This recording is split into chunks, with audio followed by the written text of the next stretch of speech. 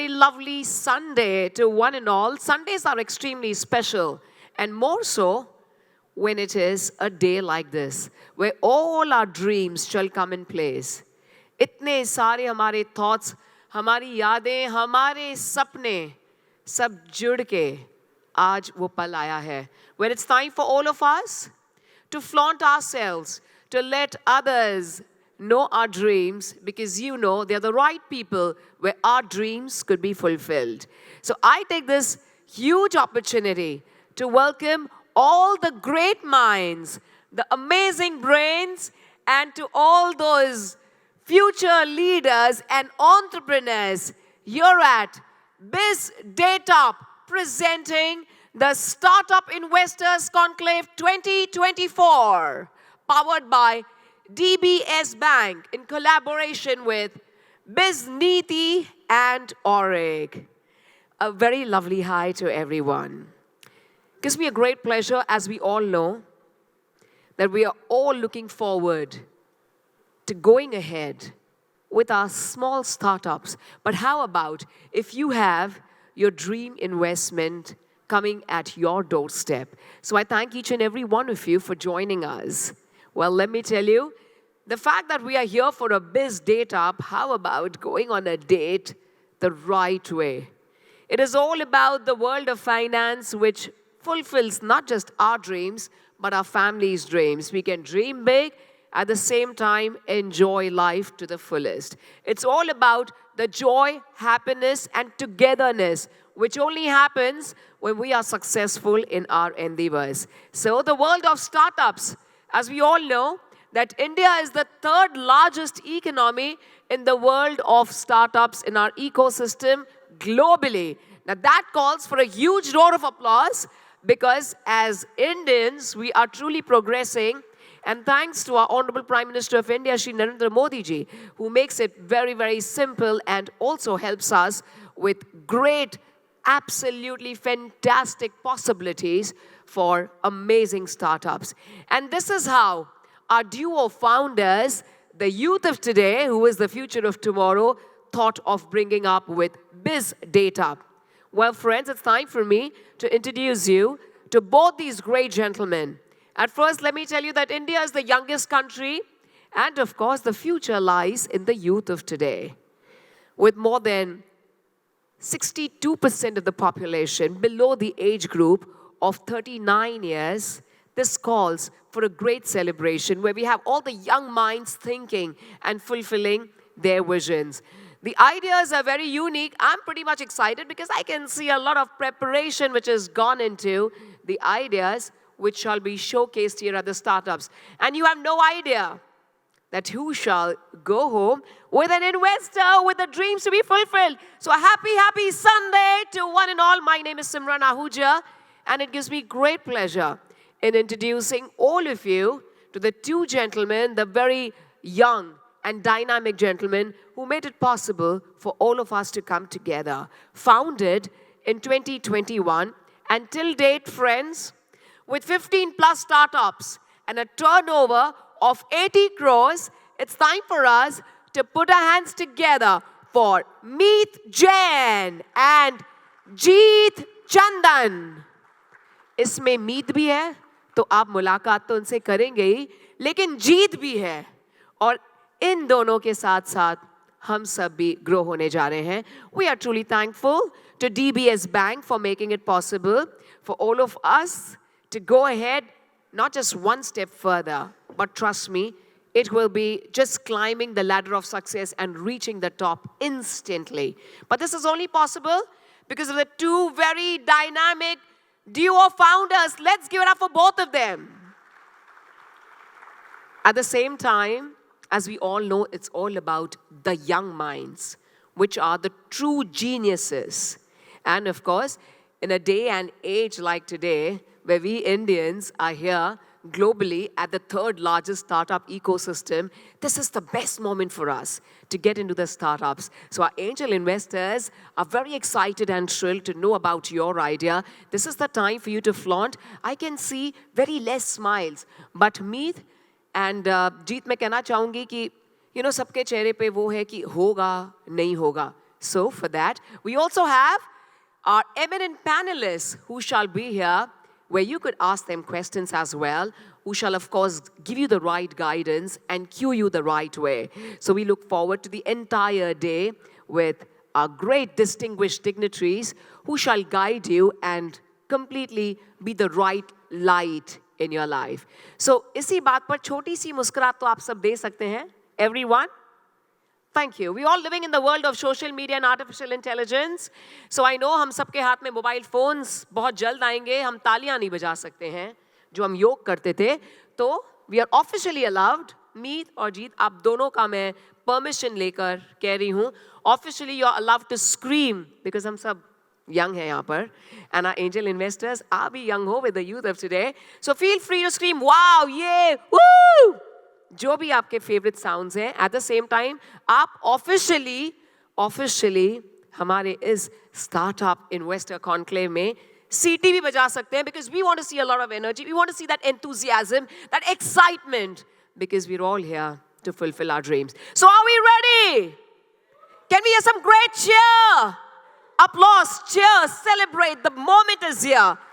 The beginning of the miracle where our lives could change forever. Please do mark the time and the date in your calendar. This is the moment जब हम सबके सपने साकार होने जा रहे हैं. Now I give it up for our founders. Let's give a huge round of applause to both of them. Meet Jain and Jeet Chandan. So, hello everyone. Before diving into the world of Bizdateup, let's take a moment to acknowledge the journey that brought us here. You know, the entrepreneurship isn't just about the highs. It is also about the lows. It is about the tears that no one sees, the sleepless nights, and the relentless pursuit of a dream. Moving on to why we are all here. Bizdateup, it's not just a platform. It's a revolution. A movement to democratize access to capital where every visionary finds their backer. Imagine over 300 startups knock on our door every month, hoping to catch that one break that can change everything from them. बिल्कुल जीत. और इस journey में मैं अगर family और mentors के साथ ना हो तो समझो you are trying to sail a ship without a compass. Speaking of support, हमारे फैमिलीज और मेंटर्स ने जो बिलीव दिखाया है उसकी तो बात ही कुछ और है. My father Ashok Jain and Jeet's father Mukesh Chandan and uncle Vikram Chandan and advisors, you guys are the real MVPs. And it's not like we are just handing out checks like flyers in the market. Nahi yaar, there is a process, a rigorous one, where we ensure that we are not just investing in ideas, but in the futures. From those 300, only a handful make it to the final round. Quality over quantity, my friends, quality over quantity.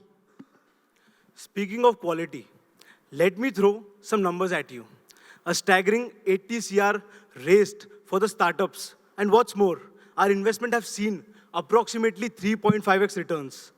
हाँ भाई, सुनने में तो अच्छा लगता है, but it is a result of blood, sweat and tears. And not just ours, but of every entrepreneur. And then there is the whole aspect of expanding our reach from tier 2 to tier 5 cities. We are leaving no stone unturned. It's easy to talk about inclusivity and empowerment, but at Bizdateup, we talk the walk. Every step we take is a step towards breaking barriers and making dreams a reality. Speaking of connections, remember that time we almost invested in a startup because the pitch deck had a meme we liked. Good times, but jokes apart, it is this passion, this madness that has driven us to where we are. Meet, you are right. Every dream that doesn't find wings with us leaves a mark. But remember, it's this very journey with its ups and downs that has taught us resilience. It taught us how to face challenges, how to stand back, and how no matter how hard we fall, it's not just us, it's every entrepreneur out who believes in their own vision. Now, I would like to talk about onto our plans for launching an angel fund under category 1 of the AIF regime. This isn't just a business move, it's a leap of faith, a belief in the power of dreams and the spirit of entrepreneurship. True that, and amidst all the seriousness, we have our shares of laughs. Remember, the startup that wanted to revolutionize the way we eat samosas? Innovation has no bounds, I guess. I understand, Meet, and it's okay to feel overwhelmed. It's a very empathy, this connection to the dreamers and the aspiration that makes what Bizdateup is. It what drives us to do better, to be more. So let's not view it as emotions, as a weakness, but as a strength. Our ability to feel deeply for every entrepreneur journey is what sets apart. But you know, it's not always about the laugh and the success stories. There is this part of our journey, seldom spoken about, that's filled with setbacks and heart attacks. Each startup we couldn't fund, every dream we saw, we couldn't fund, every dream we saw fading away, it's weigh heavily on us. These aren't just business proposals. They are someone's hope, someone's sweat and tears. Absolutely, Meet. And remember, for every tear we shed, there is hundreds of smiles. We are responsible for our journey, with all its emotional ups and downs, is crafting a narrative of hope, resilience, and success. So let's keep our hands high and our spirits even higher and march on. For every dreamer out there, for every vision yet to be realized, Bizdateup will always be a beacon of hope. It's just that sometimes I wonder if we are doing enough. Are we reaching out to as many dreamers as we should? Are we truly making a difference? Jeet? Yeah, we are making. And in the blockbuster of life, every Indian entrepreneur is ready for a hero entry. हर किसी के पास एक dream होता है और हम उस dream को startup के रूप में लाना चाहते हैं. Each startup we fund, it's like the masala in your chai, adding drama to the Indian economy's narrative. तुम्हारा स्टार्टअप क्या करता है? सब पूछते हैं, right?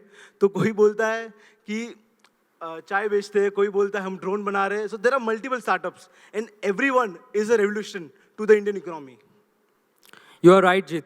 It's just that sometimes it's get, overwhelming. Thanks, Jeet. It's moment like this that I'm reminded why we started this journey together. It's not just about the investments or the returns. It's about the lives we touch, the dreams we build. Right. Indeed. Bizdateup has played a very strong role in matchmaking entrepreneurs, investors, and multiple bodies. We are just aiming for the stars. We are aiming for the Andromeda galaxy by 2050. We foresee an India where even cows are tech-savvy. This app tells the grass is greener on the other side. Waiting for that day when our startups make our families go, so this is what you do? Yes, and soon we will reach the moon, Chand tak in style. Right? For all your dreamers, your startup sagas is ready for its dhamakedar entry. With Bizdateup, let's create stories worth telling. क्योंकि हर entrepreneur की कहानी एक hit film बन सकती है. Ready for your blockbuster? So for all you dreamers, your startup saga is ready for its dhamakedar entry with Bizdateup. Let's create stories worth telling. क्योंकि हर entrepreneur की कहानी एक hit film बन सकती है. Ready for your blockbuster? Let's go. And the numbers, the number, we love them, don't we? By 2030, we are not just looking at the $7 trillion economy. We are looking at an economy where every second person is an entrepreneur. And the other half, we will be there busy investing in these startups. It's a win-win. And in the future, Bizdateup plays a crucial role. Think of us as a Cupid of business world, but instead of arrows, we shoot seed funding. And our aim, pretty damn good, if I say so myself.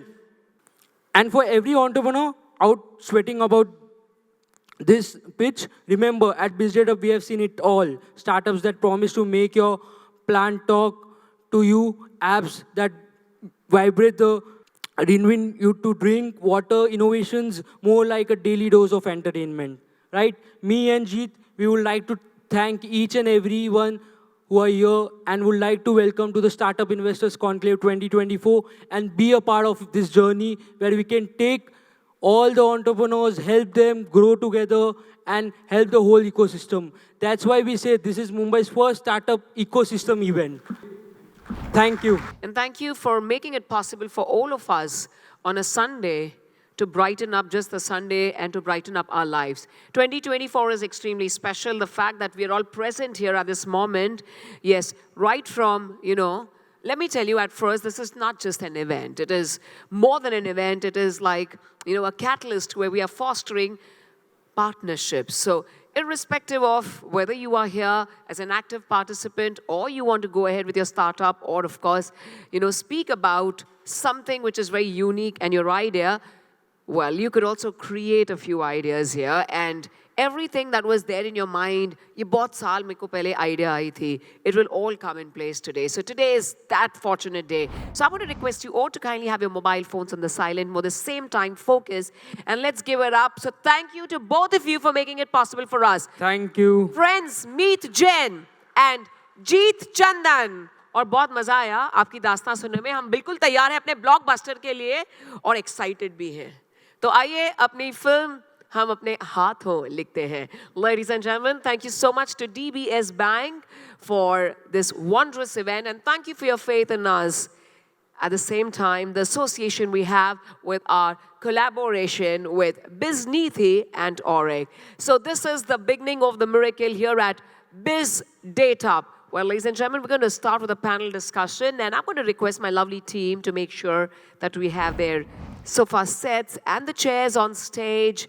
At the same time, we get kick-started with something which is truly the need for the hour.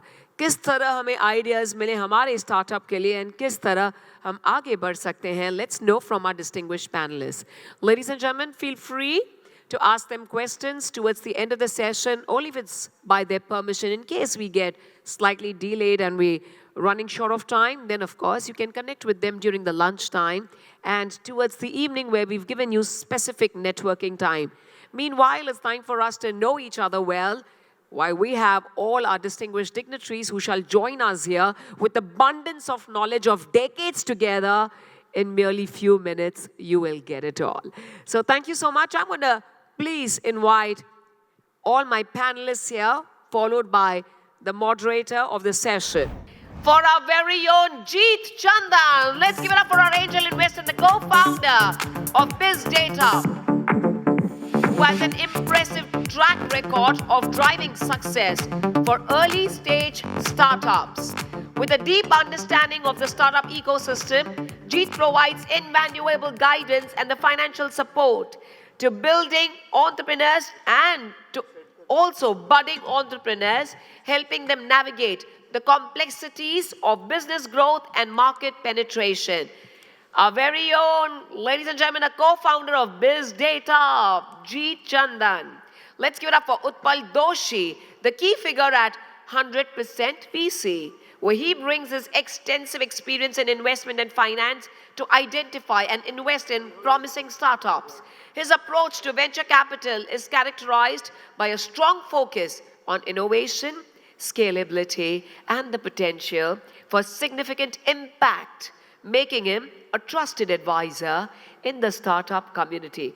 We welcome you, Utpal Doshi ji. Ladies and gentlemen, and with us is Ashish Fafadia, who serves as a partner at Nume Ventures, one of India's leading venture capital firms. His expertise lies in financial structuring, strategy, and operations, enabling startups to achieve optimal performance and sustainable growth. Ashish's strategic insight and support have been instrumental in the success of numerous portfolio companies. Well, friends, and let's give it up for the moderator of this session. A huge roar of applause as we like to welcome Mr. Rajesh Khemani. With his extensive experience in the venture capital space and a keen eye for groundbreaking startups, will steer the conversation as the moderator. His expertise is crucial in uncovering the perspectives and strategies that drive investments in today's dynamic market. Ladies and gentlemen, towards the beginning, let's give it up for the moderator one more time, Mr. Rajesh Khemani, and we shall proceed further. Rajesh, if you just want everyone to know that if you're going to have, the questions raised towards the end, if you can please let them know they like to pen down. They do have a notepad in their hand. And let's go ahead. Are we ready, Rajesh?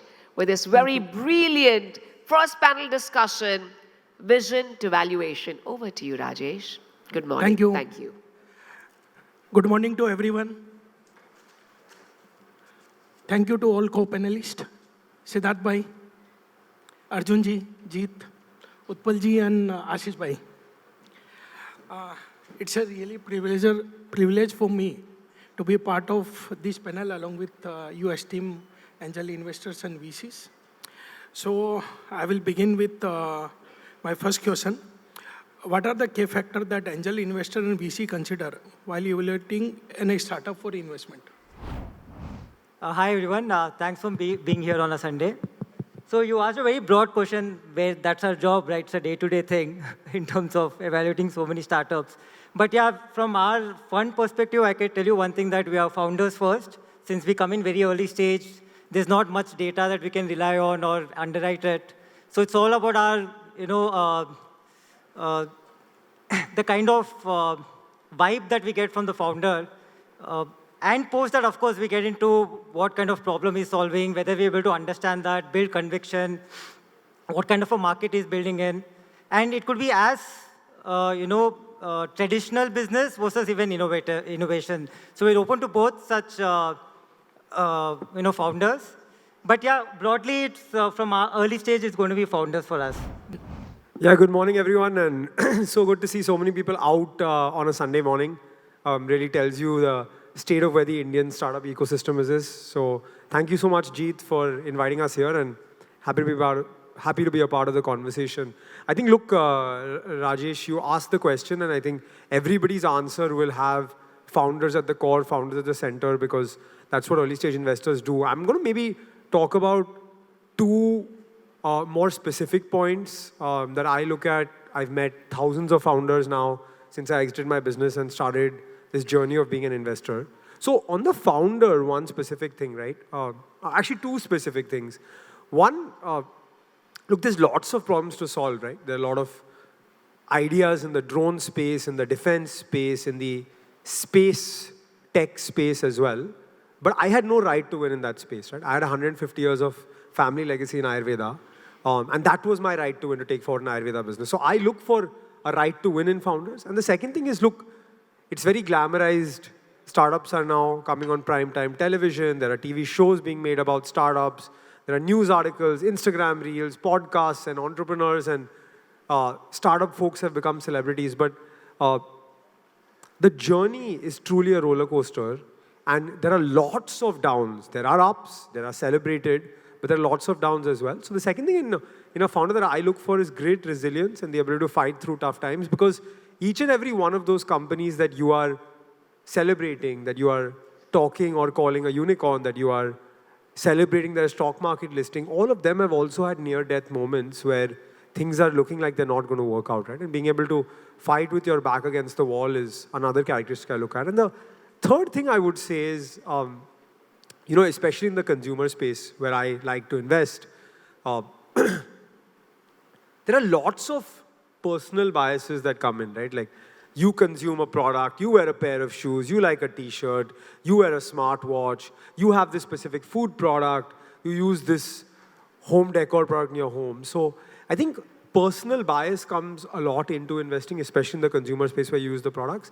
I actually try to do the opposite, right? I try to say, hey, I'm going to remove the way I consume when I evaluate this business. And usually the way we consume in urban India may not be the way the rest of India consumes. And so I'm going to remove this personal bias, try to invest sometimes in the opposite of the way I consume, and look for enough growth in market from the time I invest, right? So, for example, our fund was an investor in a company called Sula. We just exited that investment. Sula was a much longer journey because Sula truly built the wine market in India. And they were still 55-60% of the market share in wine. And so that growth is dependent on how that market grows. As opposed to if I'm investing in a business, I want to be able to see 5 or 10x growth availability in the market so my startup can grow. So these are three more specific things that I look at when I look at founders and markets and investment. Basically, of course, founders are a great call and great call for execution. But with founders, I believe the TAM and the right product is also very important, because in many startups, which we have also seen, the founders are very brilliant, but sometimes selecting a wrong product or a wrong market fit is a problem for the startups. So sometimes seeing what is the TAM, what is the product, how much success a product will be able to do. So yeah, I believe truly in having a right product and right TAM for a startup to be successful also. Uh, Good afternoon. I think we are living in a world of digital transformation, where we are already loaded with all the information. The only thing is, what is the right way? I think so. That's the most important thing. Now, having said that, I basically wear two caps. At a VC as well as an angel investor. But let me just lay down four fundamental principles, whether it's VC or an angel investor will look at. The first and foremost thing, what has been told is founders. I think so that's the most important thing. Second is the idea. What is the idea that they are developing? I think that's the second most thing. The third is the product market fit, whether the product is before the time, on the time, or after the time, because somebody may be following some success stories. And fourth and final thing is basically their ability to generate a long-term return for the investor. That's basically ROI. So I think that these are the four fundamental pillars which I believe, and I think so. This is what we are also following, as a VC or as an angel investor.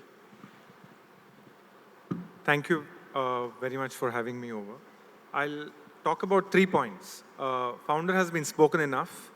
Specifically on the founder, the only thing that I would like to add is the ability to obsess about the problem a little more than the solution becomes a little crucial. We know that when we start with a certain solution, and we have seen n number of businesses in the market, many in our portfolio as well, where you start from a particular solution and you evolve into a very different solution over a period of 10, 12 years that we have seen the journey. And from that lens, what we have realized is it's great that we are proud of the solutions that our founders are building, but the ability to evolve the solution is a lot more important. So that happens only when there is going to be obsession about the problem that we are trying to solve from the lens of the founder. The second thing that we definitely are very keenly watching is the market size, which somebody referred to as TAM. The key factor within the market size is the fact that there will be a lot of effort done on our side to have a thesis of our own. And there, you're not as much trying to look at the founder conversation and say that I'm checking the boxes, whether the founder is saying the things that I have documented in my thesis, but you're trying to figure out as to what you have learned by doing that thesis and what are the things that are similar, what are dissimilar, and you're trying to form patterns and trying to make a judgment call. The deeper the variance, the deeper the hard to dig and figure out, okay, how will we cover the gap? So it's not that if it's not a conformist thesis, it will get rejected. The idea is to eliminate biases. And the third factor, which has also been important, lesser in terms of percentage weightage, but is important, is the ability to be able to raise future rounds of capital as well. If we are trying to cut down a journey of a business and cut it down to a 10, 12-year journey from startup to a listing, that is what a VC fund will typically want to invest into for at the outer limit. We are definitely going to need multiple rounds of funding and scaling up rapidly. And therefore, it will mean that the team that you are backing should have those dynamics where one or two members of the team are going to focus on the business, which includes sales, product, marketing, etc.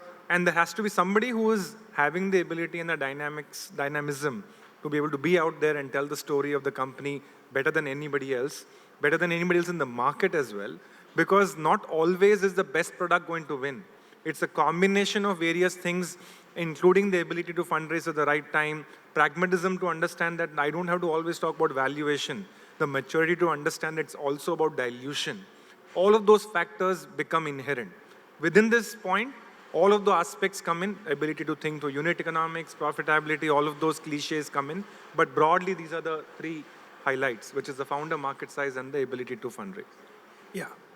In our panel, we have angel investor also and VC also. And I can see that couple has wear both the hat in their career. So my question is with respect to how VCs and angel investors are differing while evaluating a startup in their approach and investment criteria.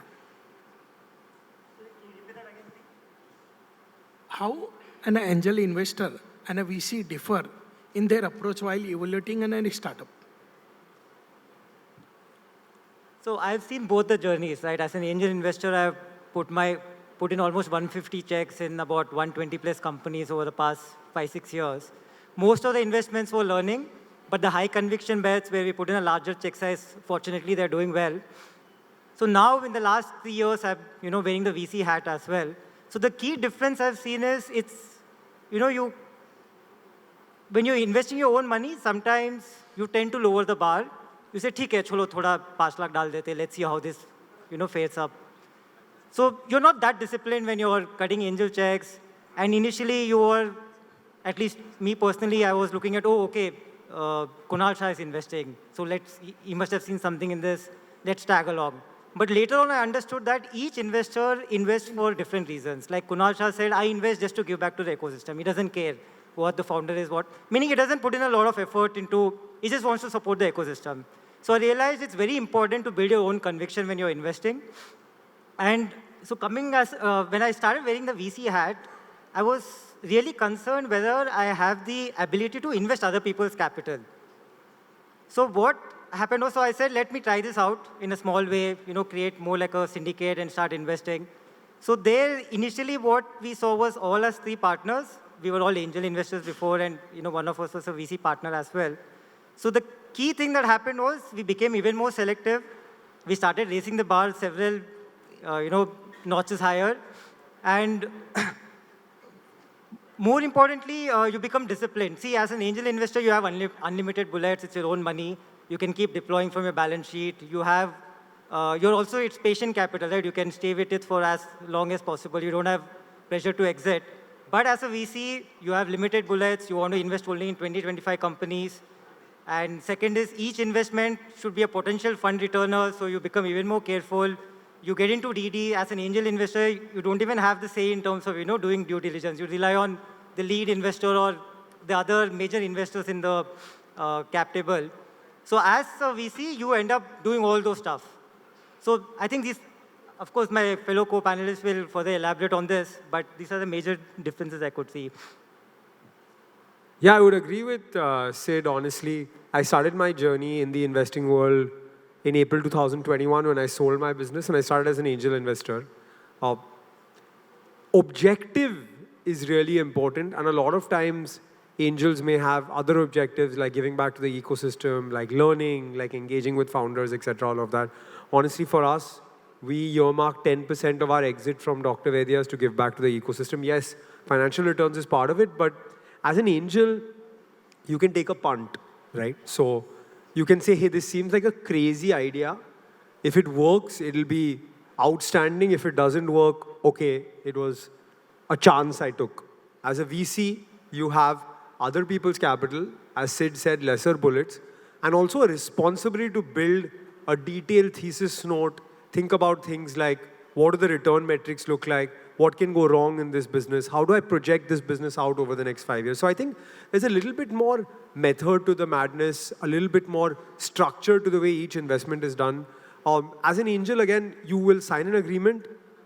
You will maybe not go through the agreement in detail or have any right or negotiating leverage in the financial documents or the definitive documents for the investment. As opposed to as a VC, you are actually involved in negotiating the definitive docs, you're involved in the DD, you're involved in safeguarding your rights, etc., all of that. So I think there are nuances in difference, but I would say now that I've been a VC and spent time as a VC, if I'm to look at my angel portfolio as well, I would add much more rigor and much more detail to the way I make each investment.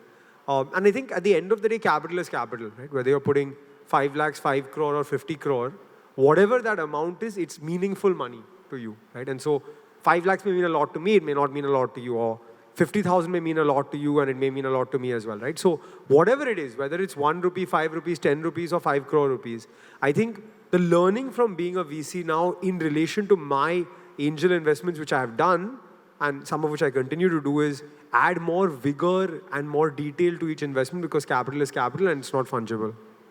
Thank you, Arjun. I have a further follow-on question with you.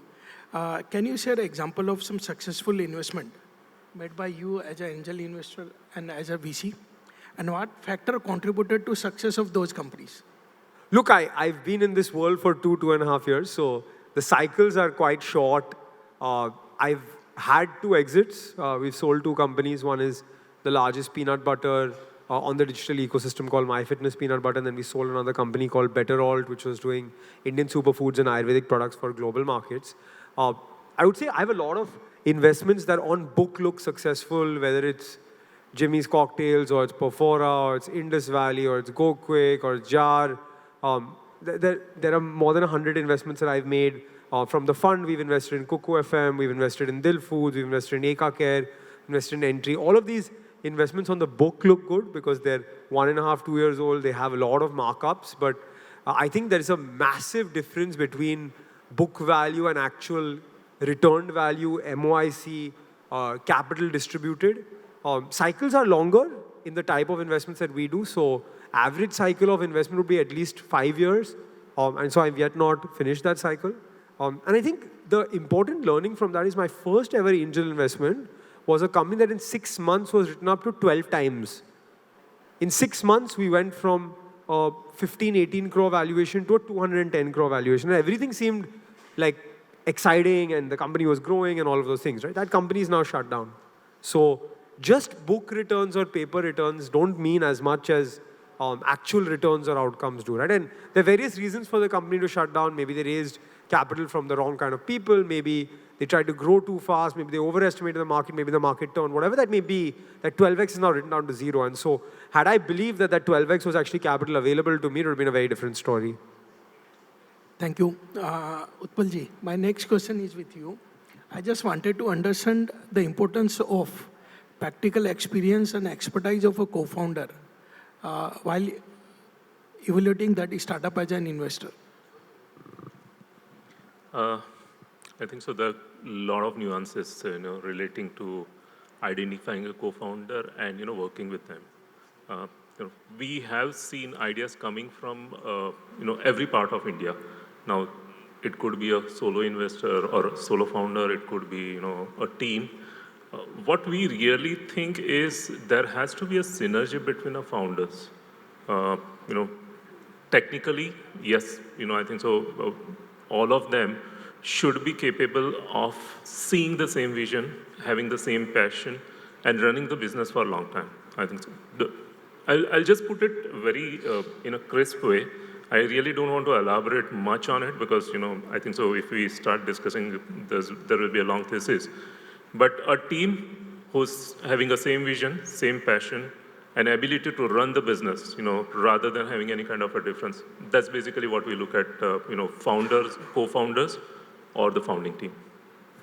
Ashish bhai, I wanted to understand the role of market potential with respect to startup. Sure. Like I said in my opening remarks, the second factor is the market. And here it is important to understand that when it comes to market dynamics, one could end up being the second, third, or the fourth company in the space.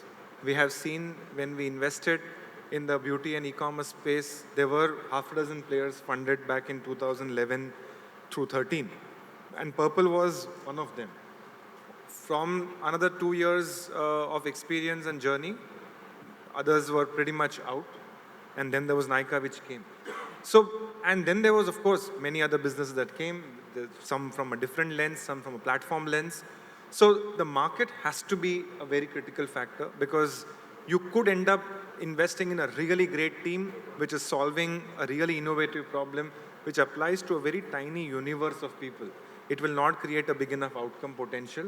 And it will be found out very quickly because an institutional investor, when they come into the business, they are trying to think about this as a business that can potentially return the full fund.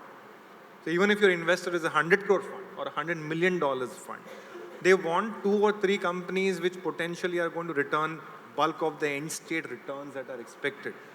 That is not going to happen without the market potential of every single company that we invest is to be big enough. And that's where I think it also kind of answers a part of the previous question that as an angel, I might have the discretion to say that it's okay, I might only get 3x or 5x. It's my capital at the end of the day. As a fund, you are trying to make sure that you have to get dragon outcomes. The power law has to play out. And for the power law to play out, only 2 factors matter. the execution capability of the founding team, and the market size and the navigation of the market size. Which is why enough of SaaS businesses that you fund, if they are hardcore India-first businesses, in the phase of 11 to 16, many of them didn't get funded. Or if they got funded, they didn't get funded following on or later on. And people were saying, I want to fund a business with the SaaS if it's a US first kind of a business. And of course, now it's a very different market dynamic. So it plays a massive role. Siddharth, I just wanted to understand, how do you look at scalability and sustainability as a factor in the business model of a startup while investing? So sustainability comes only from one thing, bottom line. Sustainability comes from only one thing. You need to have good unit economics and you need to be profitable in the end. And I keep telling founders, the best source of capital for you is not VC money or debt or outside capital, it's your customers. Get customers, start getting in revenue. Once you have that, then money will follow you from all angles. Like they say, right, bankers want to actually give money to people who already have enough money. So similar thing happens here. So that's from the sustainable point of view. And in scalability part, again, see what we are looking at now, if you talk to any VC, we are going back to investing in traditional businesses, the ZERP environment, the zero interest rate policy, which fueled this growth in the last 10, 15 years in terms of playing GMV games. You're burning money like crazy. Of course, you're creating good products, but in the end, you're not profitable. So this mindset of VCs has changed massively in the last 3-4 years. You're seeing now investors investing in traditional offline plays. So now here you ask, now where is the scalability if you're investing in, let's say, a coffee chain, where capex is always going to be a bottleneck, working capital ends up being a bottleneck. So, but we are seeing a lot of business ideas coming our way where the payback periods are less than 2 years. They're reaching operational efficiency in matter of 4 to 5 months. But then we still ask them, to open new stores, you'll always need more money. So how are you going to solve for that? And there also we are seeing models where the internal cash flows, after they reach a particular steady state, those cash flows are able to fund future growth. So this is one way where we are seeing, back to basics.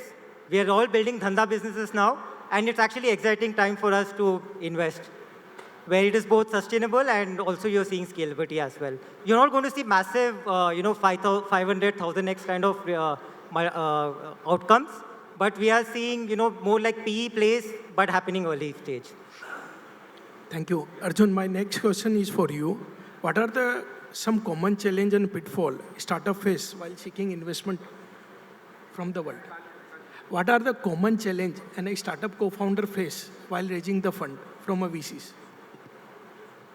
Yeah, look, I think firstly, the environment has changed from 21 and 22. I think Ashish will also probably agree with me when I say this. So I think 21 and 22, capital became really easy to get. And so people started believing that that was the norm. The reality is I went and raised money in 2017 and 2018. It took me 1 year to raise the first round of capital. And the world is slowly moving back to that. The world is moving back to you will not commit capital and put millions of dollars in a founder you have not met in person. Zoom call is not the only way you will invest in a company. And, actually, I did a bunch of that. I drank the Kool-Aid. I must have invested in 20 companies only on Zoom calls. And looking back, I think that was rash of me as well. So, look, it's not bad, actually. It's good that founders and investors are getting to know each other. They are having conversations. They're meeting in person, maybe not just once, twice, thrice, or 4 times. The common challenges that startups would face today in relation to raising capital is, I think it's our fault as well as investors, but the bar has changed, right? So we are now asking questions like, what is your contribution margin? What is your path to profitability? What is your repeat rate? What is your lifetime value? How will this business ever make money? For some time, we had stopped asking those questions. And so startups that have gone onto the rabbit hole of just growth at all costs and acquiring customers without thinking about the unit economics will obviously have to change their model, change their way of thinking. And it's not easy, honestly. The second thing I would say is that investors are definitely more cautious. They are taking much longer to close rounds. And so you have to budget 6 months from the time you start raising capital, at least till the time capital hits your bank. And so that could lead to runway issues for companies if they have not budgeted into this.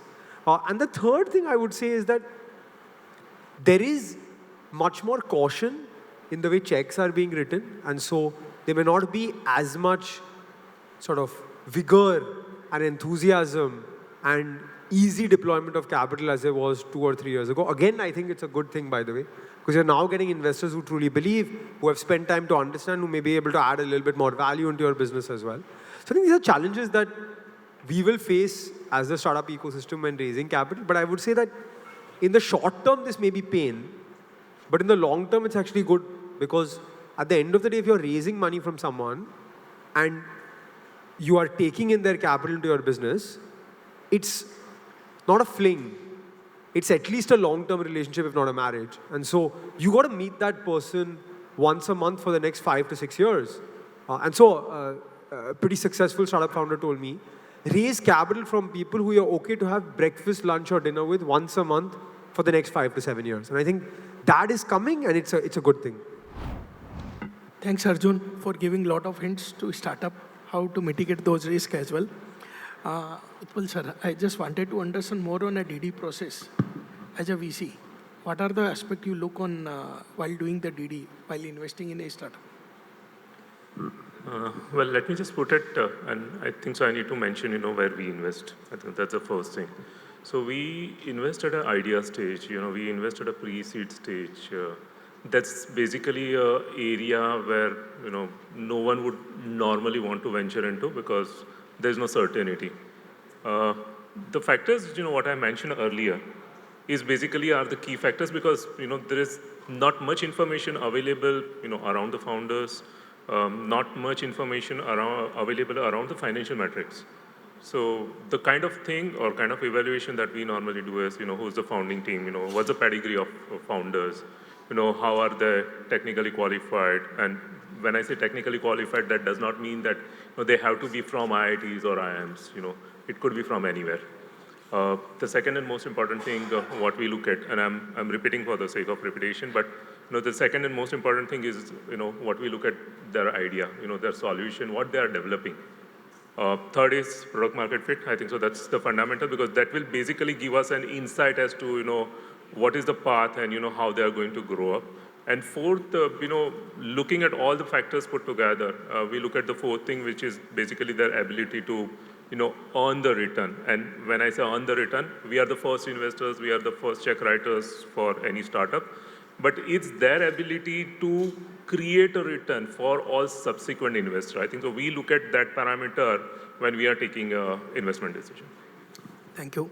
Ashish, I wanted to understand from you, what are the factors you look while determining valuation of a company?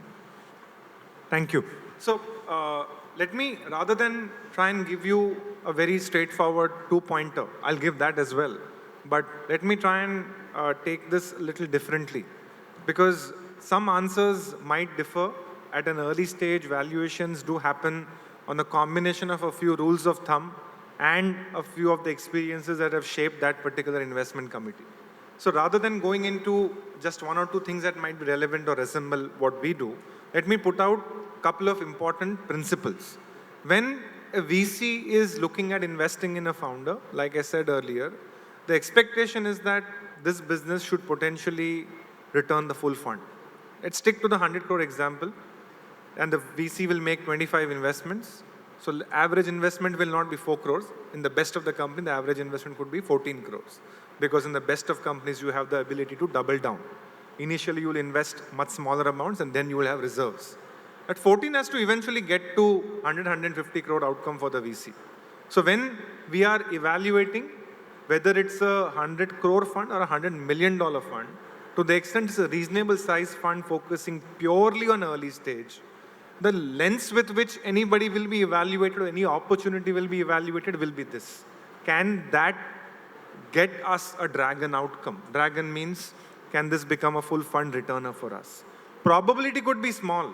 A VC really may not be very excited if you come and say that 3x to pakka hai or 5x to pakka hai. No matter how sure the probability of a 3, 4, 5x, the smaller probability of potentially a 30 or a 40 or a 50x is going to be driving factors. Not that we are trying to play a game of probability, but the intent is to try and go for things which are truly, truly massively scalable and disruptive in nature, and therefore land up with high beta returns, and those by default are going to be risky for one reason or the other. Now coming to the specifics. So the factors that we actually do care for is whether it is a seasoned founder or a first-time founder, it has a bearing. Whether anybody here may like it or not, it has a bias in the mind of an investor that somebody has come in, covered the journey in the past, having sold the startup already, made 10, it could be sold out for only $20 million, whereas now we are trying to invest with the lens of generating a $2 billion outcome. But the fact that a journey has been undertaken and wound up successfully creates a positive bias vis-a-vis a first-time founder. Within the first-time founder, whether it is somebody who has done work in a VC-funded company versus somebody who is fresh out of college, has a bearing. So here you are not really pricing the equity. Here you are trying to work backwards and imagine a lot of factors and put some attributes on the basis of which we will get our alpha outcome. Very simple. The other factors do make a difference is whether it's a single founder versus a multi-founder team. In a single founder team, there will be a tendency to say that eventually this team will need a few other people at senior level to be brought in the next 1, 2, or 3 years. And at that point, investors also will have to dilute. So, okay, let's go in with a higher stake and eventually all of us will have to dilute or make room. You can solve it by way of giving ESOPs or high MSOP tables and all that. But a simplistic way will be that a 3-4 founder team will be valued a little better because of the fact that it is little more diversified in nature. The key skill sets required to take the company from stage A to stage C are already in the team. The last factor which will have a bearing is the type of business you are going into. A few years ago, businesses which were hardcore consumer were valued much better vis-a-vis business of the B2B or enterprise nature. Things have changed for enterprise B2B businesses of late, which is in line with how the economy overall has shaped up and the track record and the ecosystem is. So there will be a lot of those buzzwords which do shape up, ask of the values from the founder, but never results into the VC term sheet. So using AI or a crypto or a blockchain or a neobank has helped the pitch, but never helped the valuation. So VCs that way, angels are going to be astute enough to figure out and come down to whether the buzzword matters in the business or it's a cliche, and they'll come down to it. So I would say don't get down to usage of that. That's all. Yeah, thank you. One suggestion which each of you would like to give to any co-founder and a startup entrepreneur who is coming to you for fundraise, starting with Siddharth. One suggestion you would like to give to any startup co-founder who is coming to you for fundraise. So one thing that we want to see right now is, founders to have enough skin in the game. Like, for example, during the, boom era, we saw a lot of founders raising a lot of capital, and post that, they start spending a lot. They're not in that stage of putting pressure on themselves, so they start taking, hefty salaries very early on when nothing is there. So we want them to be a little lean, and so that's why we say before coming in, whatever model you have, try to invest your time and a little bit of money, do your friends and family round, show initial signs of PMF at least, and then come to us. So this is mainly for first-time founders, but second-time founders, as I said, we are happy to, even get in at the idea stage. The main reason is we are seeing that first-time founders, they're more product-focused, but second-time founders are distribution first. And why distribution? So I'll give an example. The 3 areas where you can create a lot of value is, one is in IP or research and development, second is in manufacturing, and third is in distribution. Now you look at Apple, they are in first and third. They have great IP and they are amazing at distribution. They are valued at $2 trillion. Now Foxconn, which manufactures not only for Apple but all the other major ones, they are at just $40-50 billion. So there's almost a massive difference in terms of the valuations. So we want founders who are distribution first. In the end, you can have a great product, you can have a great idea, but execution and your ability to sell matters. And that is what we want to see early on, at least some signs that you're able to do that. Arjun. Yeah, I think since I've been a founder in the recent past as well, I think one thing which I've seen as the quality of best founders, and maybe I wasn't as good, but the quality of best founders, do what you got to do, do what you've got to do, get yourself out of your comfort zone and hustle, right? So I have two friends in the audience who are startup founders, Oleg and Deepa. I invited them to come for this event, and I didn't coordinate with them on the timing. And so I messaged them when I'd left, saying, by the way, I'm on the way for the event. And both of them said, hey, we have a lot of work to do, etc., all of that. But okay, you're telling us to come now, so just packed their stuff, got ready, and came to the event, and they're sitting in the audience here, right? And I think that's a testament to what founders need to do. I remember I used to sell a hangover product, and I really wanted to meet DJ Akil and be a part of his club launch event. A friend connected me to him. He called me at 11 p.m. and said, hey, I'm going to be at Sahara Star right now, so can you come and meet me? At 11:15, I got in my car. I drove from Mahalakshmi to Sahara Star, and I met him at 12:30 at night. And that's what you got to do, right? Because things will be tough. Things will not come on a platter. And things like these that you do when you get out of your comfort zone go a long way in the future. I would like to say focus on what you want to do and focus on the vision. And something which my father taught me, key opportunities will create miracles for you, but more than that, if you continuously do what you want to do, till the time you do not achieve it, you will be successful. So I believe continuity is very important when a founder is running a business. Rightly agreed, Jeet, with you, because I have seen a lot of co-founders and a founder, when a question is being probed to them, suppose if you will not get a funding in, let's say, 3 months or 6 months, then the answer is very simple. We'll wind up the startup and we'll go to the corporate life back. So what you said about continuity is really right. Utpalji. I'll just say two things. First and foremost thing is basically the differentiator. What are you bringing to the investor? I think so that's how you will be evaluated by an investor. Are you just following something which is a successful model, which is run out of the mill? Or are you really looking at the problem and finding out a solution which is not a short term? It is something which is a long term, which is sustainable. I think that's the first and foremost thing. And second, when you actually approach any investor, imagine you have a very limited time span. Probably the meeting could be 10 minutes to half an hour. But if you have not rehearsed well, everything around your venture, be it the team, be it the product, be it how you look at the market, and how are you going to scale up. Unless until you are not prepared, you are not rehearsed, the attention span of an investor will be probably 2 minutes. He will gauge it, and that's end of it. So I think rehearse around your product, around your team, and around your venture. I think so that's the most important thing that any founder should do before approaching any investor. Ashishji. Each time that you're looking at pitching to a VC, rather than cold reach, try and figure out their portfolio company. We are in an age where the information is out there. Make sure that you make the reference out through their successful portfolio founders. That gets you ahead of the queue like nothing else. And the second thing that I will definitely want to put out there is, I think it was mentioned earlier as well, that there are two forms of funding, and your revenue form of funding is much superior. So don't get into advice, no matter how ambitious and cool it looks. Go with your own conviction and belief. Listen to everything that's available, but ultimately you have to underwrite your actions and face it alone. So factor for all of that and take it over. Thanks. Rightly said, it's a business and a cash flow focus. Revenue is the first source of funding rather than equity funding. So I think that's very good advice for all the co-founder when they are raising the fund.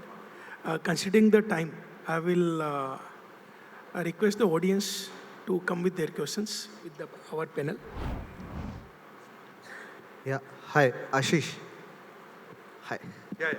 Yeah. You just mentioned that rather than reaching you directly, then people should come via some or the other funds in which you have invested or companies. Can you please elaborate that? On an average, most investors will end up getting, at least we do end up getting about 4,000 pitches in our mailbox in a year. That brings it down to more than 300 in a month. And there'll be definitely some filtering mechanism, which means that I am unlikely to get a chance to read every pitch. Rather, I'm not reading every pitch. It's an open disclosure. And if you have got one of my co-founders who we have been successful with, you can reach out to the wrong person in the team because that co-founder I am not on the board of. You could have gone to Karthik. He doesn't do fintech. That is still fine. Or I don't do deep tech, but a founder of mine said that I know this person, you must meet. It definitely has put you in at the top of the stack. Now you can say, तो सिफारिश मांग रहे हो आप? Fair, इस तरीके से देखना है तो उस तरीके से देख लो. I am trying to highlight the manner in which you have to beat the queue and get at the top. Simple. All legit means are welcome. As a founder, you have to hustle a lot. I am giving you one trick onto that, as straight as that. Justified. Thanks. Yeah, I completely agree. Like, I think my LinkedIn inbox is flooded, but people now reach out to me on Instagram. I get less messages on Instagram, so I reply faster there. I think it's a big country. There's a lot of startups, lots of pitches coming. If you can find the most creative or effective way to reach out to the investor to get the meeting, follow what Ashish said. Makes sense. And as an angel as well, I should tell my portfolio founders, you don't reach out to the VCs directly. Their chances of you getting a call are much limited. You tell me when you want to, I will reach out to the correct guy, the right analyst, associate. And as Ashish said, sometimes you don't need to go to the top. Analysts and associates, they are essentially the gatekeepers. They're the ones who are going to filter out and do the first call. So we will reach out to the experts in that space, do a warm connect. And most times they also, they know the kind of deals we get to them. So they ensure that they at least get a call. And post that. So basically our job is to open the doors. Eventually to make it stay open is the job of the founder, of course. But opening the door itself is a huge task. And it always helps to have a warm connect. Agreed. Innovative ways. Yeah, hi everyone. My name is Neerav Mehta. I am the Chief Strategy Officer of a material science startup, and it has been revenue positive so far. My question is to all of you. Typically, we talk about B2B, but there is a lot of less focus on B2B material science as a domain, which is considered to be very R&D heavy, and the gestation period from a lab to commercial scale is challenging. When we have already cracked all of these things, what should we do to reach out to the right partner for funding? Because it is not just concept selling to the consumer, but it's also concept selling to the investor fraternity. Yeah, sir, I think, thank you for your question. There is actually now a large set of investors in India who look at this and who invest in these kind of businesses. I am the exact opposite and I'm the wrong person to reach out to because I don't invest in these kind of things. But there are a lot of people who have done similar investments, similar deals, and who have thesis in this space. Reach out to those people. And I can guarantee you there are people who do this. It's just, I would be the exact wrong person, right? So if you reach out to me, I will even have no value to add to you because I don't even understand the space. But I'm sure Sid and Ashish may be able to sort of add more value. One need to understand, what's the reach of cybersecurity and where it is going to be applicable. I suggest, probably there's a lack of understanding for the investors that you are approaching. So I think identifying, what was just mentioned, is identifying the right set of investor. Who is the right set of investor who are investing into this? Make them understand, what is the reach of cybersecurity, where it can work and where it cannot. The moment it happens, investors will have an understanding of how it will help others and how investors will make their money. I think so. Ultimate aim of investor is basically how they get their return. So if you couple both, so I think so. The way you should be putting it is cybersecurity is one of the most important area that we also believe, as a VC. The only thing is, if you pitch right, if your thesis is right, if you are able to show the differentiator and the value addition, I think investors will fall for it. I don't see that investors are shying away from cybersecurity. Before we get maybe two more verticals, the earlier question was on material sciences. Now you are talking about cybersecurity. Your concerns are legit, that there are some things that get less love and there are some things that can get much more funding than probably one can imagine and get their heads around. I'll definitely say two things. Number one, some of these things are a function of eventually a little bit of a lag that happens between different places and different countries. We had a fair bit of funding on things like neobanks or in crypto. In some cases, things have gone south. BNPL, for example. When you talk about some of these things, people have burned their hands in trying to figure out, okay, I'm going to plonk in a lot of money. So there is going to be healthy skepticism that exists. For every vertical that you belong to or you're trying to patiently solve a certain problem, I would urge you to do two things. Number one, for what you are doing, there are associations, organizations, or a clutch of people who are trying to do something similar. There is an important thing that you get out there and help shape the thesis. Because the best of companies who have become market leaders were lonely in some or the other space that they started off with. And there has been a positive contribution to adding to the thesis. You are saying you're trying to force me to do your job. I agree with you. But if we are really passionate about a few things, we'll have to do it. The same thing happened with some of the early fund managers in India also. And there's no shortcut to it. So I would definitely say take the content route out, take the collaboration route out, and be out there. Some things will take time, and you'll have to bide your time into it. Oh, Yeah. So here. We'll just one- go ahead with one last question, please. Thank you. So one question. One of the thought that we have discussed was we should have more than one founding member for the business to be sustainable for a longer term. The question here is, how do we really identify whether the founders are in sync or not? Because when we see a pitch deck, when we have a first round of meeting, generally we find all of them are in sync, but the reality may differ. So what are the key parameters that you guys look at if you want to evaluate the sync between the founders? I'll just quickly go in first, others can add. But our realization is that it does come down to one dominating founder. And no matter what level of sync between 3, 4, 5 founding teams, at the end of the day, we do feel that it's like driving a car. And the steering wheel is to be in the hands of one guy. To the extent we can get the conviction that this is the guy and others will gel around it and be able to take it forward in sync. It is much easier rather than to try and say how each one of them is going to be in sync. I can also tell you that in many of the conversations where there's a very wide founding team, not all will be given enough weightage in the assessment also. And this is exactly the outcome of that. Even at a scaled up stage, sometimes founders, co-founders who's holding 50%, you realize that there is not much of a contribution or much value add. And either the guy falls by the wayside or he is holding on to the position for needless reasons. So it does come down to that one guy and the ability of that guy to keep the flock together. And that is more important for the VC to assess, by and large. Very few teams where 2 or 3 are equally relevant, equally adding. And that does show up in the way the equity is distributed amongst themselves also. Yeah, just add to what Ashish said. I think we always end up asking the question, who is the CEO, right? And that alludes to what he's saying. Having said that, I think that, like, for example, I built a business with my wife. She was the CEO of the business. There were certain functions that couldn't happen without her. The crucial questions, and again, you've asked a very hard question because I can meet a company 2, 3, 4 times before I invest. I can't meet them 100 times. I can't see what they do outside of work. I can't see how they interact. I can't see their WhatsApp chat between the co-founders. I can't join their WhatsApp group, etc. Right? So I think one metric that I like to look at is, see, there's lots of these conversations about speed date a co-founder. People send me a message, I want to find a co-founder. I want to see a co-founder. Do you know anyone who can be my co-founder?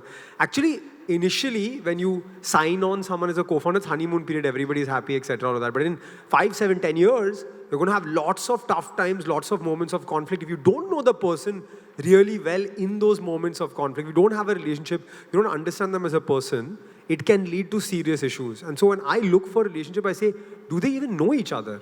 Have they had context? Are they friends from school? Are they friends from college? Have they worked together? Have they seen themselves in different kind of environments and complementary skill set? I think these are the 2 things that I try to gauge. Having said that, in 2, 3 meetings, you can get it wrong. But at least have this framework to try to get it right. That's how I think about it. Thank you. one last question, please. I can just say one thing. The evaluation of the founding team starts from the minute you start pitching before investors. Whatsoever, the sync, the kind of understanding, the kind of passion.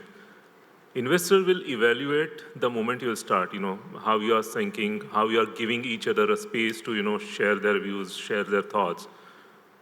Those minute thing also does matter for an investor to evaluate whether, there is a coordination, there is a sync between the founding team. So I think this is the most important thing. So just to say that, while you believe that, there is a proper coordination, proper sync, you look at from other side of it that investor is, watching every minute thing. And believe me, if there are few investors who are sitting there, few of them are just monitoring this.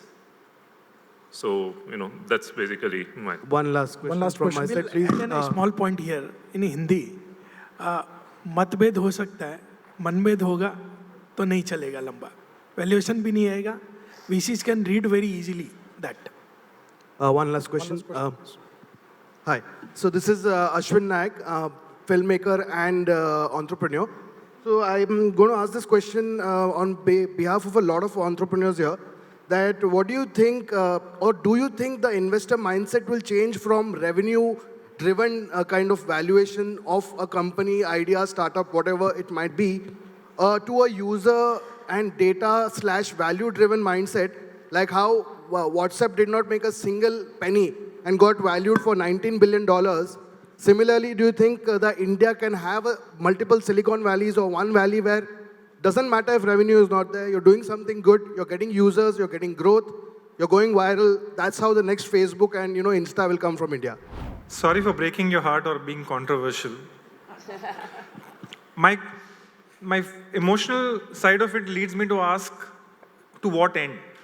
And how many WhatsApps or how many such businesses where you can simply say that, oh, they eventually did deliver the certain value, so they should keep on supporting. The founder pool of trying to solve a fundamental problem is limited, and so is the capital.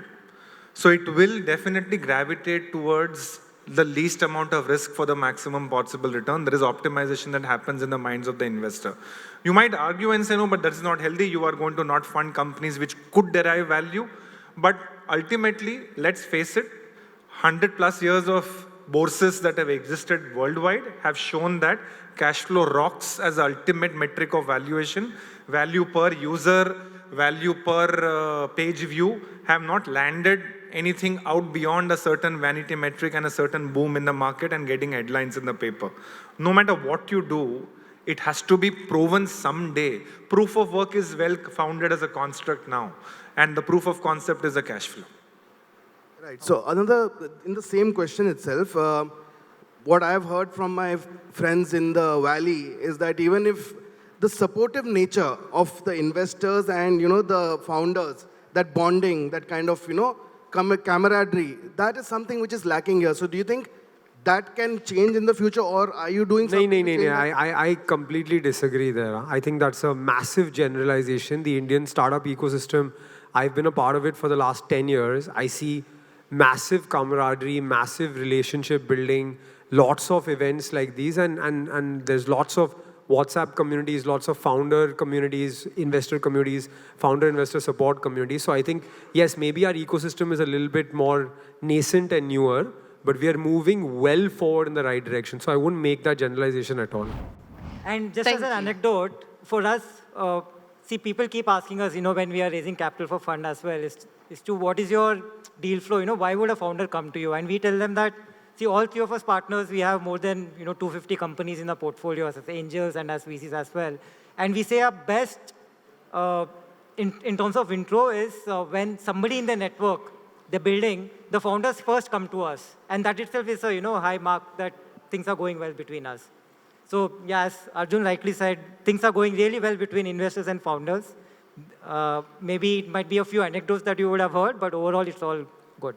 Let's put it statistically. You don't have enough cases in India where investors have colluded to change CEOs in a company. Absolutely. You look out there in the West and you will see enough of those examples. Good and bad both.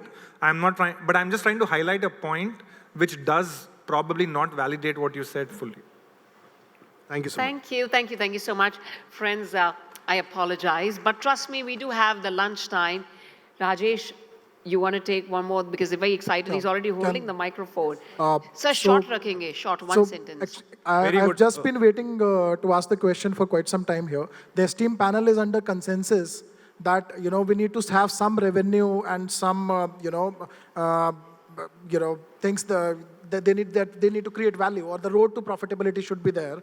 But what about deep tech startups? And by deep tech startups, what I mean here is not somebody who's AI powered. And can create it, let's say, arguably in 6 months, but somebody that actually requires that kind of R&D and collaboration with institutes and have real IPs and scale up from there. So, I mean, I agree that the era of 21, 22 of blitz scaling is over. But where do deep tech startups lie now in India? Because now the models are not just that we are copying a Western model and just replicating and Indianizing it. We are doing something truly original as well as a country. Do we go to the Western world for the funding, or is there a place for deep tech startups in India? I would like to. Thanks for asking that question, and thanks for allowing that as well. It allows us to balance out. It's a very important one. So when we are obsessing about revenue and trying to highlight the need for cash flows, we are not trying to say that what needs a certain gestation period should not be allowed. Let's be very clear about it. For a certain innovation to hit the market, a certain capital is needed. So that's not debate at all. The key point that is highlighted is when it comes to deep tech, you will have to take a slightly longer journey, and investors who are looking at coming in will have to have that mindset to go through that. That's why today now you see the era of generalization is over, is what my humble submission is. Like founders have specialized in a few things. Earlier, any founder could start anything. The first batch of founders didn't come with exact experience. How can you? Because there never was an e-commerce startup that existed in India before 2010. So if somebody was starting up a commerce company, how would you have worked in that? So that era of generalization is over. Similarly, in the VCs also, things are moving to a point where there is a high degree of specialization. The evidence of the fact is that for the first time, we are seeing very, very sector-specific funds. They do have the mindset to be able to look at and raise a fund which is a 12-year fund at the bat versus an 8+2, which would have been a common notion. And now you are hearing it much better from the government as well, where they have been the biggest champions in India. A fourth of the capital or a sixth of the capital in exact terms has been through the government pockets of some or the other nature. They have also started to acknowledge that if we are funding in a deep tech-centric business, we will have to have a deeper period for the fund to close down. So things are changing, and it's a well-deserved question and should be addressed separately. I think I want to add something on this. Government of India is coming with a semiconductor national plan. I think that will make a lot of cost reduction for AI and deep tech startup also. And they are going to make processing capacity available at a much cheaper cost very soon. Sir, one last Let's question, answer the last question. Sure, go ahead, go ahead. Myself, Sahil, we are a startup of InsurTech platform. One basic question for everybody. How do you assess the scalability and growth potential of any startup? I repeat the question. How do you assess the scalability and growth potential for any startup? Like I said before, in the mind of the VC, either there is combination of intuition plus a sector preference or a understanding of the vertical, or there are people like us, some of us, who would go out, put out explicit thesis on a subject. So when we are doing that thesis, there is a certain amount of conviction that is built in the space per se. That becomes a starting point. And then when you are seeing the founder, you are basically approaching the sector in that lens of your research, your work. So 5 years earlier, you would have asked for an EV. You would say, how many companies will move into the EV zone? The share of EV today barely has touched double digits. So how one would have evaluated? But we did go and take half a dozen bets. And there are enough investors who go thematically and take all sides of the market. Some thematically go and take all sides of financial services. So that thesis in the head of the founder, ability to try and draw lines or take learnings from other markets. However, most pragmatic investors don't simply say that I'm okay with a copycat model. You're not going to invest in a sector just because it has worked well in China or the US. You will try and localize. So that is another aspect of the thesis building. You will go and figure out, yes, something has done very well. Financial services and payments did well in the US. Neobanks did incredibly well, but India, the regulatory system is very, very different. So it will not work unless you own the customer experience from a regulatory standpoint. So banks will have the largest say in the whole game. So that allows us to judge whether we are going in or no. And after going in, you are trying to do a few things I said earlier on the valuation question as to how this is going to be done. That I answered already. Thank you very much. Thank you.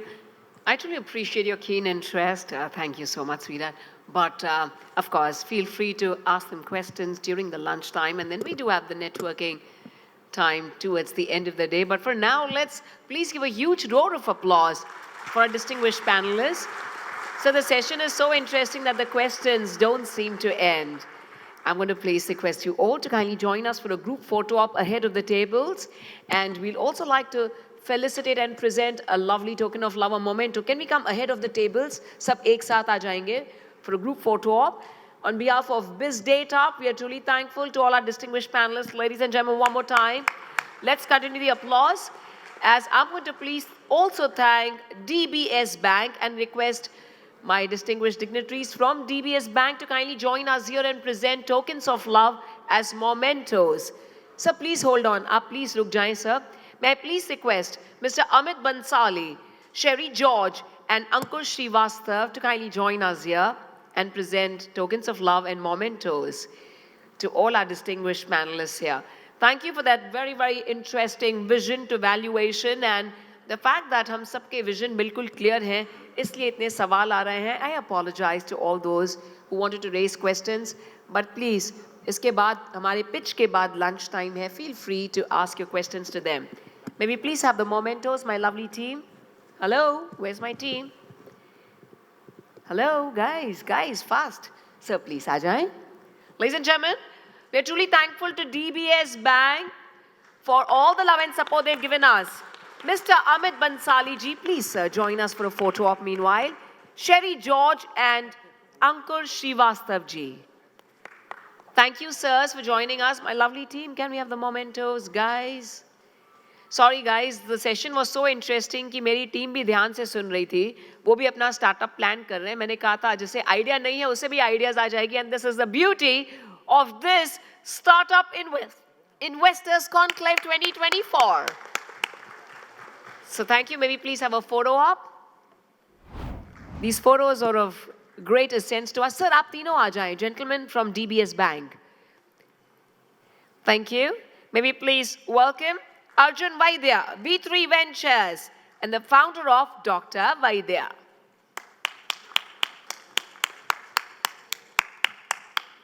Our very own Jeet Chandan, angel investor and the co-founder of Bizdateup.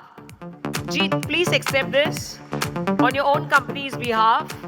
But this is for you being a distinguished speaker and a panelist.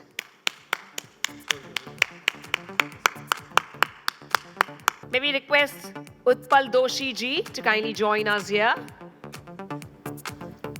Right after Jeet Chandan.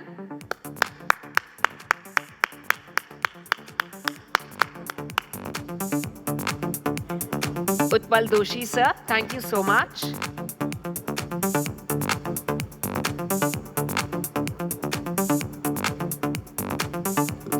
And let's give it up for Ashish Fafadia, who gave the clarification for maximum questions which were raised by you guys. Thank you, Ashish.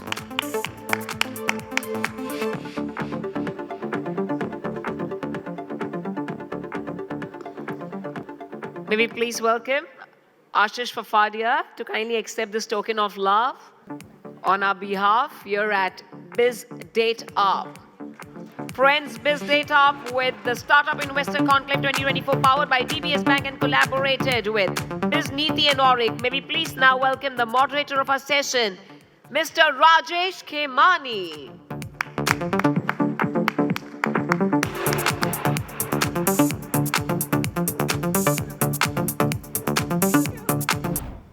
May we please thank DBS Bank, friends.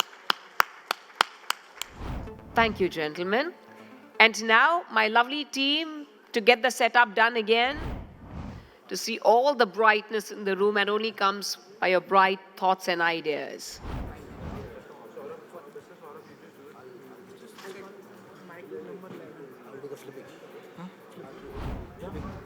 Friends, our founder, Avidhaya, has come all the way from Dubai, and the beginning of our pitch session, maybe please welcome Ford Capital and request you to kindly join us here. Capital, Mahavi Pratap Sharma ji, Thai India Angels, Siddharth Sirigeri, Endurance Capital, and Amit D. Kumar, Venture Funds. So let's get started, guys. Are we ready? Are we ready, guys? Friends, हम सब बैठ सकते हैं, please. आप सबसे request है, you can all sit together. Come, please. Avi, we are thrilled and excited. Over to you. Thank you so much.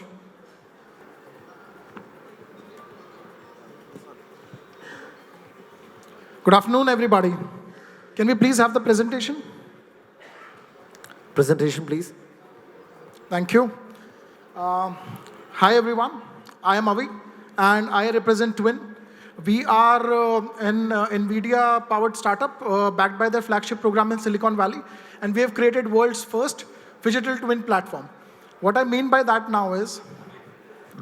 Excuse me, guys. Excuse me. Either you go out and talk or keep quiet and sit down, please. Okay, great. So we'll go ahead. So imagine you're the chief of operations of Toyota. You're managing 300 different plants across the world. All of those manufacturing plants come in front of you on a map in 3 dimensions. You open one particular factory, and the 3D model of that factory opens up. Now this factory is not just a representational model. It's a live replica. So whatever is happening in the real factory is also happening here. So if a machine is on there, the machine is on here. If a person is walking from X to Y in the real factory, they're walking from X to Y here. All your data, like how your inventory is moving, what is your energy consumption, uptime, downtime, throughput, efficiency, is completely replicated in a 3D model. So wouldn't that be a dream come true? But this is not how factories are usually managed right now. This is more like how factories are managed. This is one of the biggest oil and gas companies across the world, and this is an offshore oil rig. And in an oil rig, you have so many systems. There are tank gauging systems. There are potable water systems, pumps as well, and all of these are correlated. But you have to go through 5,000 dashboards. So you multiply the top ones by these layers, so you get 5,000 dashboards, and it is not humanly possible to correlate this data and do decision making. What I mean by that is, what is happening in utility port and what is happening in CCR air intake are both related. Now, how do you do it if they're on different screens and they're not interrelated here? So it becomes a big problem. So what we did is, so we'll go through certain screenshots of how it looks like, so maybe investors can empathize with the problem. Keep going.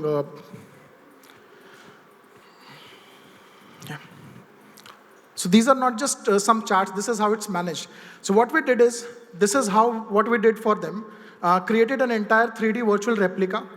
You can play the video on next year. Bottom left. Yeah, this one. Yeah. So you can see the level of the tanks in a transparency mode live. It's going up and down. You have a small assistant on the right as well, which is constantly monitoring the plant. It is a large language model. It is more like a co-pilot, but for industries. And all the data that you see is completely live. If we go to a certain tank where the problem is being highlighted, you can see that the level is down. And you can also see the historical charts in there. This is a real deployment. It's not a demonstration. It's just fast forwarded so that you can appreciate how it's going on. You can also see different equipments at one, valve status, and you can also go down to the radiator room. It can pinpoint the problem. So where heat is being generated the most, it is pinpointing that. Where heat is generating the least, it's also pinpointing that. Next. There is another case study we would like to show. Now, how is it beneficial? How is ROI driven out of this? This is a Maruti Suzuki plant that we have here. It's a 3-story tall machine. It can produce an earthquake of 2.5 Richter scale. It is that heavy machinery. And as you can see, can we go back? Yeah. And as you can see, there is no visibility inside. Can we go back?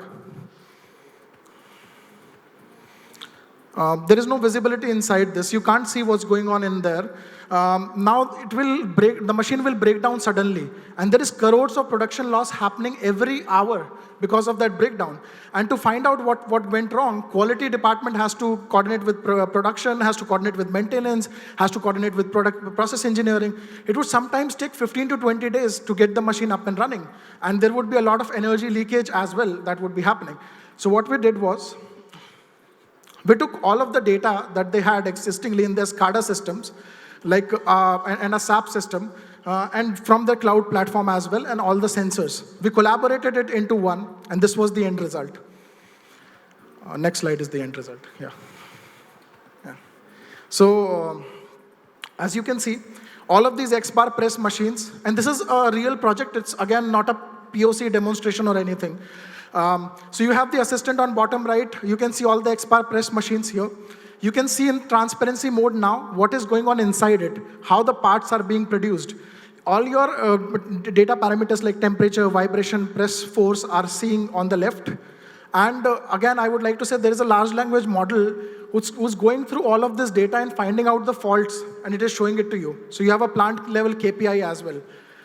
So if you go inside it can also speak multiple languages. It can speak Japanese, Hindi, and English. Right now, the audio might not be working, but it's telling you what exactly the problem is. You can ask it questions. You can say that, show me how my HVAC system is right now, and do an average and generate a report of 6 months on what has happened in my HVAC system. It is capable to generate those reports as well. And here we can see that there is some problem in the motor winding, and that is why the breakdown in the machine has happened. We can go on. So what happened after this? What was the result? 30% reduction in downtime. That's a big number, from 15% to 10%. And 5% growth in efficiency. What that humanly translates to is they were able to produce 150 cars more every day because of the solution from one particular line. And it is not like a huge scale deployment. So if the deployment is scaled from here, the impact is of thousands of cars in there. In terms of their energy transmission goals, we were able to contribute to it by 5 to 7%.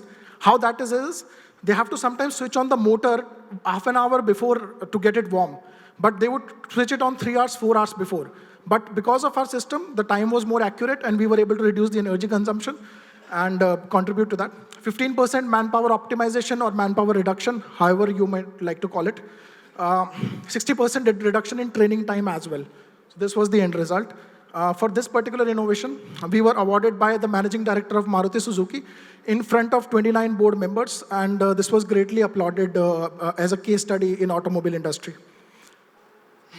Now, what is the importance of data visualization? What is such a big deal? With an example of cyclist doing cycling around Nainital Lake, I would like to take this up. So even a child seeing this can tell there are mountains here, so less people cycle. Around this, the weather is very conducive, and so there are more people cycling around that area.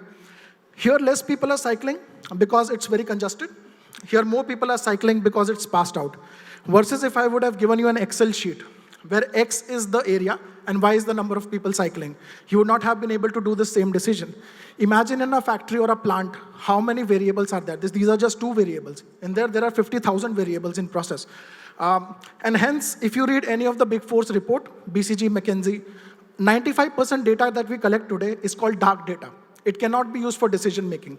So it could be represented in a better manner. It could be analyzed in a better manner. And that's what we do. We represent this as a digital twin, and we also use an LLM to do the analytics on it.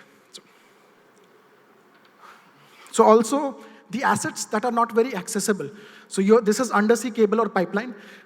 You have to send divers for doing a health inspection here. So you can remotely monitor it. How is the plaque formation? Where is the pressure drop happening? All of those can be monitored.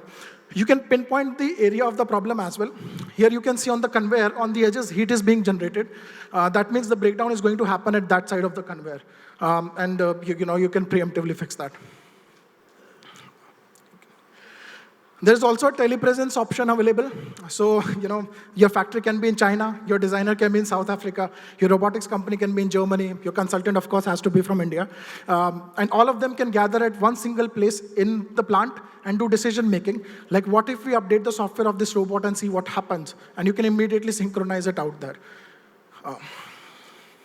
In terms of the team composition and the board composition, the global head of Siemens, the largest industrial technology company in the world, is on board of directors. The CTO of Microsoft in Middle East, Africa, and Europe for last 20 years is on board with us. We also have investors from Microsoft, Oracle, the Middle East, Africa, and Europe head for cloud, metaverse, blockchain, AI is an investor. Director Unilever, Worley, Director Isuzu. We also got the investment offer from Maruti Suzuki after the deployment happened because they were very impressed about the solution. But of course, that was an offer that maybe we would not be taking at this point, but still that is there. The rest all are investments that have happened already. So my introduction, I started my career working with Google. After that, I have been a futurist. So whenever my parents would ask, somebody would ask my parents, what does he do? So they would say, you ask him only. So my job was how to visualize technology is going to change the world in 20, 30 years and consult some of the chairmen and senior directors of Fortune 500s to get them ready about it. I have been also recognized by Times Group as 40 people under the age of 40. Mr. Naresh, our global founding partner, he's a Wharton certified CFO. Ex-S&P 500, PwC, KPMG, London GBFR. He is also, Cornell USA. He has been at every Ivy League qualification you can think of. Gurpreet, our country head, she is ex-Tech Mahindra. She used to head a $2 billion, telco giant, which is Cineverse, and she's expertise is in multi-million-dollar government projects. Kumar Prasoon, who's also here. Hi. Hi. So he's a CIO, and he's ex-Oracle Cloud board member. He's ex-MIT digital leader as well, ex-G42, last 10 years awarded CIO as well. One, Gurwani sir got left. Prasoon sir, Gurwani sir got left. Yeah.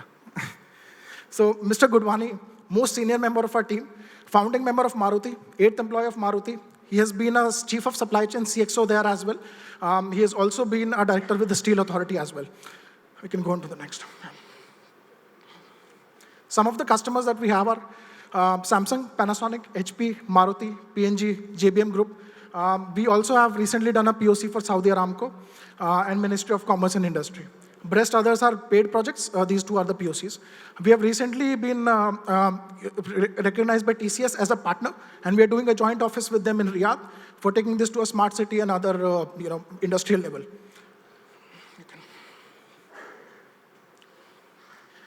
So in terms of impact, $1.5 trillion are lost every year by just 500 companies in downtimes of these machines, $1.5 trillion. So it's still 2 million people lose their lives because of industrial accidents every year in 2024. That's unimaginable. If you put a value to that, it's $1.25 trillion. I'm sure Big Fours can put a value at to everything, but $1.25 trillion is what is estimated. $7 trillion because of quality recalls. All of these issues are fixed by us. I would just like to do a very small demo for you. Can you see it on the screen? Can you just plug in this? So maybe some connectivity issue. Can I take 2 more minutes for this? Is that okay? Yeah, it seems. Is it coming? Yeah. I'm just waiting for the screen to happen so that I can actually witness it. Okay, it's there. Yeah. So, just a minute. be ready for the fiction movie for the industries. Oh, why? Is it visible? Yeah. Yeah. Okay, great. I think I might need to. Yeah, it's perfect. Yeah. Great. I think I might need to lose the mic.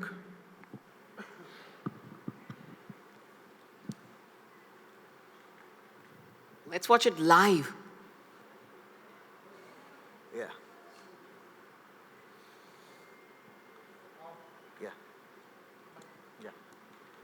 So just giving you a small teaser about how a small machine can be managed. So imagine the engine and all the parts are moving live here.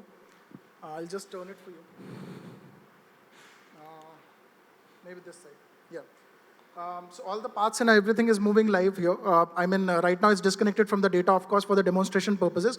But you imagine having a live manufacturing plant and monitoring all the machines like this. And this hardware right now is at its worst. So the hardware is only going to improve with time. So what right now hardware has been achieved by the industry, and I'll leave you with a question on that, is already it is this small. So you don't need to use that bulky hardware anymore. Already it is this small that it can fit in your pocket. There are startups who are making lenses out of it.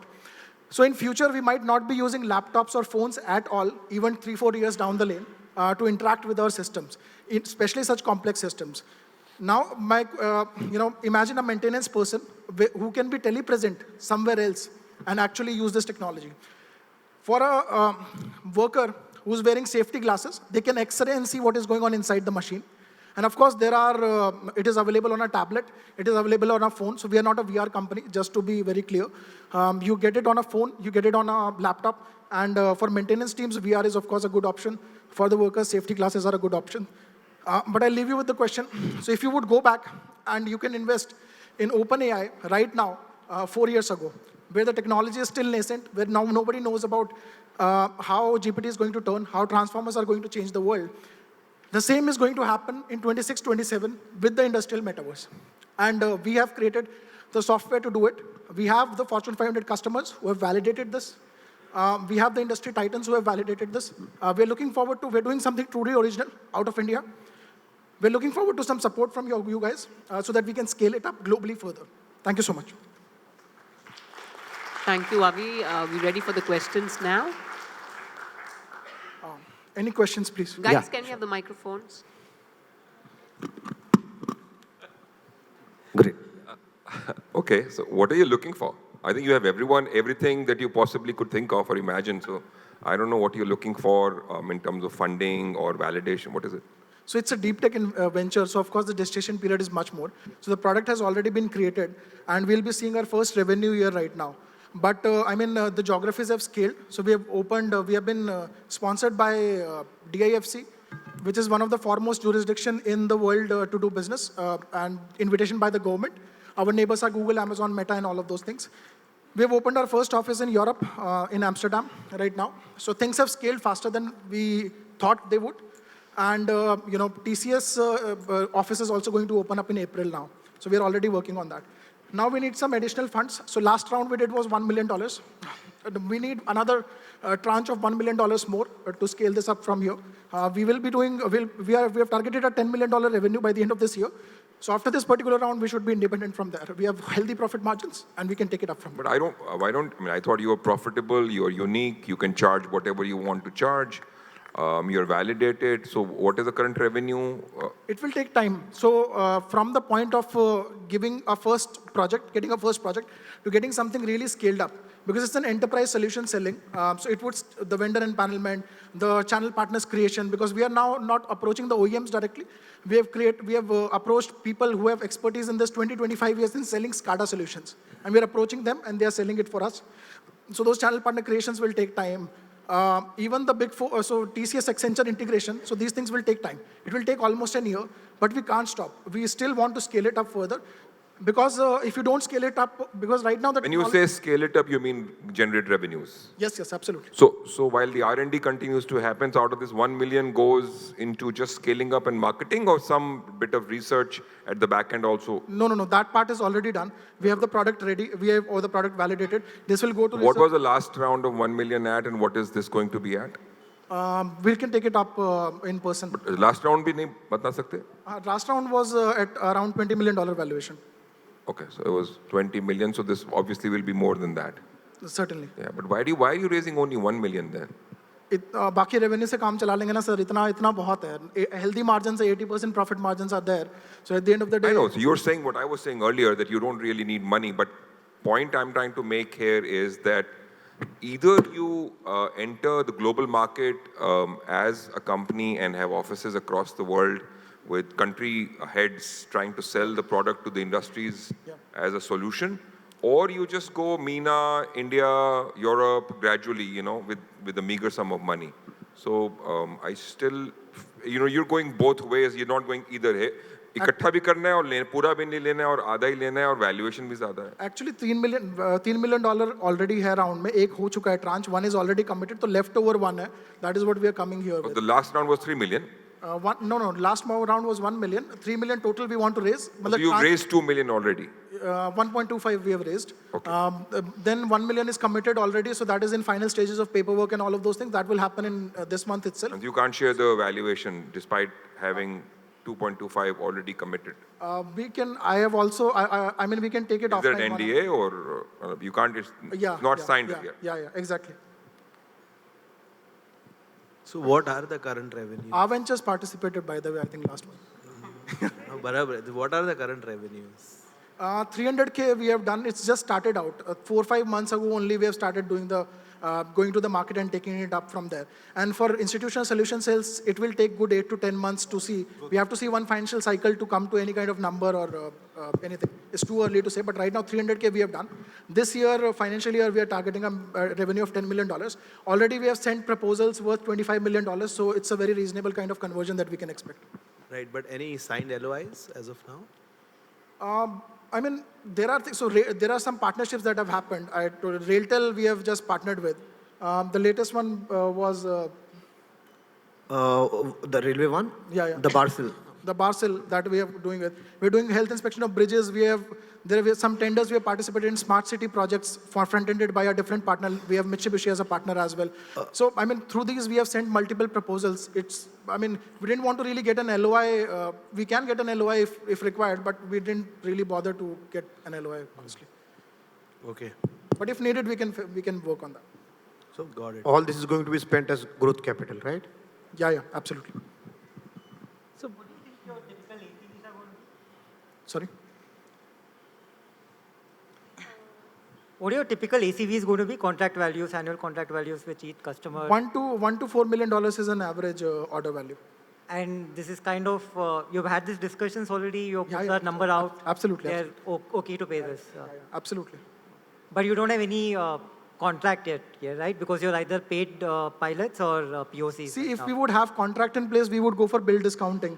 If we already were making revenue, we would not be raising funds as well. So why we are raising it is, and that to this particular amount, because I think we don't want to stop right now. We don't want to really blitz scale. We want to keep it lean, do it with partners. So this amount would be sufficient for doing that. So that's why. When did you raise the last 1 million? When was this? Around 7-8 months ago. And how much of that is left right now? We have a runway for 10 months, but now we have to scale things up further from there. So this additional 3 million will take you till when now? So you're saying 2 revenue? years. 2 years. 2 years. Yeah. So even if you don't see revenue for the next 2 years, you should be able to. Yeah. 1 million has already come. Adding to that, the runway is already 1.5 years. Right. Yeah. I want to go a little back in terms of like what prompted you to start this? Thank you so so much. much. What is that, deep insight or problem that you saw and you were like, I really want to go after this problem statement? See, honestly speaking, it's not a very sexy business for that matter. Usually, everybody wants to do a D2C model or an aggregation model or an e-commerce model. Industry is something that people stay away from or young founders stay away from. Can you imagine how many billion-dollar startups or unicorns have come out of manufacturing? Everything you see in this room, those clothes including, are a manufacturing product. So there is so much ROI to be driven. And if you see a manufacturing plant, they're stuck still 20, 30 years old technology they are using. So it's bound to be disrupted by us or by someone. So for us, it had to be a business that can be big enough. So we are quite ambitious about it. We want $1 billion, not end game, but $1 billion start point. So the business, of course, that will happen or will not happen is a multiple factors, but at least the potential of the business, we want it to be so big. And that's why we ventured out into this.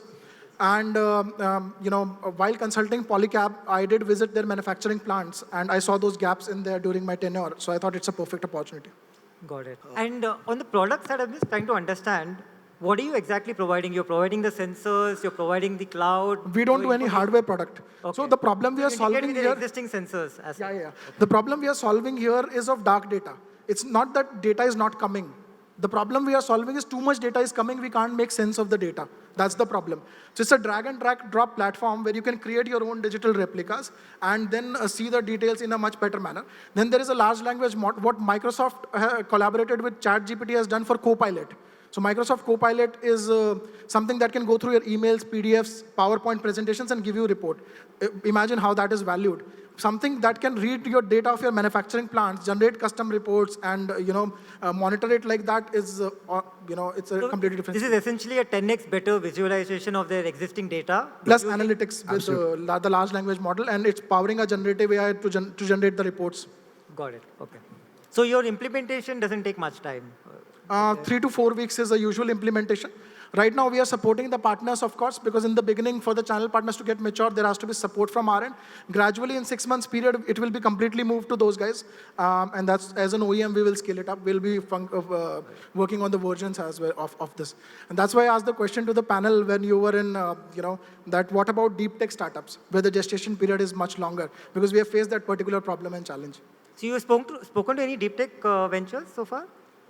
We have got some offers, but again, the thing is, so SOSV is one of the top VCs in this 11th, I think, in the world for IoT and these technologies. We have got a return investment offer, but again, the problem is, it's everybody wants to go for an incubation or a, what do I say, they're now calling it venture studios. Venture studios kind of a model, which we don't want to get into, because I think we are quite a mature business in terms of the team that we have got. And we are ready to scale it up now. A venture studio model might not work for us. And you got an offer from Maruti Suzuki, you said, right? That's right. How much was that in terms of amount? I mean, at the end, it was a written email offer directly by Maruti and all, marking PwC for taking it forward. But of course, we are not going forward with it, because that might block our access to maybe Toyota or somebody else they might have concerns about. So we didn't really explore the offer further. But I think could have been anywhere between 5 to 10 million. Got it. Okay. Yes, please. Something is relevant to the question he was asking. Have you already got a contract with Maruti, or you are working on it? We've got the contract. But I'm not very much clear about it. You said that your net contract is different thing, investment is different thing. So already we executed the projects. They loved the project. They showed it in front of all the board members, and we got awarded by the MD. And now we are scaling up that. Yeah, that's what I'm asking. That's already you said done. that you have already been awarded by the MD as well. Yeah. But you said that your net revenue till date is 300,000. Yeah. Which is very less if you're talking about Maruti being your customer and n number of customers that you have been showing. Yeah. That I'm not able to understand. But again, those were discounted because we wanted to show the industries. We wanted one marquee player from a memory industry to adopt it. And it's a very small level. So right now it's just one machine. Okay, you have worked only on that one, die-cut machine kind of a thing. Yeah, but again, these are paid projects, not free POCs. Okay, and another thing. When you're supposed to work in a factory on this complete setup, you said that you're not a hardware kind of a source. Okay, so these machines or whatever machines are there in the factory, they might not be having those kind of sensors or those kind of things that you are asking to be available. Then only your software would be working. That's an excellent question. So how we are targeting the market is we are targeting the OEMs and Fortune 500s first. The problem that they have is not of sensor economy. Sensor economy already exists with these players. Going down, so how manufacturing industry is placed is, so let's say Tata is an OEM. There will be smaller companies, primary tier manufacturers manufacturing under them, like Motherson Group, like JBM, like Minda Group, 30,000 to 90,000 crore companies were manufacturing for these guys.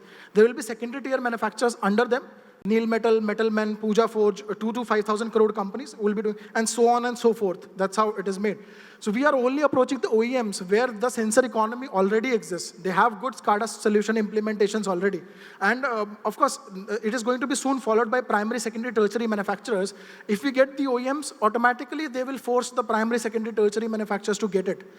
Because they have the control and say of how your manufacturing plant is placed, what all solutions you can use, what all processes you use. So the project that you are going to present is only going to be in an upcoming factory, not on an existing. No, these are greenfield, brownfield, both. But that's a very different thing. Like for suppose if you talk about Maruti, you talk about Tata, whatever, they're running huge plants already, and they don't have these kind of features available. That they would be, their sensors would be showing out temperatures and wear and tear, and like you showed that on that rotary mill, temperatures being showing on the top level. That's not at all You'll possible. be surprised to know that for the plants these already exist.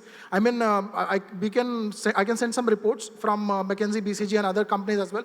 I have visited 500 plants myself. I obviously cannot translate that experience, but I can send some reports where the problem is being highlighted that of dark data, where there are already sensorization is there and data sense is not there. Data sensors are not there. Data sense, they're not able to make sense of the data. Okay. But the sensors are there. Yeah, absolutely. Okay. 95% cases, 99% cases, but that is good enough for us. It's very hard to be because in industry, in manufacturing unit, things are not that easy. Yeah. But I'm thinking you are presenting.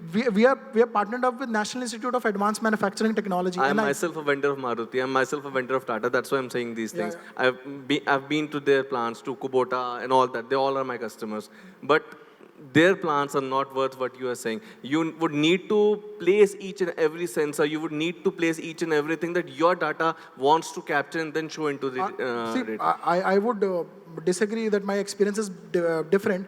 Those might not be Tata plants themselves. They might be of some other vendors or smaller plants in some remote areas, and that too very niche kind of a sensor you might be looking for. 95% of it already exists, and as I said, we can send the reports out. And Prasun Kumar is also from NIAMT, National Institute of Advanced Manufacturing Technology, and he can comment about it a little bit. Sir, the biggest challenge all over the world that we had been observing is the OT-IT integration, which is the operational technology and the information technology.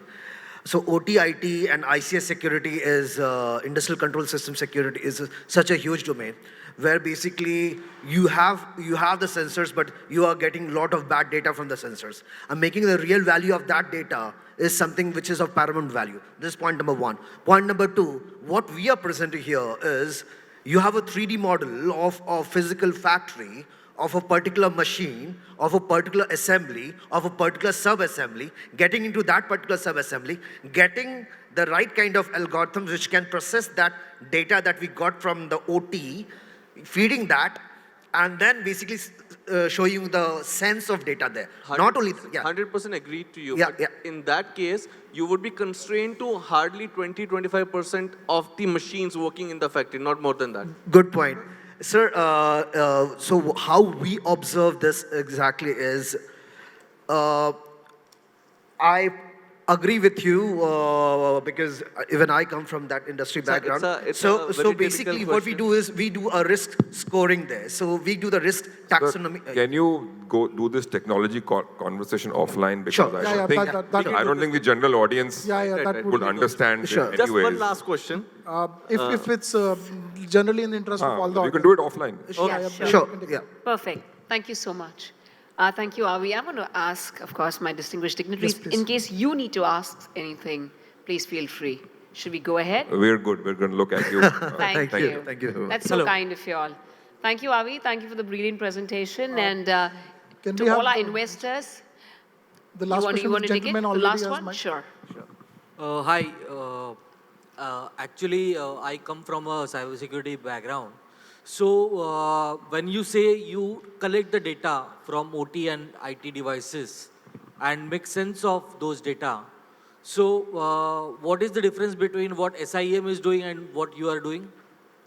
I think you missed the presentation maybe. It's an entire 3D replica of a manufacturing plant. It's the world's first drag and drop platform to create digital twins. That other softwares also do, right?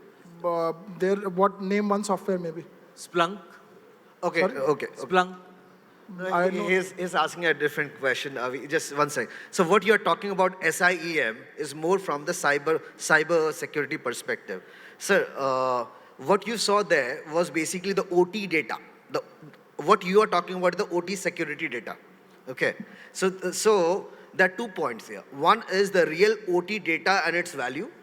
And second is the OT security data and the analytics on the security part. So that is your question, the SIM. So the Splunk thing, what you're talking about definitely is a SIM tool and provides you value. But here, in this particular thing, it is an aggregation model of systems, subsystems, applications, and various softwares, not only just the ICS part. Hope that answers your question. So basically, it's a big data, including the cybersecurity. Thank you. So in interest of time and other participants, thank you so much for the questions and giving us the stage. Really Thank you very much. Thank you so much. That was brilliant. Well, friends, you could, of course, to all our investors, please feel free to scan and get connected with us. I know it's lunchtime right now, but we shall have 2 more business proposals and presentations right after the lunch break, post which we'll have the group discussion followed by the fireside chat. Let's have some great energy break and see you all rejuvenated in the next few minutes. And to all our dignitaries, I'm going to welcome you back again in the next few minutes from now, post our lunch session.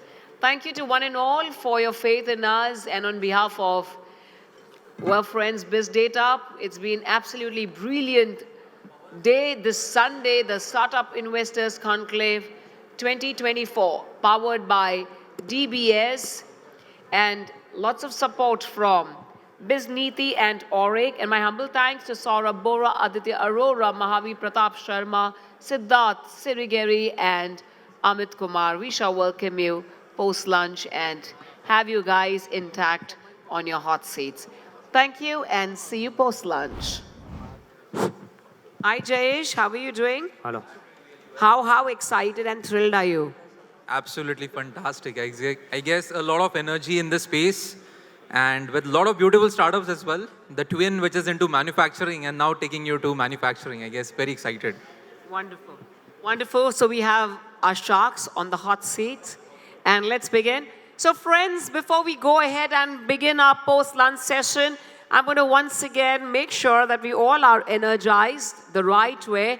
I'm going to request you all to go ahead and celebrate this moment as we're going to have the panel discussion followed by 2 more presentations with our sharks and of course the fireside chat by the networking. Lots more happening on a day like this. Sunday is always a fun day, more of a fun day when it's always business related. So Jayesh, we're all set to hear from you, but before that, maybe please put our hands together for our own selves, ladies and gentlemen, for being here at the right place, the right time.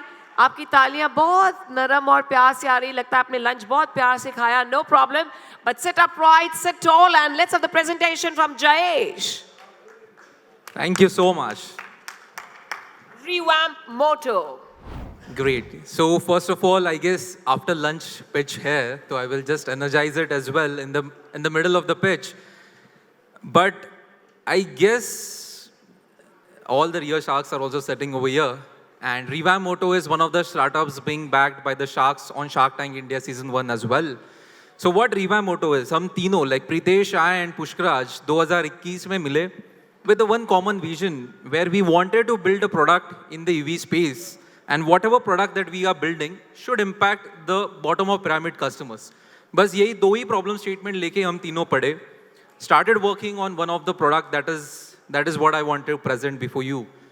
But मेरे साथ ये journey almost 7 years before it has started, where I also just a very fresh graduate from a college started building a motorcycle that could be charged within 10 minutes, can go up to 100 kmph speed, 100 kilometers of range. Soon realized कि boss उसकी cost ही 3-4 लाख हो जाएगी और कोई customer उसको लेगा नहीं. Started doing multiple projects in the EV space, did rickshaw retrofitting, 2-wheeler retrofitting, also did a micro mobility scooter. Finally, ये भी समझा कि this needs domain expertise, joined Mahindra, worked on Thar project over there, and then I met Pritesh and Pushkaraj. Just wanted to tell this story because a lot of things are also dependent on the story that we have been through. So what Revamp Moto does is, we are India's first modular and electric 2-wheeler vehicle company with a mission statement to impact 1 million lives by 2028. Have been featured across various platforms, one of them being Shark Tank India Season 1. Also have been awarded by Government of India, that's the National Startups Award 2022. So who are the one building it? So 3 of the gem of the sharks actually who are building it. So I come from automotive background with previous 2 startup experiences. Pritesh was working with State Bank of India as AVP and he did his second master's in renewable energy from UK. And Pushkaraj is the technology person. He was working with a company called India First Robotics, which is actually in the previous startup that we saw, Twin, right? They were also working in the similar space, IoT, robotics, and automation. Have been backed by marquee angel investors, all the 4 sharks, couple of VC funds, and government of Maharashtra. So what exactly is the problem that Revamp is trying to solve is the jugaad in India, where people use a vehicle not only for commuting, but for doing multiple different use cases on a 2-wheeler. Right from commuting, right from doing businesses on 2 wheels, carrying different type of cargoes, to actually just getting their daughter to the school. But अभी problem statement ये है कि वो एक गाड़ी ले लेते हैं, उसके ऊपर जुगाड़ करते हैं और वो गाड़ी यूज करते हैं. 2 करोड़ जो गाड़ियां बेची जाती है, out of that 40 to 50 lakh of vehicles are being used by such jugaad technologies in India. This leads to low earning capacity as well as all the companies who are going last mile deliveries, right? उनको सिर्फ electric vehicle नहीं चाहिए, उनको काफी सारे निश utilities चाहिए है इलेक्ट्रिक टू व्हीलर के ऊपर. Now, considering this problem statement, we started working upon the opportunity, which is a need of a vehicle which will enable multiple use case, and we will the one who will offer this one-stop solution. Now, when we started working on this, we soon realized सिर्फ गाड़ी problem statement नहीं है, उसको बंदे को finance भी नहीं मिलता है. That's the reason he is not adopting the electric vehicles as of now. And second, even if he adopt to the electric vehicle, he also needs necessary resources to get into it. So that's where we as a company, our long-term vision is where we are coming with this concept called as empowerment centers, जहाँ पे हमारी गाड़ियाँ displayed होगी with अलग-अलग business use cases. Now let's say a person, a layman who wants to do a last mile delivery of Domino's, right? We have a vehicle with the hotkey box being developed where he can use it, go to Domino's, do the job or business. Let's say a person जिसको इडली वड़ा का business करना है गाड़ी के ऊपर, he can take the vehicle, take the modular shop, run the business and then pay the EMI. इसके अलावा State Bank of India के साथ we are the one amongst the 300 OEMs who has got a deal which is just not a vehicle loan but it's a business loan. What does a business loan mean? The finance is given not only for the vehicle but also for the attachment, and also we give 5,000 to 10,000 rupees of working capital to do the businesses. So the solution that we are bringing is India's first fastest customizable and modular electric two-wheeler. सुनने के लिए बहुत fancy word है, but it's a vehicle within a minute. You can change the entire utilities from one to another. That's the basic product we are building. But we are focusing on 3 pillars of it. One is the innovation, which is technology, जहाँ पे एक product है और एक software है. In the product, we have the vehicle with 10 to 15 attachments, which is catering to 30 plus use cases on a two-wheeler. And second is a software, which is like a software as a subscription service, which we give to the B2B companies. Second, how we will be getting into the market? Firstly, through the B2B companies' bulk order sales, and partially through B2C empowerment centers. And lastly, it's about approach. So we are more focusing on the community-based approach, because जो bottom-up pyramid customer होता है, he needs a lot of trust to get into this segment as well. So again, going ahead, why we should care, and can we go to the next slide? Why should we care and to listen for another 5 minutes is the traction till the date. We have 25 plus IP assets already filed. We have LOIs and order book of 11,000 vehicles from the B2B customers. We have a manufacturing line in Nasik which can produce 2,000 vehicles monthly, 25,000 vehicles annually with a vendor base of 100 plus. All the right hand side are the vendors or the customers whom we are already dealing with. Now, how are we doing that? So first product comes under the low speed category, does not require any license or registration. It's a pure competitor to the Yulu-like product. But yeah, there are a lot of other features apart from Yulu. Comes with a payload of 120 kg, 70 kilometers of range. Then there is a second product which comes under the high speed category. It's called as Mitra, again the friend of user. Features are 150 kilometers of range, 200 kg of payload capacity. It comes with portable and swappable battery modules both. There is one very innovative feature called as 220 volt power outlet. Imagine anything up to 200 watts can be directly powered on the vehicle. A phone, charger, juicer, mixer, anything can be powered on this two-wheeler. Going to the next slide. Can we skip the market slide and then come back? Yeah, one more. So what's the magical sauce? Electric vehicle companies बहुत है. People always come up with this point that it's a true crowded market. What Revamp is doing very different than all the other customers, or I will say the companies in India, is this magical sauce where we are focusing on the specific utilities that can be done on a two-wheeler. We have 15 plus different attachment, 30 plus different use cases. उसमें से अगर मैं 2 की बात करूँ, one is a hotkey box. So hotkey box is a temperature control box which keeps the temperature from 60 to 70 degrees Celsius. It's powered by the vehicle's battery pack. It communicates with the vehicle's battery pack. Now this is the solution being given to customers like Domino's, Swiggy, Zomato for that food delivery. So imagine आपका जब pizza आता है तो आपको गरम मिलेगा, and second you will also get to know that this pizza was delivered at 65 degrees Celsius. The opposite to it is a cool keep box, which is again powered by the vehicle. It communicates with the vehicle. So it keeps the temperature from -4 to 4 degrees Celsius. Now, this is the solution being given to companies like Licious for their meat delivery, for Sugar Cosmetics, for certain cosmetics delivery, for Pharmacy for medicine and vaccine, and multiple other cold chain applications on two-wheeler. ऐसे ही हमारे पास roughly 10 to 15 different attachments है, which is catering to 30 plus different use cases on a two-wheeler. Now, how exactly it works can be seen through this video. So, this is the base vehicle Mitra. On top of it, all the attachments can be swapped within just 30 seconds. It is that user-friendly. So, a Coolkeep, a Farmer, Swiggy, Flipkart with a co-branding, a modular shop. Now, the juicer is actually powered by the vehicle. And small attachments like folding table for the guys to do businesses on the two-wheelers. Coming with portable and swappable, both of the solutions ready. If someone wants swapping, we have partnership with battery swapping partners whom we can initiate. But primarily, it comes with a portable battery pack. Completely connected, we fetch more than 50 data points from the vehicle, use it for our fleet management dashboard. Same theme, second vehicle, which comes under the low speed category. So all the utilities are same, just the speed is constrained to 25 kmph as it does not require any license or registration. So this is the hotkey box being delivered to Domino's for their hot deliveries of the pizza.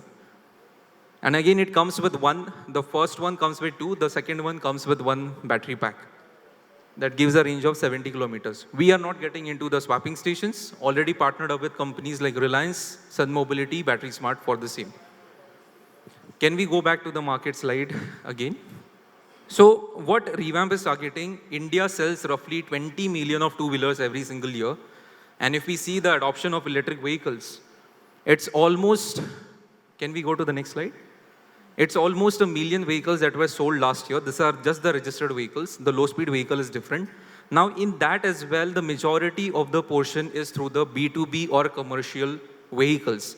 Reason being is, the customers like you and me will hardly travel 15, 20 kilometers a day, but the last mile delivery guys or the gig workers, they actually travel 100 to 150 kilometers every single day, which makes them quite economical, and that's the reason we as a company want to focus on the commercial part. We don't want to get into fancy scooters or motorcycles, but rather stay limited to those particular concentrated niche markets. Yeah, going ahead. So we saw the product, we saw the attachment, then comes the fleet dashboard. So it's a software dashboard being given as a plug-in API to the B2B companies, where we fetch more than 50 data points from the vehicle. And these 50 data points are being mentioned on the vehicle, so you can remotely track the vehicle live. You can geofence it. You get to know the rider performance analytics. You get to see the service and warranty alerts. And top of it, if there is any customization needed, for example, Domino's बोलता है कि मुझे पता चलना चाहिए कि at what temperature the pizzas is getting delivered, we can also do that customization on this dashboard. Yeah, going ahead. So what is the competition for Revamp? Yes, there are competition, the products that are already there in the market. For example, Okinawa, Letrix, or even shared mobility giants like Yulu and Buzz. But hamara vision kuch alag hai, where we just don't want to sell the vehicles, but rather we want to sell businesses on the two wheels in the long term, starting with the B2B play. So that's a very different moat that we as a company are trying to play in this sector. So what's the business model of Revamp? One is B2B, one is B2C. In the B2B, it's the last mile delivery companies, shared mobility companies, or the local B2B businesses who will be directly taking it from us. And in the B2C, it's the actual bottom of pyramid customer to whom we will be serving. So we will be serving through the concept of empowerment centers. It's not an aggressive plan. It will take 4 to 5 years to completely build the distribution. Initially, we are focused more on the B2B side. So the strategy is pretty clear. एक direct buyer होगा, just like Jubilant, or there will be indirect buyers like Swiggy or Zomato or Licious, and those will be through fleet aggregators. So one of the fleet aggregator I today got is Zebo, and might be a future potential customer. But yeah, this is how we enter into the market, where there are indirect buyers as well as direct buyers. We have already done paid pilots with the majority of the brands, have an order secured of 11,000 vehicles in place. And on the B2C side, it is through the empowerment center where we focus more on the community-based approach. So going and tapping with the self-help groups, the trade associations, delivery rider association, that is a target in the long go. So the traction till the date, there is one updated traction. So roughly, we started the production in December.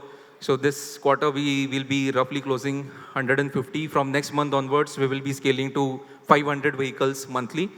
Hopefully, the bottleneck is the working capital, which we are closing through the funding round. Once that is in place, we can go 2,000 vehicles monthly very efficiently.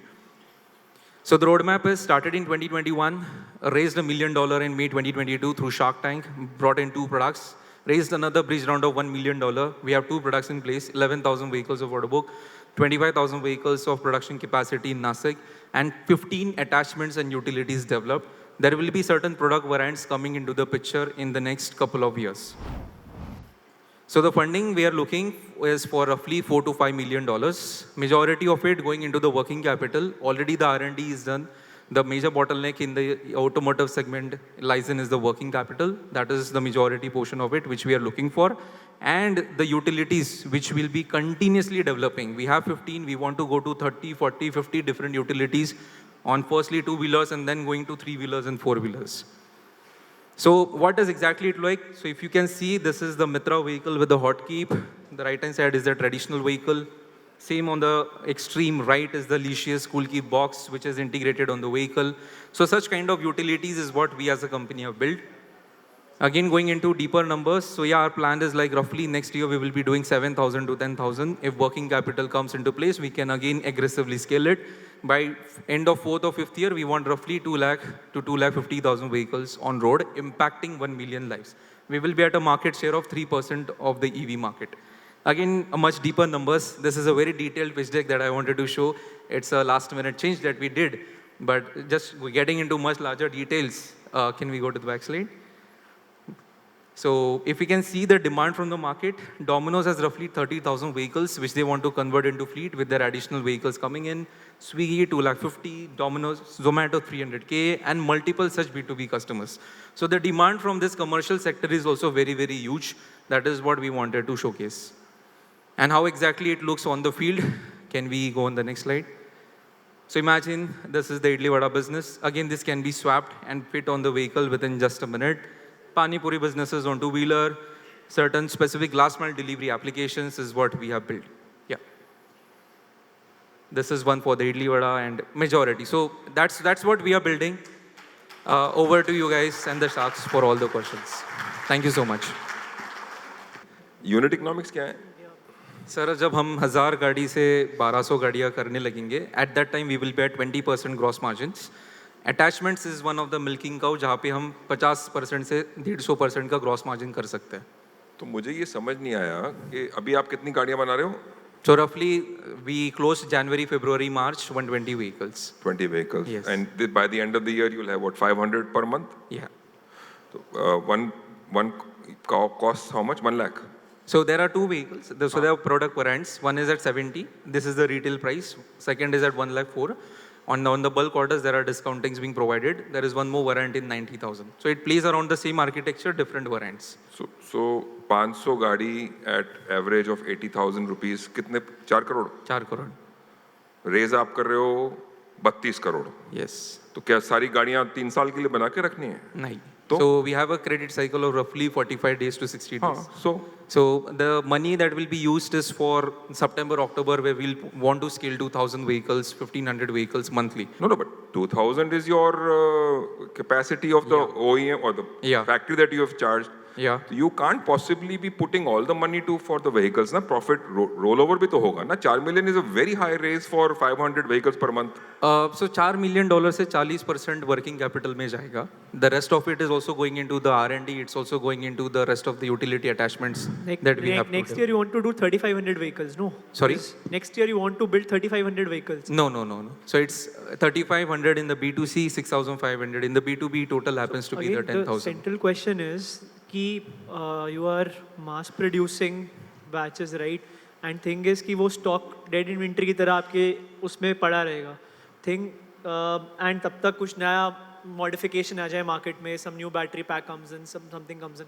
So don't you think मतलब you should first have the demand pull that to come in, and then based on the invoices that you generate, you should go for more working capital financing? That's what we do. So it's for us majorly it is more on the make to order kind of thing. What's the additional AMC? तो अगर 1 लाख की गाड़ी है तो इसमें AMC हर साल कितना जाएगा? So roughly around 3,000 to 3,500 rupees per vehicle per year. तो एक टिपिकल ब्रांड का पे बैक कितने सालों में आ रहा है? अगर मैं 1.5 लाख रुपए लगा रहा हूँ या 1,10,000 लगा रहा हूँ आपकी बाइक लेने में, तो मेरा पे बैक टिपिकली आपने कब कितने टाइम से देखा है brands? So I guess one of the fleet aggregator is also here, Zebo. So roughly it goes for 16 months to 18 months for those guys to completely pay back on the vehicle cost. I think थोड़ा ज़्यादा है, मतलब because typically since we are very heavy in this space with investments like Blue Smart and Battery Smart, right? Typical payback what I'm seeing is 3 years तो लग ही रहा है आप 3 years से पहले payback brands को आ ही नहीं रहा है and 3 years में भी the thing is कि आपका salvage EV जो secondary market है that is dead stock. तो आप 1 लाख रुपए लगा रहे हो वो जैसी रोड पे उतर रही है it's a dead stock in 3 years. And India में अभी बैटरी रिसाइकलिंग की इतनी बहुत नई टेक्नोलॉजी आई है which enhances the life so within 16 months में प्रॉफिट निकालना is a bit tough that's why brands are going for aggregators more where 10,000 रुपए पर महीना देके एटलीस्ट मैं अपना कॉस्ट निकाल रहा हूँ और बंदे की कॉस्ट भी निकाल रहा हूँ right so my question is you should not मतलब क्वेश्चन और more for suggestion is you should not focus on mass production, but efficiently focus on batch testing and efficiently focus on tying up with aggregators where there is a definite demand pull. Because once you go into the cycle of producing vehicles and then generating demand, working capital is always going to be issue. अभी FAME 2 की subsidy वैसे ही जा चुकी है तो पता भी नहीं अब next क्या आने वाला है market. Right. Got it. Wisely taken, Aditya. So, but 40 again, going back to 4 million raised, 40% for production, 60% for R&D. No. So again, that's what you just said. So 40% is in the working capital. Roughly 20 to 25% is in the R&D. Then there are general and, for example, G&A expenses that will go for another 20 to 25%. And the remaining is being saved as a buffer funding. That is. No, but I think you're trying to raise too much. Okay. In my opinion, you should not be trying to do that. And whatever the model Aditya said or whatever works for you. But I think 4 million is a pretty high ask, in my opinion, for the kind of traction that you are forecasting in the next 12 months. Got it. I guess there is one question. Yes, please. Can we have the microphone there? Hi, guys. We are back. Thank you. Since this is complementary to my Zebo investment, I'd like to offline discuss with you. Yes, sir. Your plant and setup are complete, right? Manufacturing is not at all a problem. And whom are you selling the vehicles? You're selling it to these Flipkart and companies. You're selling them, not leasing them out, right? So we are not into the leasing operation. You're selling them.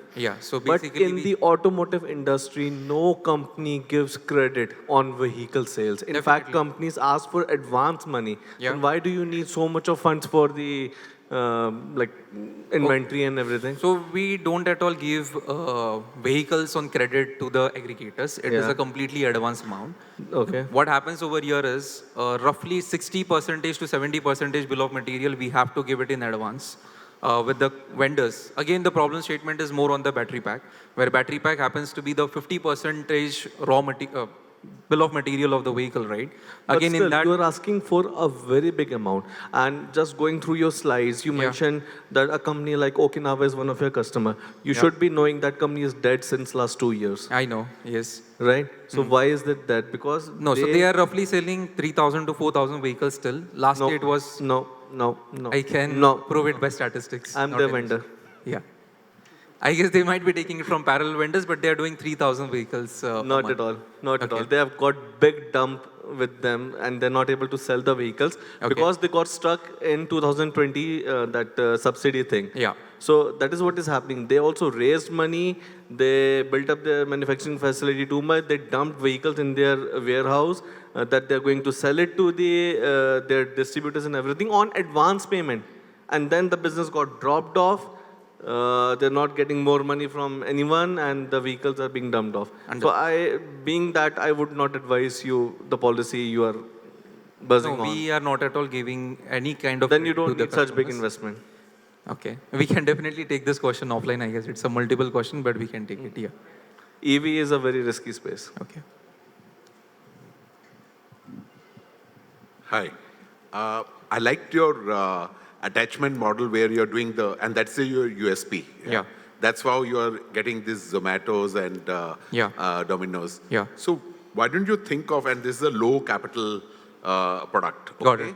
And you're getting into EV segment, which itself is in doldrum. In the Got sense, it. as you know, nobody knows, there is no pull, and you have to create a pull, and then you sell the attachment. Got it. Why don't you go into the attachment module only? One, it is low on capital, innovation driven. So then your ROI will be very high, and you sell to all the vehicle manufacturers. Understood. So that's the play. That's the actually the play. But what happens is right now is why we have to do the everything of the concept is because it's not there into the market which needs. So let's say we have electromechanical attachments. It is being powered by the vehicle's battery pack. There is data transfer that happens with the vehicle's telematics unit. Now, if I do it on Ether and Ola scooter, they will void the warranty of the vehicle as of now. So that's the actually plan where we are right now proving the concept. In long year, 3 year, 4 year down the line, we can go for joint collaborative approaches with all the OEMs. So that's the reason we first want to build this concept into the market. Once the standardization is done on the powertrain voltage, once the standardization is done on the communication protocol, we can definitely try to integrate it elsewhere as well. So that's the actual plan.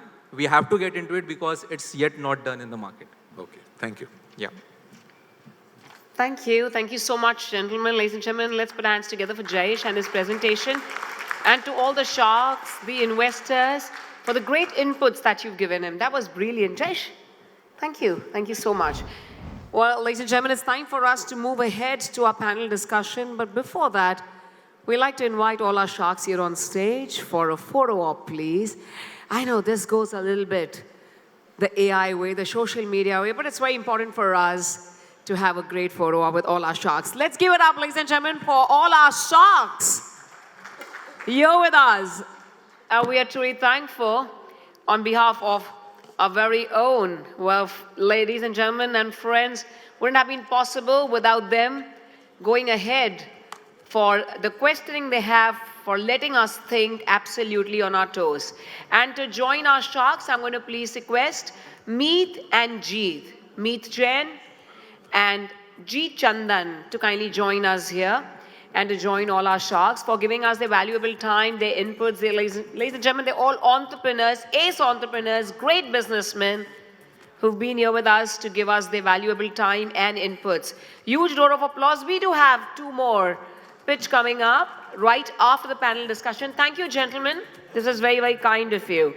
And this is a panel discussion on navigating the future of innovation for strategies for building a sustainable ecosystem for startups in India. As we all know, we have no other way to go because we only have our planet Earth. So sustainability is the key.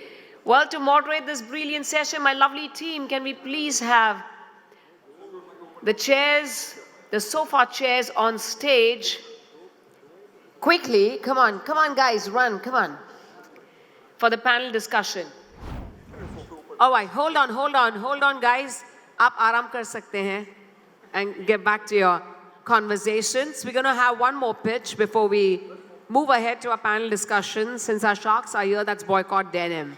So there's an interesting presentation coming up. Thank you. आप दिल से ताली बजा सकते हैं. आप सब ताली बजा सकते हैं अपने आप के लिए. Well, friends, it's time for us to welcome. Let's know it right away. Well, friends, to all our investors, please do scan. There is the scan board with you on every table. Feel free to scan and get in touch with all our presenters. And at the same time, where we look forward to a grand celebration of achievements. Ladies and gentlemen, yeah, sabhi ye naam pukare boycott. Oh my God. All right. So Boycott Denim is an Indian brand which focuses on sustainable denim production, reducing the chemical and water use. They innovate with laser technology and ozone washes to create less environmental impact, underlining their commitment to eco-friendly practices and safety for all involved. Just a few words about Syed Inayat Sudabi, who is prominently associated with the textile and fashion industry as a director of Sudabi Brands Private Limited. which was incorporated on the 19th of August 2019, and his role in the company highlights his involvement in the business side of the textile industry. Additionally, he's linked to Boycott Denim, a brand noted for its commitment to sustainable denim production and innovation in the fashion industry. And his association includes focus on modern, eco-friendly approach with the textile sector. Without any further ado, let's welcome Syed. Hello, everybody. This is Syed Inayat from Boycott Denim brand based out in Bangalore. Okay, it's basically a fast fashion brand which started our journey in the 2019 pre-COVID. But first 2 years due to COVID, there was no much expansion happened. But 2021, we started our offline stores, and we expanded in Karnataka, Andhra Pradesh, and Telangana, South Indian 3 states. Currently, we have around 8 to 10 stores. And in the last 2.5 years of journey, we have figured out a couple of things, especially when it comes to offline. The growing primary markets rentals has been very challenging for any of the brand, not only to the fashion brand, even whether it is F&B or any of the brand. Finding it a property itself has been very difficult, right? And the second thing, last year we tried our D2C as well, making our website live and trying to sell products online.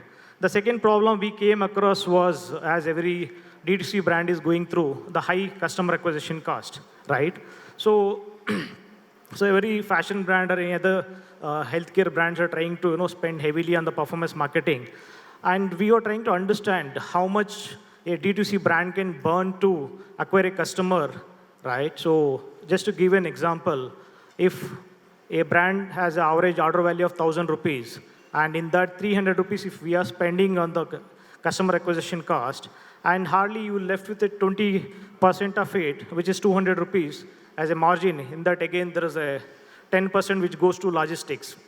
Then rest of the 10%, how will a company make money out of 10%? Looking at the RTOs, which are going really high, around 20 to 25% of RTOs in the D2C, and then your returns and exchanges, right? So this is the major problem, and last year we have faced. People say that when you are in, you are hustling and when you are in a very bad situation, that is where the new ideas come up, right? So that is when we thought, why not try something, take a different approach when it comes to going to the channel. Then we tried a new concept called the dark stores, right, which are already used by quick commerce, where this is I just brief you about what dark stores are, people who are not aware of it. Usually the quick commerce companies like Zepto, Blinkit, or Swiggy, Instamart, they'll be having dark stores which are located away from the primary markets. And from there, 10 to 15 minutes instant delivery, they do it. Okay, this thing is back. So we tried that. Why not in fashion? Let us try. Okay. So our presentation is back. So as I told you, like these are the main problems. One is that high fashion is not affordable to especially Gen Z. Gen Z generations, as we all know, either they are students or first jobbers, and they do not have deep pockets to spend much on the fashion. And second thing is the high rentals of primary market and the high customer acquisition cost. And this is the story of our logo, how we derived it from high quality, high price, and low quality, low price, picking best out of those two parallel lines, making an X out of it. That became our brand logo. And our mission has always been, make high fashion accessible and affordable to Gen Zs. And this is the dark store which I was talking about. When we tried this model, instead of again investing in some property and making a dark store and see how it goes, so what we did, we converted our reception area in our office. We had a 200 SFT reception area. We converted that without further investment and doing a trial and R&D. So when we did that, and we tried with some influencer marketing, which eventually went viral, and we were able to generate around 12 lakh revenue within 20 days. And these numbers were, so amazing. Even we didn't expect these numbers to happen in a 200 SFT store, whereas our regular stores hardly makes 5 to 6 lakhs in a revenue, though they are present in a primary markets. And parallelly, we are trying to build a student community around the brand, which is by collaborating with student designers, student models, or student photographers who can be brand ambassadors. This is our boycott regular store, left-hand side, what you see. This is primary market location where we have this store. And the right-hand side, you see there's a dark store. This is what we tried. And there is a huge difference between the rentals, what we pay for these two stores, and in terms of interior cost, the marketing cost, and the revenue generation. There is a minimum to minimum of 3x higher revenue we are generating from the dark store compared to our black stores, where we can see average sale is 5 lakhs rupees in regular stores and 15 lakhs in our dark stores. And looking at this, this is why we want to expand this dark store model starting from Bangalore. And we want to implement such stores across other metros and tier 1, tier 2 cities of India. These are the unit economics, the difference between the regular store and our dark store. Whereas our regular store, we work with around 50% of gross margin, which eventually 28% goes into our operations, and marketing 8% will be left with 14% net margin. If we see the dark store, it is the other way around. We work with only 35% gross margin, but our OPEX has gone down to 7%. Why? Because our store revenue has 3 times higher compared to the regular stores. And OPEX, because the rentals are on the lower side, and we are saving that amount. And even the marketing cost is also very low. We use some innovative influencer marketing instead of being dependent on traditional way of marketing. And our net margin, if you see, it is 25% compared to the regular stores. And revenue is also on the higher side. And as I told you, dark stores are going to be away from the primary markets. And we don't want to be dependent only on the influencer marketing and a digital medium. We want to build a denim on wheels concept. So these trucks will be roaming around the city and visiting the college campuses, taking a permission from the college management, where we'll be creating a student community program awareness, as well as sales also will be happening through these denim on wheels stores. And as I told you, when I said dark store, we don't want to just make dark stores open to public for the shopping. Parallelly, we are planning to build a technology where an app, especially as a quick commerce, where we can serve the fashion to the people in 90 minutes. And when we discussed about this idea, a couple of people came up with questions like, why fashion in 90 minutes? As it is not a matter of urgency, unlike food and groceries, right? And when we checked statistics and the online, is there anybody who has already done it? It was like surprising to know that there is one company called NIFT, NIFT, in UK-based London. So they have tried, but they are an aggregator company. So they are trying to collaborate with a lot of brands and do it. Here, what we are trying to do, we want to start with our own brand, because as we already started one dark store, so this is going to be the upcoming project, what we are planning to do. The 90 minutes can go down once we start implementing, like how instantly also 30 minutes also we can bring it down. Probably this can be one more new revolution what we are expecting to happen in the fashion industry. And we know it might take some time for the people to understand the idea, like is it really necessary? Probably after implementing only we'll get to know. As the dark store proved us right, hoping even this will also prove us right. And as I told you, though fast fashions brands in the world are fashion industry is the most polluting industry, everybody knows.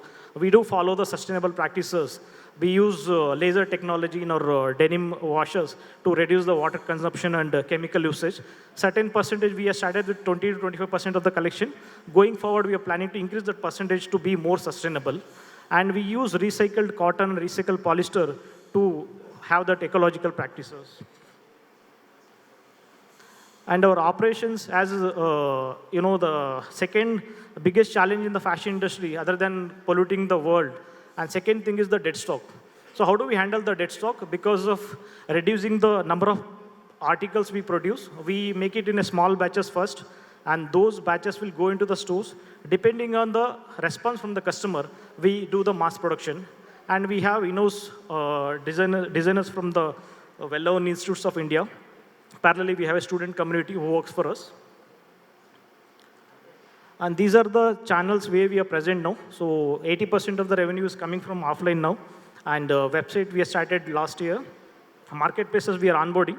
Myntra, we just two days before we are live on Myntra as well. Nykaa and Ajio listing is going on. And this is the competition, where we stand. We are trying to compete with H&M and Zara's. As we see in terms of price point, you can compare us with the H&Ms. Zara, we feel a little premium still for the Indian market, especially considering the Gen Z.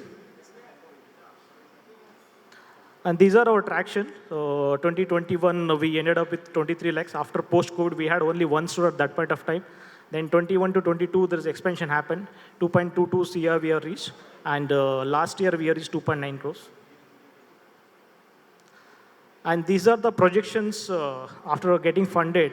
We are looking at a number of 16 crore at the year 1. And year 2 is 53, year 3 is 120. Year 4 is 317, and year 5 is 826. These are the numbers we are looking at when it comes to the scaling.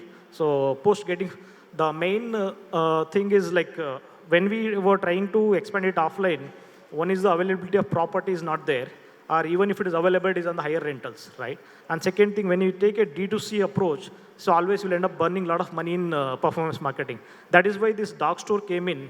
Now looking at that, the scalability is not an issue for us. If we get funded at the right time, then sky is the limit for us to reach those numbers. And men's apparel market in India is estimated to be $31 billion. And as a boycott denim, we are looking at least 0.32% of the market by year 5. That is 826 crores. And valuation of the company was, which we did by DCF method as well as the VC method. And we have already at a 15 crore. And we are looking to raise a 3 crore at the point of time. And this is how we want to utilize by inventory, capex, marketing, and operations, as well as the technology, the app which I was discussing about.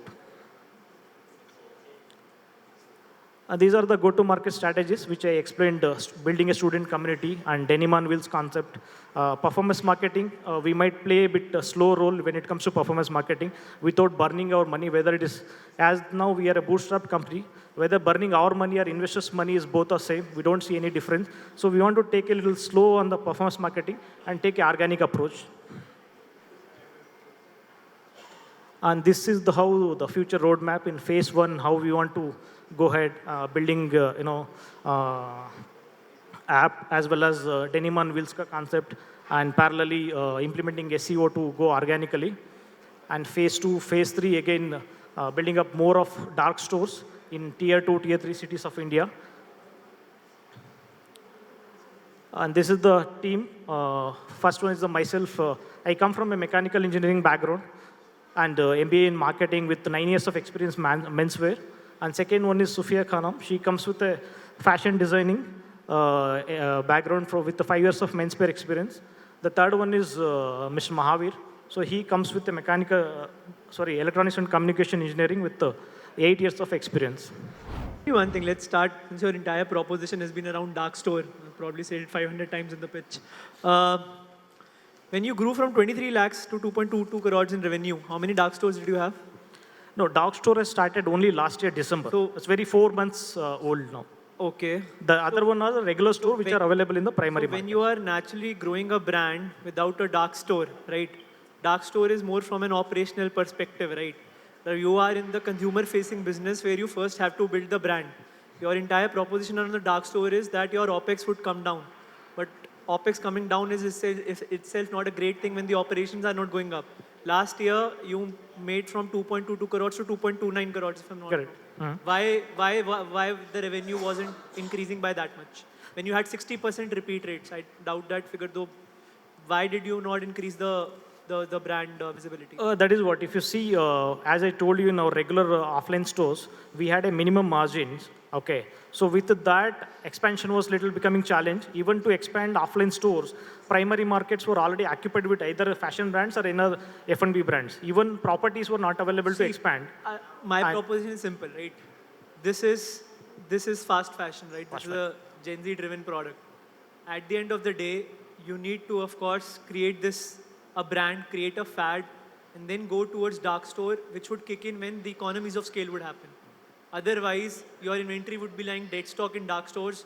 You would have the margin, but the business would not grow, right? So you talk about influencer marketing. I went through your page. It still hasn't kicked in, right? 3 years, you are about 4,300, 4,400 odd followers. right? Brands at similar scale, similar pace have grown massively, right? Your content is still not there. So at the end of the day, you're catering to a community, to the Gen Z crowd, which I also am a part of. We are buying fashion, we are buying stories. That is still not out there. So I think your entire woohoo about dark store should come in way later into the business. First, you should talk about in your pitch, how are you creating a brand, right? अब वो 5 साल में funding से magically 800 crore की brand नहीं हो जाएगी. आप पहले ये बताओ कि आप ये 2.29 करोड़ जो रेवेन्यू ऑलमोस्ट इंक्रीज नहीं हुआ है, same as last year. How you are going to increase this to at least 10 crores in the next year, and then talk about dark stores and everything is going to be my. I guess there is a small gap which we are missing in dark store. Usually, dark stores are not open for public. That's what people believe. We want to expand it in a dark store model. Okay, so the dark store ka revenue, if you see, so around 10 to 15 lakhs we are able to generate in the dark store itself, which is away from the primary market.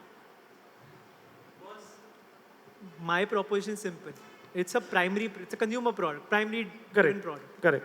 जो dark stores का model है इसमें is ठीक है, you're going along in the right manner, but this would happen when you have brand visibility already from the primary market. तो secondary market में dark stores में जाके the sales would happen till some level of extent. But अगर primary market से ही product push नहीं है तो secondary market में कौन लेगा? No, we are driving. That's just a feedback. So focus on that. Taken feedback taken. So मेरा तो प्रॉब्लम ही कोई दूसरा है. आप जेनजी डिजाइन जेनजी के लिए कपड़े बना रहे हो, तो डिजाइनिंग आप कर रहे हो, मैन्युफैक्चरिंग आप आउटसोर्स कर रहे हो या मॉनिटर कर रहे हो, इन्वेंट्री होल्ड कर रहे हो, risk on inventory size variation etcetera आपका है. उसके बाद फिर आप डार्क स्टोर की कहानी कर रहे हो. उसके दो प्राइमरी अलग है. दुनिया ऑनलाइन और ऑफलाइन मॉडल की लड़ाई लड़ रही है. आप बीच में एक डार्क स्टोर और ले आए बीच में. My problem is that if you are a dark store, why do you have to make clothes? Why can't you sell everyone else's clothes? I mean, if the dark store is a model, it's a story in itself. That you are high margin, low OPEX, just dark stores, gap का extra surplus, उसका surplus, इसका surplus. आप इतना दिमाग बनाने में क्यों लगा रहे हो? You know, dark store itself can be a business model, in my opinion. No, this is what we are trying to do. No, so last two and a half years. This pitch of Gen Z designed Gen Z clothes doesn't make sense. It could be Gen X also that can come and buy your clothes. It doesn't really matter. My thing is that you are going in two different directions, and that is why your resources and fund requirement will be spread. Either you are in a crowded domain, which is Gen Z, manufacturing, designing, online, influencer marketing, all that spiel that you gave go to market. Or you are a dark store model where the kitchen is passe, now clothing from various vendors, whoever wants to give at a high margin, low overheads, and getting that across cities. You choose what you want to choose. You can't do both. No, actually, initially we started with our regular stores in a commercial area. Correct. We understood rentals are on the higher side, and expansion is also becoming difficult. That is when dark store अभी recently started. Have you stopped manufacturing? Manufacturing चल रहा है. Sir. उसकी क्या जरूरत है आपको? No, actually. कितने लोग परेशान हैं माल बेचने के लिए? I guess there is one more catch here. इसलिए हम लोग इसको पहले grey store लिखा था. Why? Because usually लोग क्या बोलते हैं dark store या factory outlet, they always think surplus बेच रहे हैं. One is that you are selling a surplus product, which is 2 to 3 season old from the other brands, or rejected pieces बेचते हैं. So we are not that. We sell fresh products from the dark store model. अभी इसको हम लोग we were calling it as a grey store, and because people know the dark store what exactly it does, though it is away from the primary market, it is located. Or inventory requirement of 40% will go away if it's someone else's products on consignment. That's what I'm trying to say. Why are you focusing on कपड़ा खरीदा, फिर कपड़ा सिला, फिर transport किया, फिर stock किया? You're adding to your OPEX. Why would you not cut that out and go to young manufacturers who are doing online sales? We will stock for you, and if you have a delivery in Bangalore, we'll deliver, or we'll get it delivered. We are giving you a free go down to a Gurgaon-based designer kids company who's just doing t-shirts. Forget jeans for a minute. Printed design t-shirts. आप बैंगलोर में store दे रहे हो, बॉम्बे में दे दो, सब जगह दे दो. उसकी डिलीवरी इजी हो जाएगी, उसको वेयरहाउस नहीं लेना पड़ेगा. And जो online, offline बिकेगा वो बिकेगा. That model itself is a business model. No, we are building a brand. I know, but building a brand does not. Then you are doing too much, in my opinion. Too much in?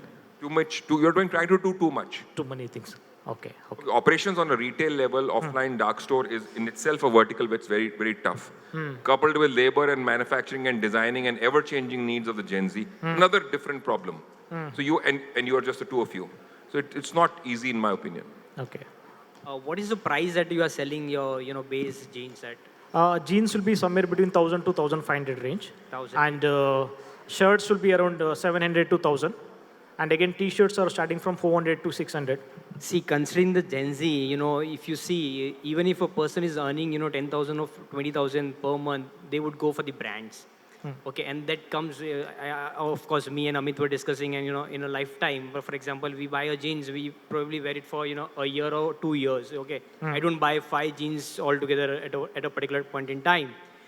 जब मेरे को spiker का या बाकी Levi's का मेरे को अगर 1200-1500 में आ रहा है considering all the discounts so why would I go for an unknown brand as rightfully said by Mahavir ji don't waste your time in building a brand which probably not work it around until unless you have, because these players who are there eventually Levi's and all those were selling at 3,500 way back 5 years back, but now they have again come down to 1,200 1,400.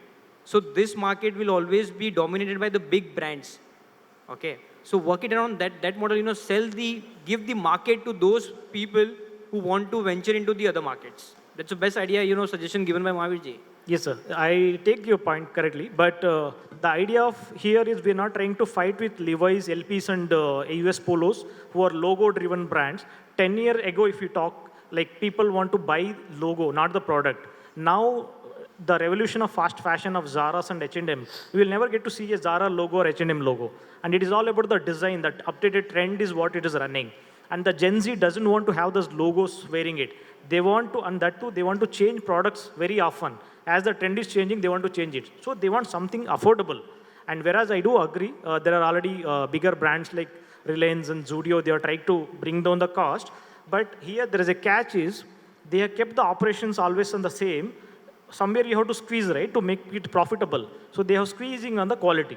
So though they are matching the design, they squeeze on the quality. But that comes in at scale. That's what the suggestion is. That's what the suggestion is, that whatever you are saying makes sense that you have to get profitable, but then that also comes at bit at scale. You can't say that at 2.5 crores, matlab this is a massive market, right? Matlab आप sneakers उठा लो, right? Sneakers आते हैं तो India में last year 500 से 1000 करोड़ के तो sneakers ही बिक गए होंगे, right? So even one category can do that big.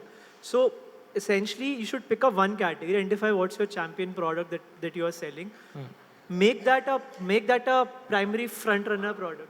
Yeah, make that a primary, because you never spoke about that. You spoke about a distribution strategy. It was not a startup pitch. It was a sales pitch. ये distribution होगी ऐसी. So that's why. Exactly. So focus on that. Focus. अगर आपको brand बनानी है, I agree with you कि you should make your brand, but then you should talk about your product. You should talk about your story. You should talk about why, if I'm wearing this over a branded logo, I'm getting the premium feel of it. That wasn't there. No feedback taken. Actually, entire my pitch was about the distribution. Yeah, I do agree, sir. The hero is the product itself, the high fashion, high quality at an affordable price. But because of this thing happened, the numbers were surprising. We thought, looking at the last 2-3 pictures happen. No, actually, recent presentation में 2-3 जगह से मुझे यही feedback आया. They were asking more about dark store. So I thought that will be more interesting to know about. Sorry, sir? बोलने से तो quality मालूम नहीं पड़ा, पहनेंगे तो मालूम पड़ेगा. देखिए. Slowly we are revamping the model, sir. Sure. Thank you very much, Syed, for that presentation, and thank you to our sharks. Thank you to our investors, ladies and gentlemen. Moving ahead to our panel discussion on navigating the future of innovation, let's get to our strategies for building a sustainable ecosystem for the startups in India. Well, to moderate the session, may we please give it up for Mr. Mudit Bansali. And request you to kindly join us here, ladies and gentlemen. Mr. Mudit Bansali is from Chartered, and Mr. Doshi ji, the chartered accountant firm, that's his firm, Doshi CA firm. Ladies and gentlemen, I'm going to introduce Mudit ji Bansali first, who's going to moderate the session. My lovely team, hello. My lovely team, thank you. Can we please have the setup for the panel discussion? With a wealth of experience in the field of accounting, business advisory, and entrepreneurship, Mr. Mudit brings a unique perspective and an absolute valuable expertise to guide this conversation. As dedicated advocate for MSMEs and startups, we are honored and elated to have Mr. Mudit Bansali here for our discussion to moderate navigating the future of innovation. Let's put our hands together for Mr. Mudit and welcome our distinguished panelists. My lovely team, panel discussion ke liye, sure, आराम से, no, आराम से, no, let them sit, आराम से, कोई जल्दी नहीं है, एकदम आराम से. Well, ladies and gentlemen, please allow me to introduce my distinguished panelists. They are Mr. Aditya Arora, the CEO of FARD Network, a leading angel network that invests in early-stage startups across India with an exceptional talent for spotting potential in the nascent stages of a business. He has guided FARD Network to become a pivotal player in the startup investment arena. His strategic vision and passion for innovation have empowered numerous startups to achieve their full potential, making him a respected figure in the entrepreneurial ecosystem. Let's welcome Aditya Arora, followed by Mr. Amit D. Kumar. Friends, he's a key figure at our ventures, brings to the table a wealth of experience in venture capital and startup mentorship. With a focus on innovative startups that disrupt traditional markets, he has been instrumental in driving investments and providing strategic guidance to budding entrepreneurs. His expertise in scaling startups and navigating the complexities of the investment landscape is highly valued by the founders and investors alike. Let's welcome Mr. Amit D. Kumar. And give it up for our very own Mr. Meet Jain, the very young and dynamic Meet Jain, the co-founder of Bizdateup, who's been at the forefront of the startup ecosystem, providing a platform for entrepreneurs to connect with investors. Under his leadership, Bizdateup has flourished, aiding in the funding of numerous startups and fostering a culture of innovation and growth. Meet's vision and his visionary approach have truly given a great boost to the startup community, and he's played a great hand at creating opportunities to those who look forward to having their own startups. Let's give it up for our very own Meet Jain and welcome Mr. Mahavir Pratap Sharma, the stalwart in the Indian startup scene, who wears multiple hats as an angel investor, entrepreneur, and mentor, and as the chairperson of Thai India Angels and the co-founder of multiple ventures. He brings a rich blend of entrepreneurial experience and investment wisdom. His dedication to nurturing startups and his knack for identifying promising ventures have significantly contributed to the growth of the entrepreneurial landscape in India. Thank you, Mahavir Pratap Sharma, for joining us here. Now everyone can join us here and take their hot seats.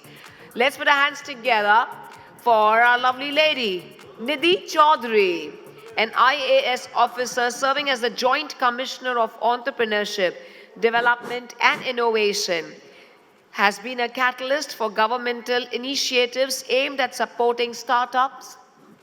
Thank you. Thank you, ladies and gentlemen. To only the gentlemen here with us, along with Mudit moderating the session. Well, we have almost all the sharks here on stage. Mudit, let's roll on. Come on, everybody. Let's put our hands together. Cheers. Celebrate this moment. Thank you, sir. Thank you so much. Of course, everyone had a very sumptuous food for belly or maybe tummy. Now let's have some food for thoughts. And I've kept this session very raw. Of course, though the questions have been there with me, but I haven't shared this question with these guys. Being Mahavir ji at the, being one of the panelists and Amit at the other end, I don't need to, send across the questions to them and, prepare themselves. The more raw they are, the more value addition the startup founders will get, and we as an audience will get it. So let's start, of course. I'll directly shoot. सब सो रहे थे और आपने हमारी तारीफ करके लोरी उनको और सुना दी और सो गए सब. Mudit is like मैंने काम नहीं करा है, but इसका मतलब ये है कि इन लोगों ने भी काम नहीं करा है. These guys can speak for themselves. Of course. So let's start with Mahavir ji. Of course, you come with a very decent background in terms of startup ecosystem, and so considering the current market scenario, how these startups have been working. I mean, we were seeing the way you were responding to a few of the startups and giving your raw feedback to them. What these new startups need to learn from the the ever changing scenarios, and what strategies they need to bring in terms of building the startups. Of course, the idea would be the epicenter, but beyond that, what are the other key factors they need to look into while crafting their dream startup? ये घड़ी चालू कर दो यार, हमको मालूम ही नहीं कब रुकना है. Sir, stop clock चालू कर दो. See, I think the first panel that we had, all the speakers kind of gave a very good overview of what they look as investors in startups. And I think all that everyone should hear very carefully. And if there's a video recording, I think they should listen to it again and again. But also in this fast changing world of startups that you said, the startups have to be very, very agile. And competition is coming from all directions. It is not only, when someone shows me a slide of direct competition, I used to see this, there is so much competition coming from all different directions. I mean, there are competitions, jewelry is has competition from Apple or electronics, people want to show off, their devices rather than wearing what jewelry they're wearing, etc. So I think sector agnostic competition is. So the startups have to be very, very agile. Someone in the edtech sector, they're all threatened by AI and what teachings can happen. So I personally feel that what is good today might not be required or relevant today. Aditya and I were talking on the EV. The battery technology will change, the structure or whatever is needed, whether swapping is required or 2-minute charge will be possible. So things are going to change so fast, so real, that investing in huge capital or huge operations or depending on all of that should not be done at any cost. That's why I thought the jeans manufacturing and clothes, it's not required because you're Gen Z, designed, manufactured for, and so just focus on that. Let other people do that. In my opinion, you should be very, very low cost, low OPEX, so that you can quickly shift to a different medium or different mode and do a different thing if required. That's what I think, in addition to whatever was said earlier in the morning. And more so, what I feel that, not just focus on the current market scenario, because I've seen a lot of startups go into a particular sector because it's booming currently. You have to think ahead of the time. Like, for example, when COVID was there, in fact, I feel that COVID was a blessing in disguise for a lot of people. Okay? So you should think beyond that, and, after 5 years, what things gonna turn up. All right, I moved to Aditya. Aditya, you wear two hats, of course. I mean, being an angel investor, an investor as well as a mentor to a lot of startups. And if you see the portfolio of yours, you invested into different sectors of companies or the startups. So what additional advice you give, not just from the funding perspective, but from the overall, their business idea perspective, what additional advice you give them in terms of making them ready for the future? That's a very great question, because a lot of people think that angel investor ka only job is to put money and then just sit back and wait for the returns to come. But of course, that is one way. But then you should not then blame ki acha returns nahi aaye to fir of course it was my bad decision. I think where angel investment money comes in crucial is not the quantum of capital at all, because 2 crore, 3 crore, even $1 million, $2 million is not going to be sufficient for a business, of course, to make this a very large company. They will continuously need to raise multiple rounds of capital from larger investors also. So even from startup side, the selection of angel investors should not be based on just capital, right? Because capital to aapko bank bhi deta hai. It should be based on the advice. It should be based on the wealth of experience that the angel investor brings in, and which basically helps you to cover a 10-year journey into a 3-year journey. That's what startups are all about, right? That's what the fundamental difference is, right? अगर एक सड़क पे कोई मोमोज बेच रहा है, that's also a startup, but you would not call it a startup because they are doing a business. They'll continue to run the business profitably for the next 10 to 15 years with very minimal increase in sales. But you would call a startup जब वो मोमोज वाला technology use करे, customer profiling करे, customer data को analyse करे, feedback loop generate करते रहे, right? All this is actually monetize करे अपनी audience को effectively. That's what a fundamental difference is. And that is where an angel investor helps you to, of course, cover that experience. So in almost now touching 100 companies that we have invested in, what I practically do as a standard practice is, identify companies which actually need my help. There are a few companies, of course, in the portfolio which are beyond the help, right? There are Blue Smart, Battery Smart. These companies, Kerala Banana Chips, have grown ahead massively well. But some companies which are very in the initial stages which need my help is where then I try to put a framework. कि capital तो raise कर लिया है, but now from this capital, how would growth kick in? Right? What are the different forms of strategy? What are the new markets? What are the new technology that's being built? And ये बहुत बार होता है. Angel investor लगता है कि पैसा डाल दे, ये business plan था, but आप देखोगे अगर आप 3 महीने बाद एक call करते हो, business plan entirely change हो जाता है. Right? Because entrepreneur, when they get capital at hands, they start to think very differently when they did not have the capital. They start to think even in 200, 300% more, of course, expansion direction. Because they also have the pressure to return back that capital. So that's why it's fundamentally important that you spend time in terms of understanding what is the positioning of the business. Positioning is, for me, the biggest moat of a business is positioning, right? In EV, like we were talking about EV में हर कोई सब कुछ कर सकता है, right? A battery company can, of course, run their own fleet tomorrow. A fleet company can have their own battery tomorrow, right? A fleet company with a battery can do retrofitting for other battery companies and fleet companies tomorrow. So at the end of the day, where you are positioned, what's your core strength, what's your core market, that is where I try to spend more time with the startup. B is helping them to get more business, right? That is also, I think, should be a job of a very active angel investor. I'm not saying कि वो जाके मतलब रोज call करे, वो time possible ही नहीं है. But at the end of the day, understand where are going to be the majority of customers or monetization come from. That is also, I try to spend time with the startups. And third is planning their next set of actions. See, fundraise is not a one-time phenomena. Startup founder का सबसे पहला धर्म ही होता है कि वो fundraise ही करता रहेगा पूरी जिंदगी भर, right? कि आज भी कर रहा है वो pitch ही करता रहेगा. वो the PowerPoint is like their Bhagavad Gita. वो ही पढ़ता रहेगा पूरी जिंदगी भर, right? So at the end of the day, understanding where fundraising has to come in, because we have seen companies which raised funds very early, they became shut. I'll not, of course, name companies, but you've seen big unicorns in China, big unicorns in India also. We have seen companies, great companies, solid traction, but they were not able to raise funds in time. They were not able to, of course, grow. Fundraising is a very important kicker in the journey, right? And how I explain it is, we all have played that game, of course, car racing game. उसमें एक nitro का option होता है, right? Where you boost. So if you boost it at the time when you are nearing of course, the winning position, that is where the boost is the most effective, right? So at the end of the day, understanding that fundraising is the boost, right?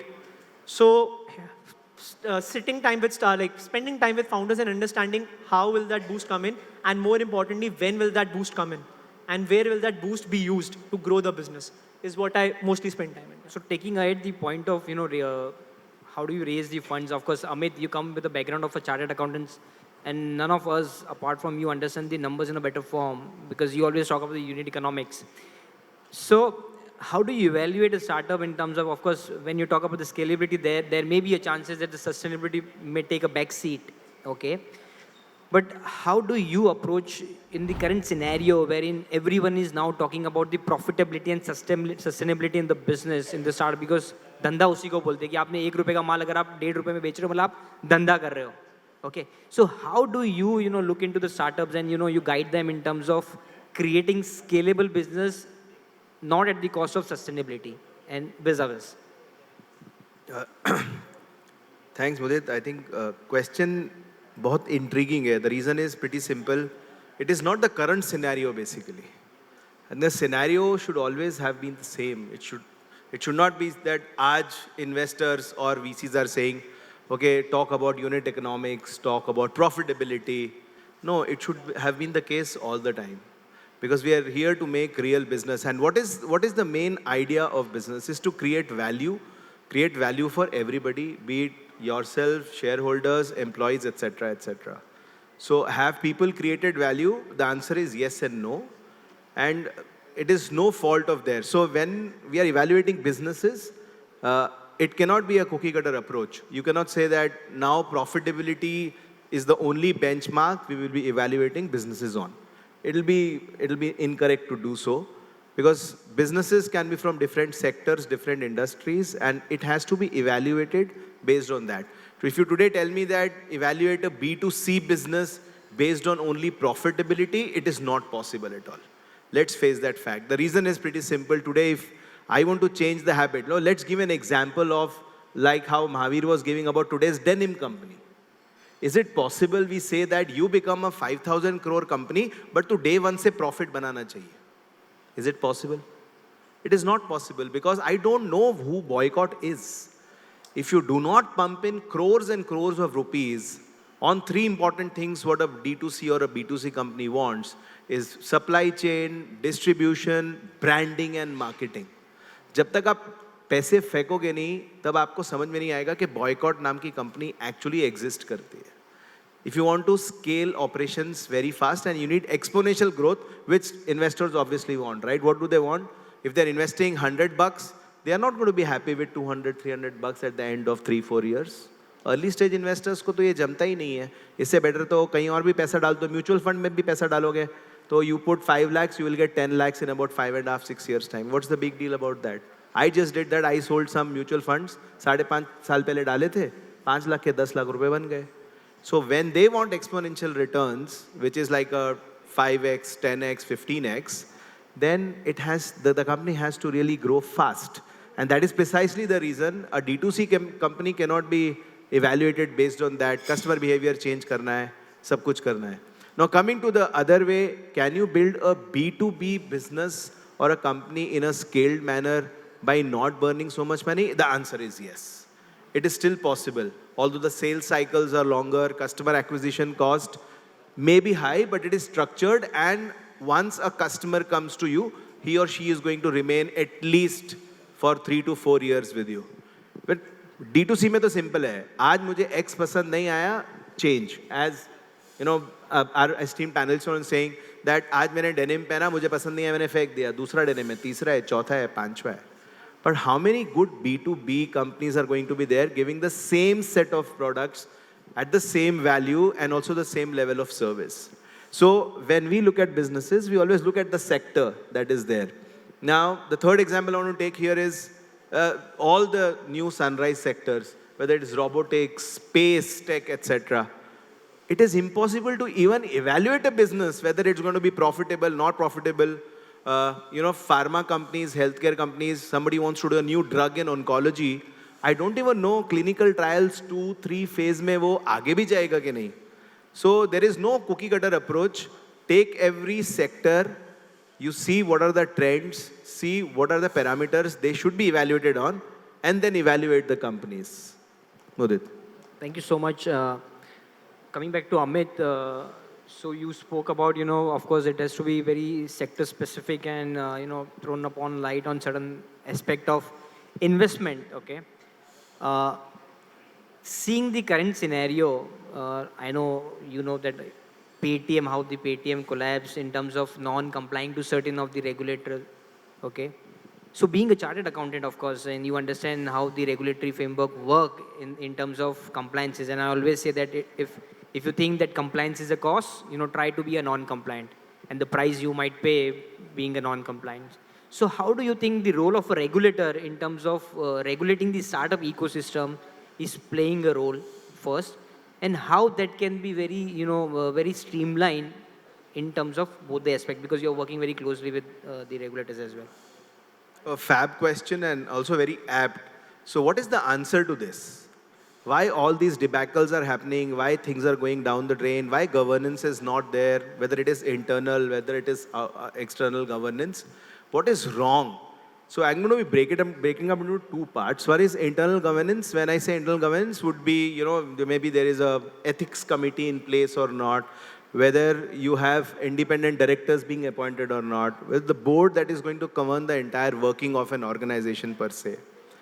Now the problem is, whenever the board of directors is sitting and they are taking decisions or they're looking at certain things, they may just let go of certain things initially. Okay, saying that ये startup तो नया है, founders को अभी इतना पता नहीं है, they are not up to date, थोड़ा बहुत चलता है. Now what is happening in this case? जब बच्चा छोटा होता है, वो 10 रुपए चुरा लेता है वॉलेट से, तो क्या बोलते हैं? 10 रुपए तो चुराए हैं, क्या फर्क पड़ता है? आज 10 चुराए हैं, कल 100 चुराएगा, फिर 1000 होगा, 10,000 होगा. आज स्टार्टअप जब गलती कर रहा है, तब the board is not supposed to say, ठीक है, सीख जाएगा, लेट फाइलिंग हुआ है, नहीं भी फाइलिंग हुआ है, इंटरेस्ट पेनल्टी के साथ भर देंगे. It does not work like that. Internal governance per se has to start from the beginning. And I think the more the awareness is created amongst the startup founders, it's very important. Whether we like it or not, people say, ये तो hygiene है, क्या फर्क पड़ता है, कुछ नहीं होता है. इंडिया में तो ऐसा है कि हाँ चल जुगाड़ है, मैनेज हो जाएगा, आप क्यों टेंशन लेते हो? ये सब चीज़ें अगर आप बैठ के बोलेंगे, I don't think so ever internal or corporate governance is going to become a subject right from the beginning in terms of startups. So जैसे जैसे startup बड़ा होता है, problems भी उतनी बड़ी होती हैं, but let go. Second, I think from an external viewpoint and the regulator, like Mudit, what you were asking, there are two very important aspects. Number one, these all companies are unlisted companies. So what is happening in unlisted companies? कुछ regulatory framework actually है ही नहीं. अब listed होता है तो क्या होता है? Every quarter, 6 months, based on what your position of the company is, you have to file certain returns, financials with the regulator. Now, a new set of regulations have to come for unlisted securities or unlisted companies also. The reason is we are not talking about small money, ladies and gentlemen. We are talking about hundreds of millions of dollars and billions of dollars. In 2021, we saw $42 billion being infused into startups in the country. That is not a mean figure at all.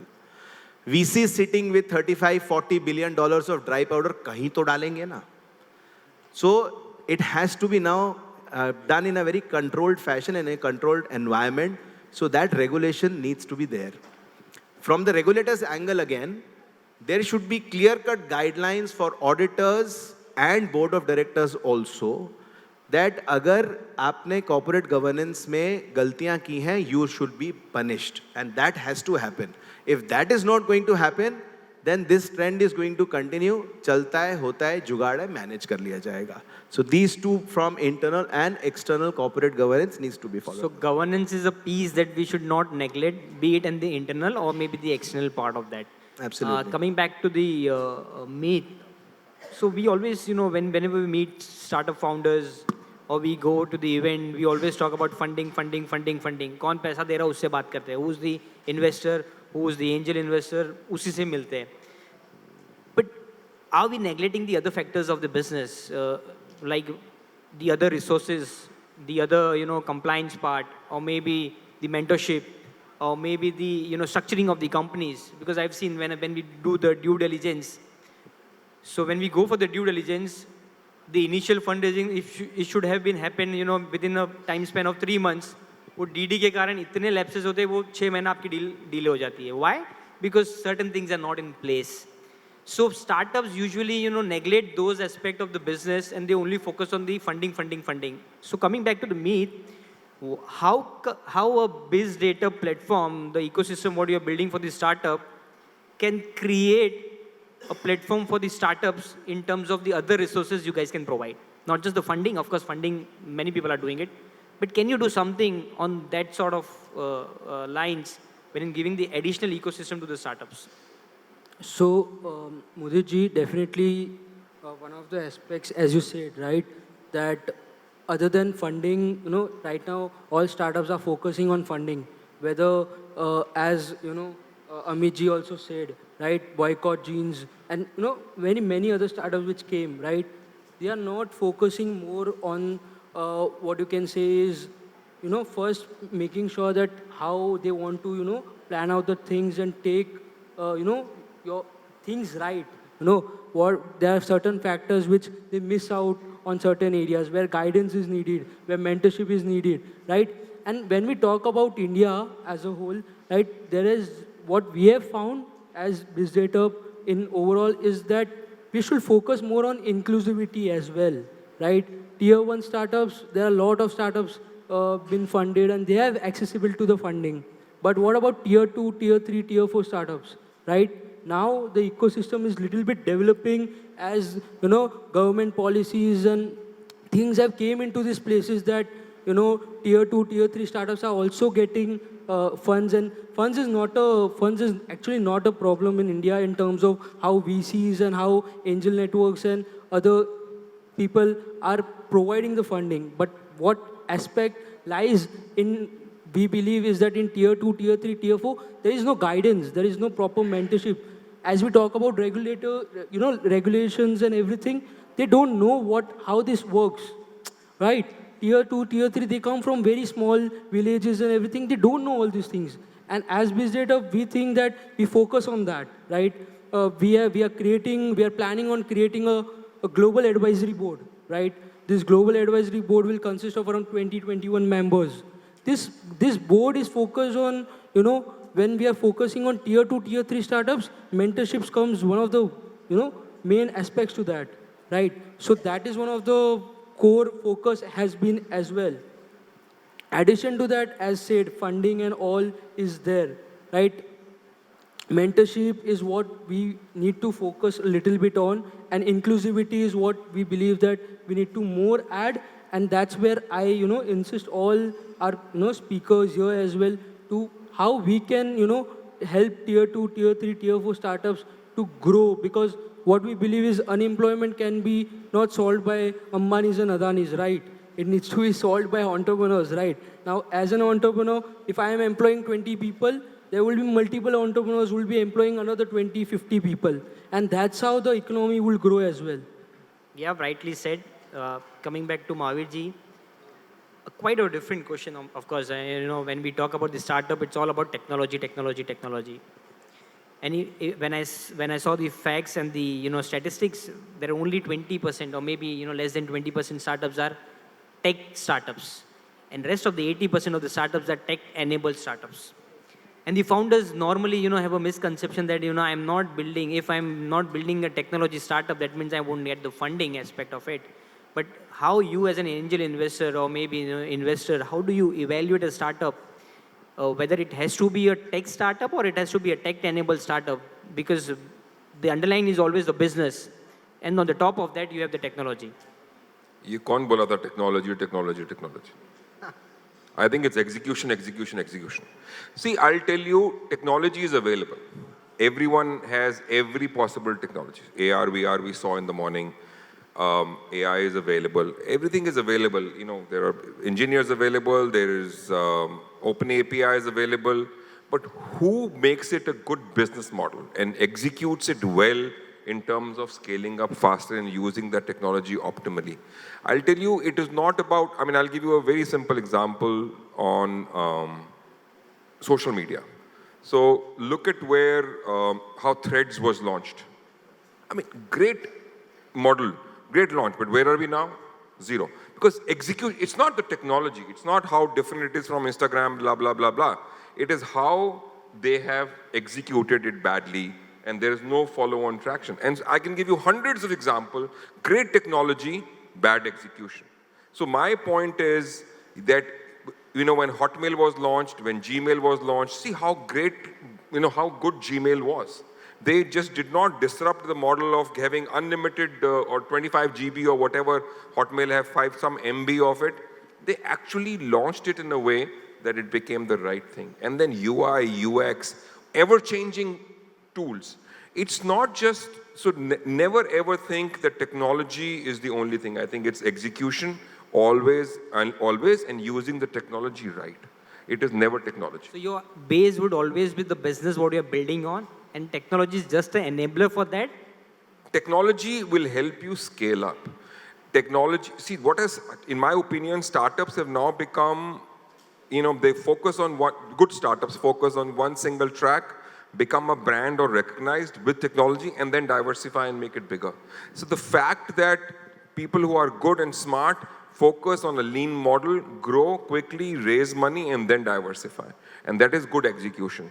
Doing too many things because you want to impress your investors or you want to satisfy your own ego is not going to take you any further. So I'm very, very clear that it's not about, whatever they are doing with clothing, whatever SDG, whatever climate tech, agri-tech, drone. Everyone is doing drone. Everyone is doing space. Everyone is doing EV. Everyone is doing battery. सही तरीके से करेगा कौन वो important है ना. Very few people will create something that is absolutely new. Everyone is trying to do hydrogen. Everyone is trying to do, but execution.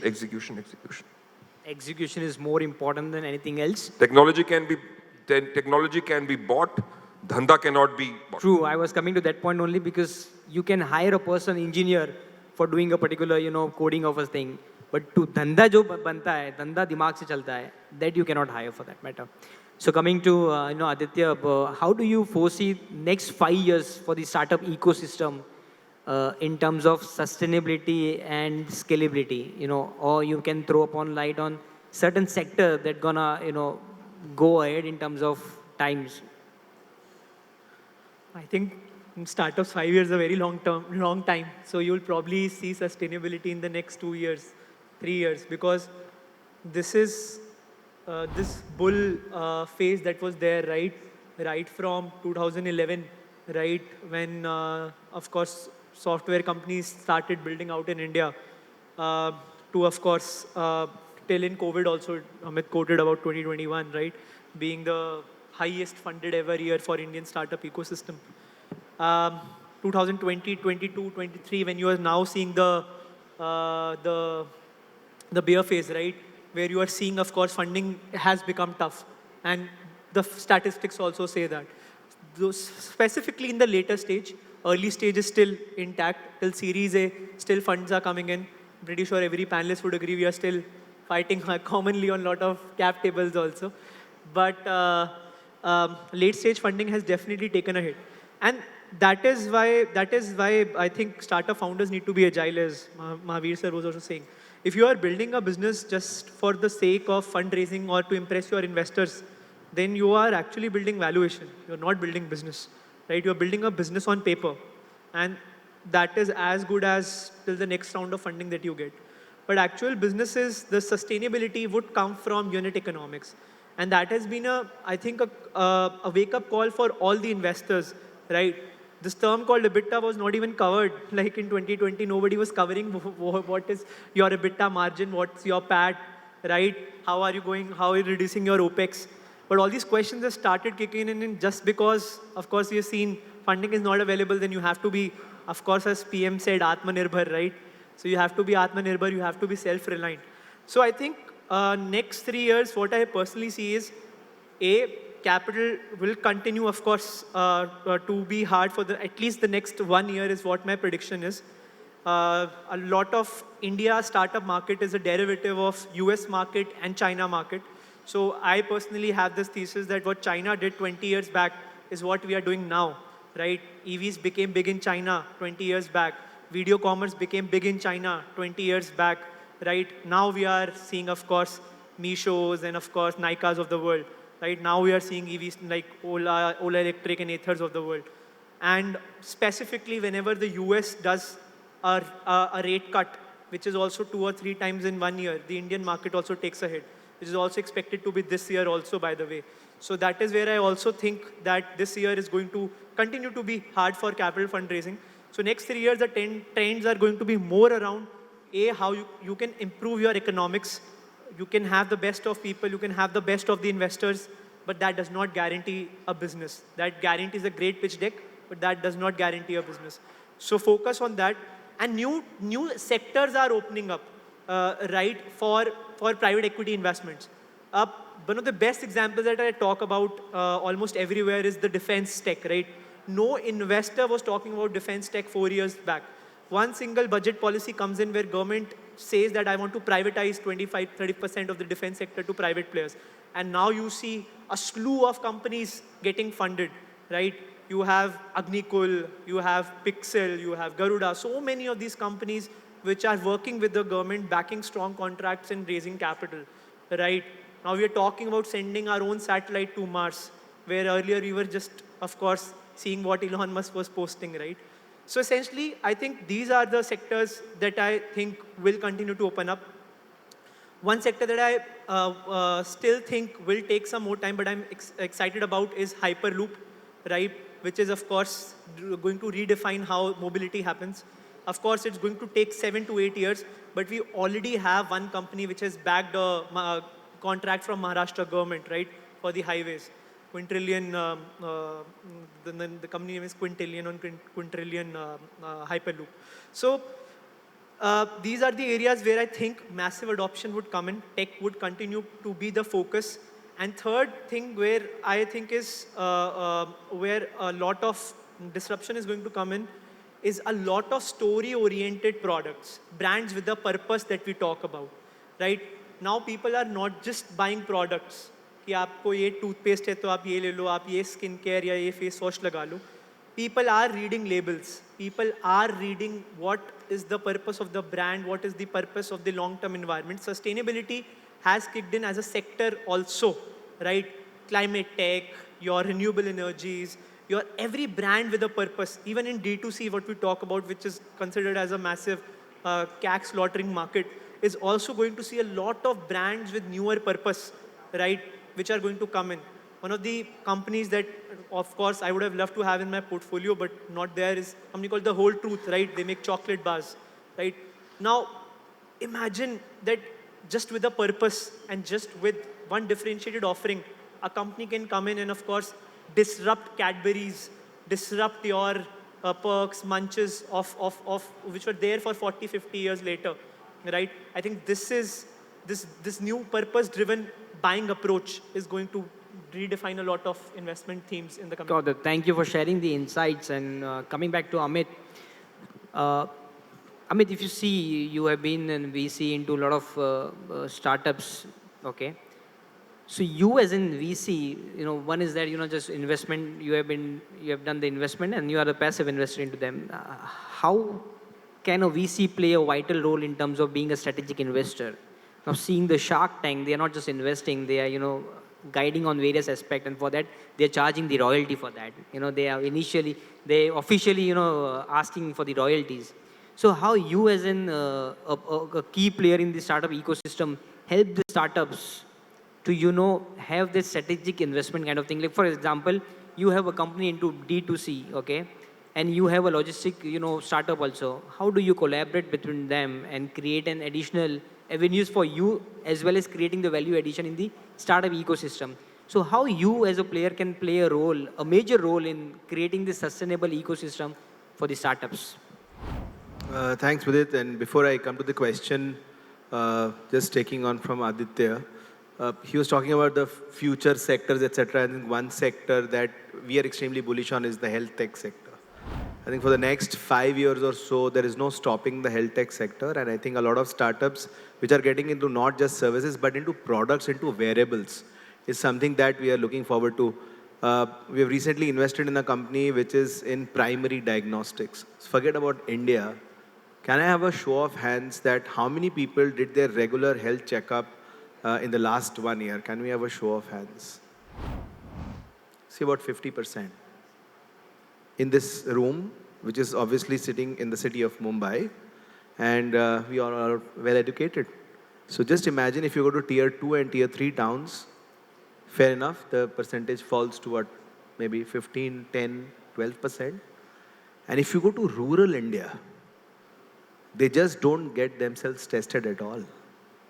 And we are the diabetes capital of the world per se, and diabetes के बहुत सारे best friends हैं ना, kidney problem, heart problem, ये सब best friends हैं एक दूसरे के. So people don't get themselves tested not because they don't want to, awareness तो है ही नहीं, but also because there are no facilities in villages. अगर आपको अपना टेस्ट कराना है तो आपको 20-30 किलोमीटर दूर जाना पड़ता है. And you're sure that once you don't want to do that, it's difficult to do. So diagnostics is going, primary diagnostics will be a big challenge. Wearables, then good wearables coming in. robotic hands coming in for physiotherapy. There are basically wearables coming in. Sar pe laga lo, pata lag jayega stress level kitna hai aur kaise stress dur karna hai.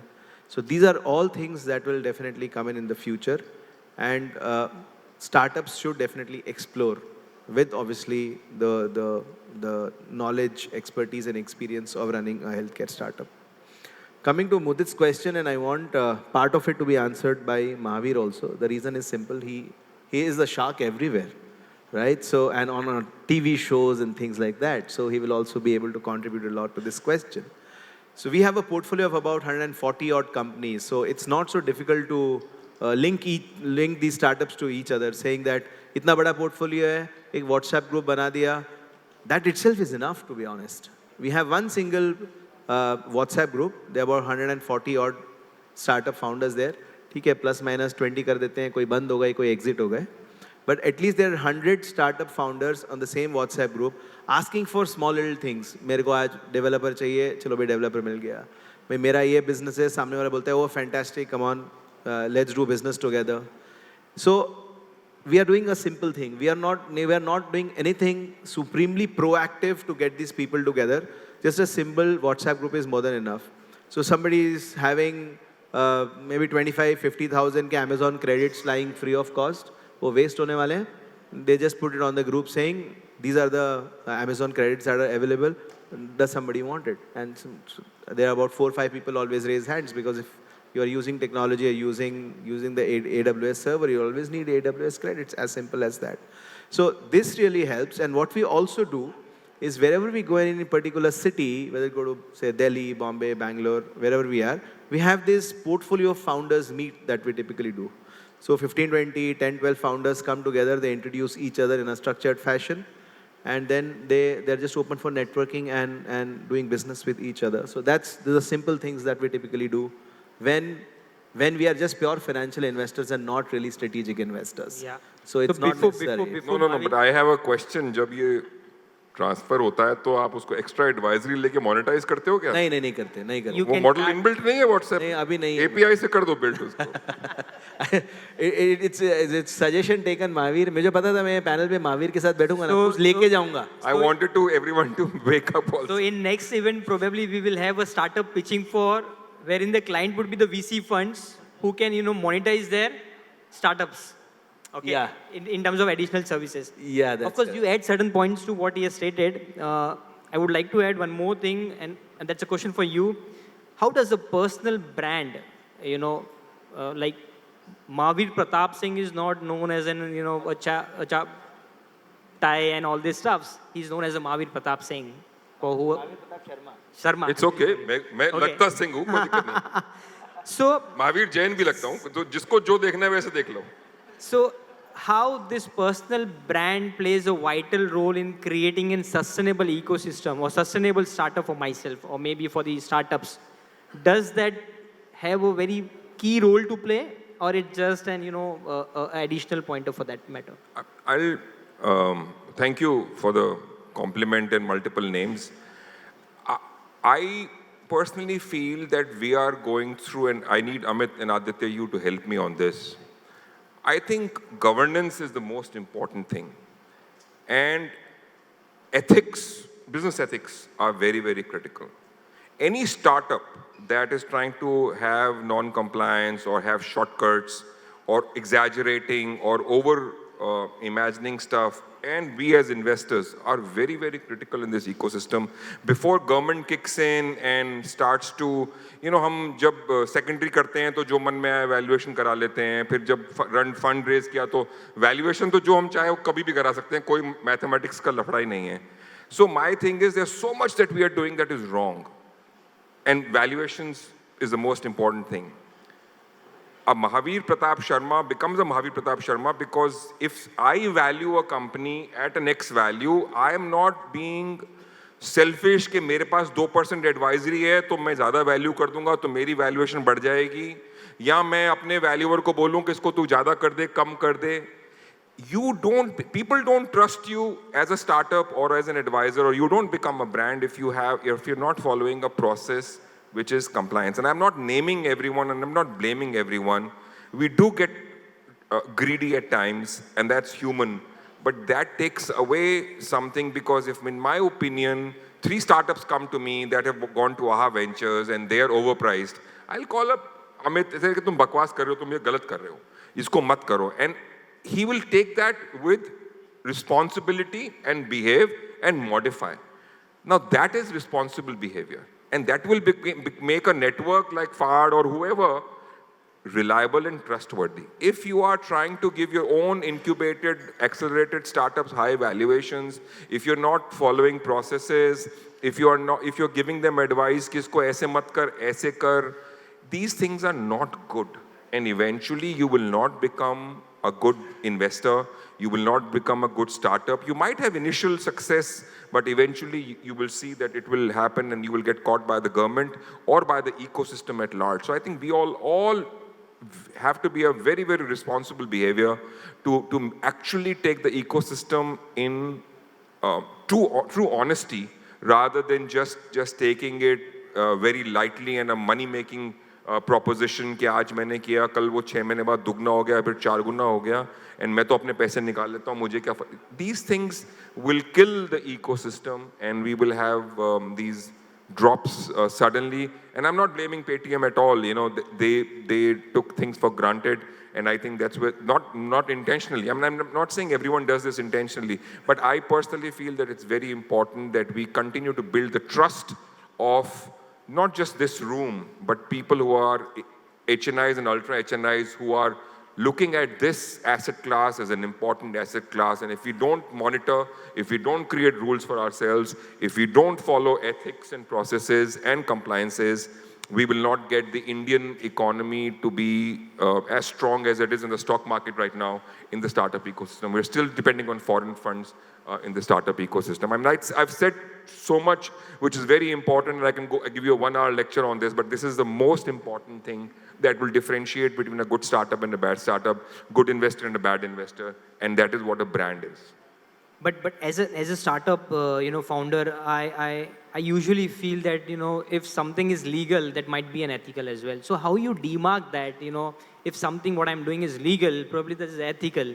So how do you demark that particular thing? Because there's a very silver lining difference between legality and, ethical point of view of conducting a business. See, morality, I'm no one to judge morals and ethics. But you can throw upon certain, facts. Yeah, but लेकिन क्या होता है ना कि I'm not saying कि हमको सबको भगवान बनना है. I am a very practical person. We have to be practical. But I personally feel that somehow if your conscience allows that, and the larger group, not just the co-founders, but the top management, your investors, your board of directors, your peers, your family, if everyone feels that you are fine or you could be fine, I think it's okay. I'm not trying to kill anyone or judge anyone, and I think we should be surrounded by critics more than by people who please you, who are honest to your face. And that's why when I look at companies and I really give them a very hard time and ask very tough questions, just so I'm seeing how resilient they are, how honest they are towards what they are doing.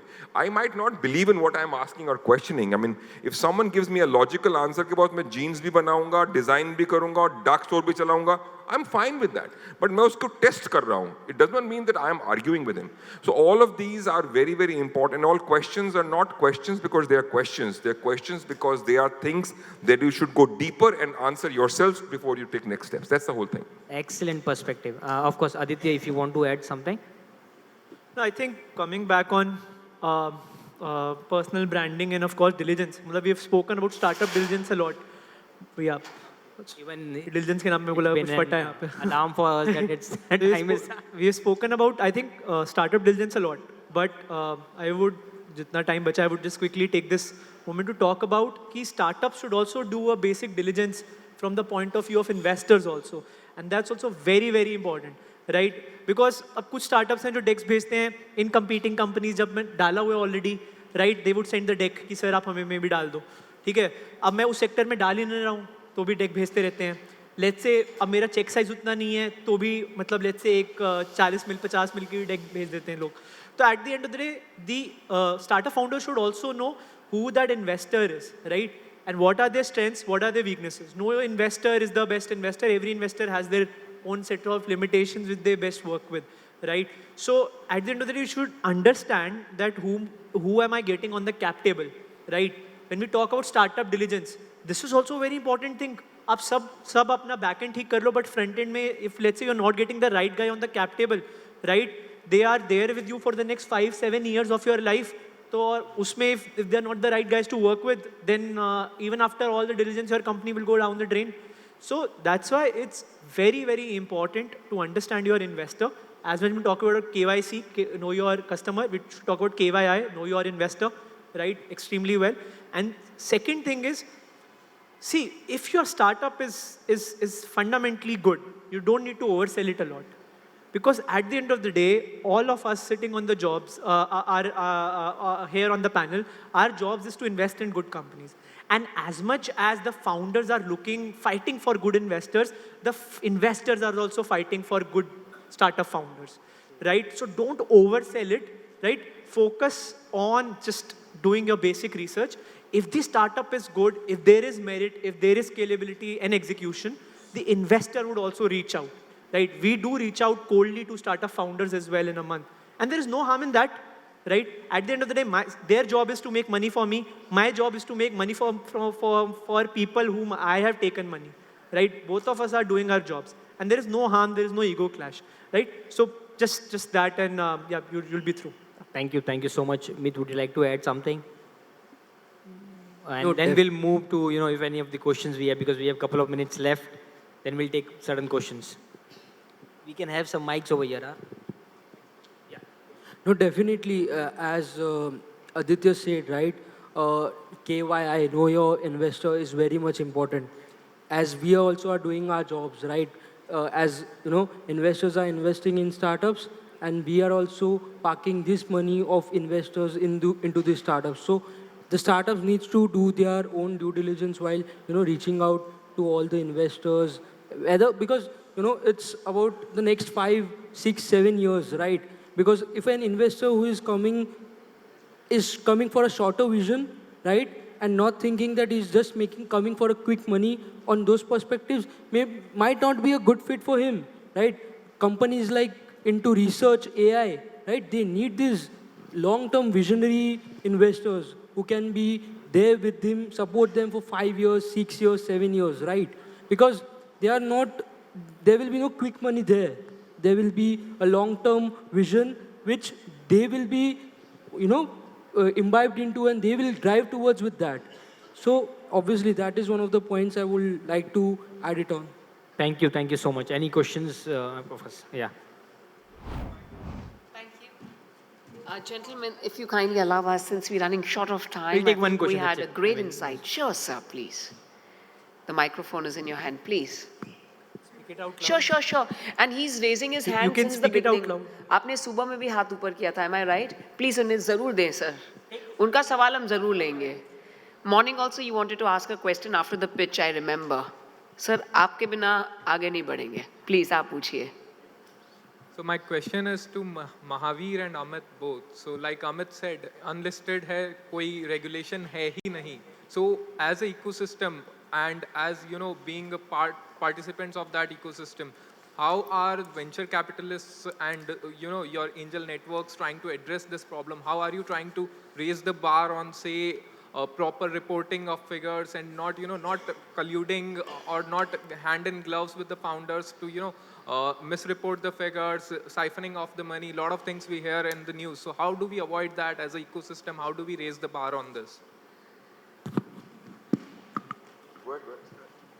Well, as I said, if that is the case, somebody has to take objection to it. And if you are sitting on the board, then you should be the first one to take an objection. And people were talking about ethics, and he asked a very good question, saying, "Oh, legal hai or ethical nahi, etc." So, what is the difference? Legal hai, legal framework hai. Ethics is from inside. If your own conscience is allowing you to do certain things, then nobody can do anything about it. So, as the community, it is as simple as that. If we are not doing our jobs correctly, if you are trying to say that by any chance, is the fact that there are very few people where these things are happening. And the only thing we need to do is to nip it in the bud, right? So it's very important to do that. So when there is an internal ethics committee, governance committee, and when there are auditors, and when there are board of directors, etc., somebody has to raise a flag. And I think most of the times the flags are being raised. So saying that the flags are not being raised is something which is not possible. So externally, I think we will have to put in more penalties. Framework has to be defined. That's what I was trying to say. If you're going to try and give awareness sessions to people, उनको ज्ञान देना चाहते हो, चलो हम ethics सिखा देते हैं आपको, उसको किसी को कोई ethics सिखा नहीं सकता है. That has to come from within. So due diligence is getting stricter. Then the quarterly report mechanisms, if you are only asking for basic parameters or you are going to be asking for basic numbers, उसको थोड़ा बढ़ा दीजिए. Then the board meetings, rather than friendly chit-chats and exchange of pleasantries, should be done very seriously. Agenda, एक दिन पहले नहीं, आप 15 दिन पहले भेजिए. So these are small little things that all need to then change in the entire framework. Minutes should be run properly, they should be circulated, there has to be follow-on discussions. And within the entire ecosystem of, or specifically of the board, somebody has to be the torchbearer in that case. ये नहीं कि सब 4 लोगों ने बोला, 5वां बोले ठीक है, अभी 4 बोल रहे हैं तो क्या फ़र्क पड़ता है, ऐसा नहीं. At least get it recorded in the minutes if you can't do anything about it. If that is also not being done, then there are quite a few people at fault for sure. Mahavir. Totally. I mean, Amit covered everything. Basically, ethics you can't control. It's a very gray area. Go mechanics and housing and etc. will still happen despite whatever reports, whatever audits, internal, external, whatever. So I think it's a very, very difficult domain. You know, when having invested in many startups, all of us having a good team of people trying to do whatever they can, sometimes it gets, under the radar. But I personally feel that so long as we all practice, and it's a very small percentage, in my opinion, at this point of time, but huge learnings, and we should continue to emphasize on that. That's why whenever I have the opportunity and I'm talking to startups and or investors, as this is a new asset class, I tell them of a huge responsibility that we have until government kicks in with the stringent measures, if required. All right, thank you so much for your precious times and sharing good insights with us. We'll close. Thank you, Mother. That's very kind of you. I'm going to please request all our gentlemen to step forward for a group picture, and I'm going to simultaneously please request Jeet to be here as well for joining them for a photo op. And to do the honors, I'm going to once again request our dignitaries from DBS to kindly join us here to present mementos to all our distinguished speakers. And this goes to all our panelists, sir. Post-lunch, at first the ballroom is full. उससे ज़्यादा important है कि all the minds are wide awake. तो मैं आप सबके लिए तालियां बजाना चाहूँगी. Thank you so much for keeping the room full of intelligent minds intact, and the entire credit goes to our distinguished panelists. Let's give them a huge round of applause one more time. We like to present tokens of love and mementos. Maybe please have our gentlemen. Yes, sir. I think tokens of love are jinxed because पहले love token नहीं थे, अभी देने वाले नहीं हैं. So I think हम खुद ले लें. कोई बात नहीं, सर हमारे मीत और जीत है ना, the very young dynamic entrepreneurs, तो वही दे देंगे सर. सर सारे options हैं, don't worry.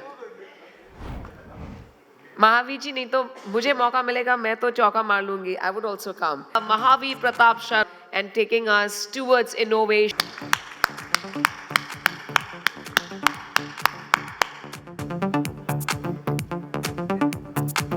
बिल्कुल आपने सही कहा, ये सब अभी आए हैं. गिफ्ट्स भी आए हैं साथ में मोमेंटोस के, specially for you all. Rajesh ji कहेंगे भाई हमें क्यों नहीं मिला सुबह में. सर आपके लिए भी है. All our speakers here for this fireside chat on entrepreneurial experience, that is building a brand from scratch, which is of utmost essence. And may we please welcome our panelists here. Rohan Bajaj, angel investor. G.V. Katyagi, the founder of Aste. Abhinav Mishra, the moderator. Deepak Chauhan, the Indian Startup News, and Kushal Lodha, the founder of Kark and YouTube educator. I'm going to please kindly request you all to join us here, and meanwhile, just a brief about all our distinguished speakers here for the fireside chat. Mr. Deepak Chauhan, the founder of Indian Startup News, is here with us for this fireside chat, and his initiative has illuminated the path for countless startups, providing them with the visibility and the recognition they deserve. His insights into the journey of building successful brands derived from his close work with entrepreneurs across the nation is truly invaluable. Friends, let's continue the applause as we like to welcome Mr. Rohan Bajaj, the esteemed Senior Engineer Manager and an influential angel syndicate lead recognized for his profound impact on technology and innovation. With a rich background in engineering and a passion for nurturing startups, Rohan brings a unique blend of technical prowess and investment acumen to entrepreneurial ecosystem. 20 seconds. The founder and the prominent YouTube educator dedicated to educating young minds about finance and entrepreneurship. His platform provides actionable insights and guidance to aspiring entrepreneurs, helping them navigate the financial aspects of starting and running a business. Kushal's passion for teaching and his ability to simplify complex concepts makes him a valuable asset to the entrepreneurial ecosystem. Without any further ado, Abhinav, over to you. Thank you so much. Great, thank you. So, hi, hello, good evening, everyone. As of all of you know, my name is Abhinav, and this session is mainly dedicated for young people. Okay, हम में से सब लोग any day at any some time in life, we have thought कि हम भी एक startup करते हैं, right? So this session is for them, right? It's a session for entrepreneurs to make a brand from a scratch, right? So today we have esteemed, very young panels with us, and we have Rohan Bhai, we have Jivika, we have Deepak, and we have Kushal, right? So just before we delve into the discussion, I have some data with me about the startup ecosystem in India, right? So India is third largest startup ecosystem, where DP IIT has recognized more than 1 lakh startups in India, right? So it's a very huge number, and let me tell you one thing, that 95,000 startups were started in last 7 years, right?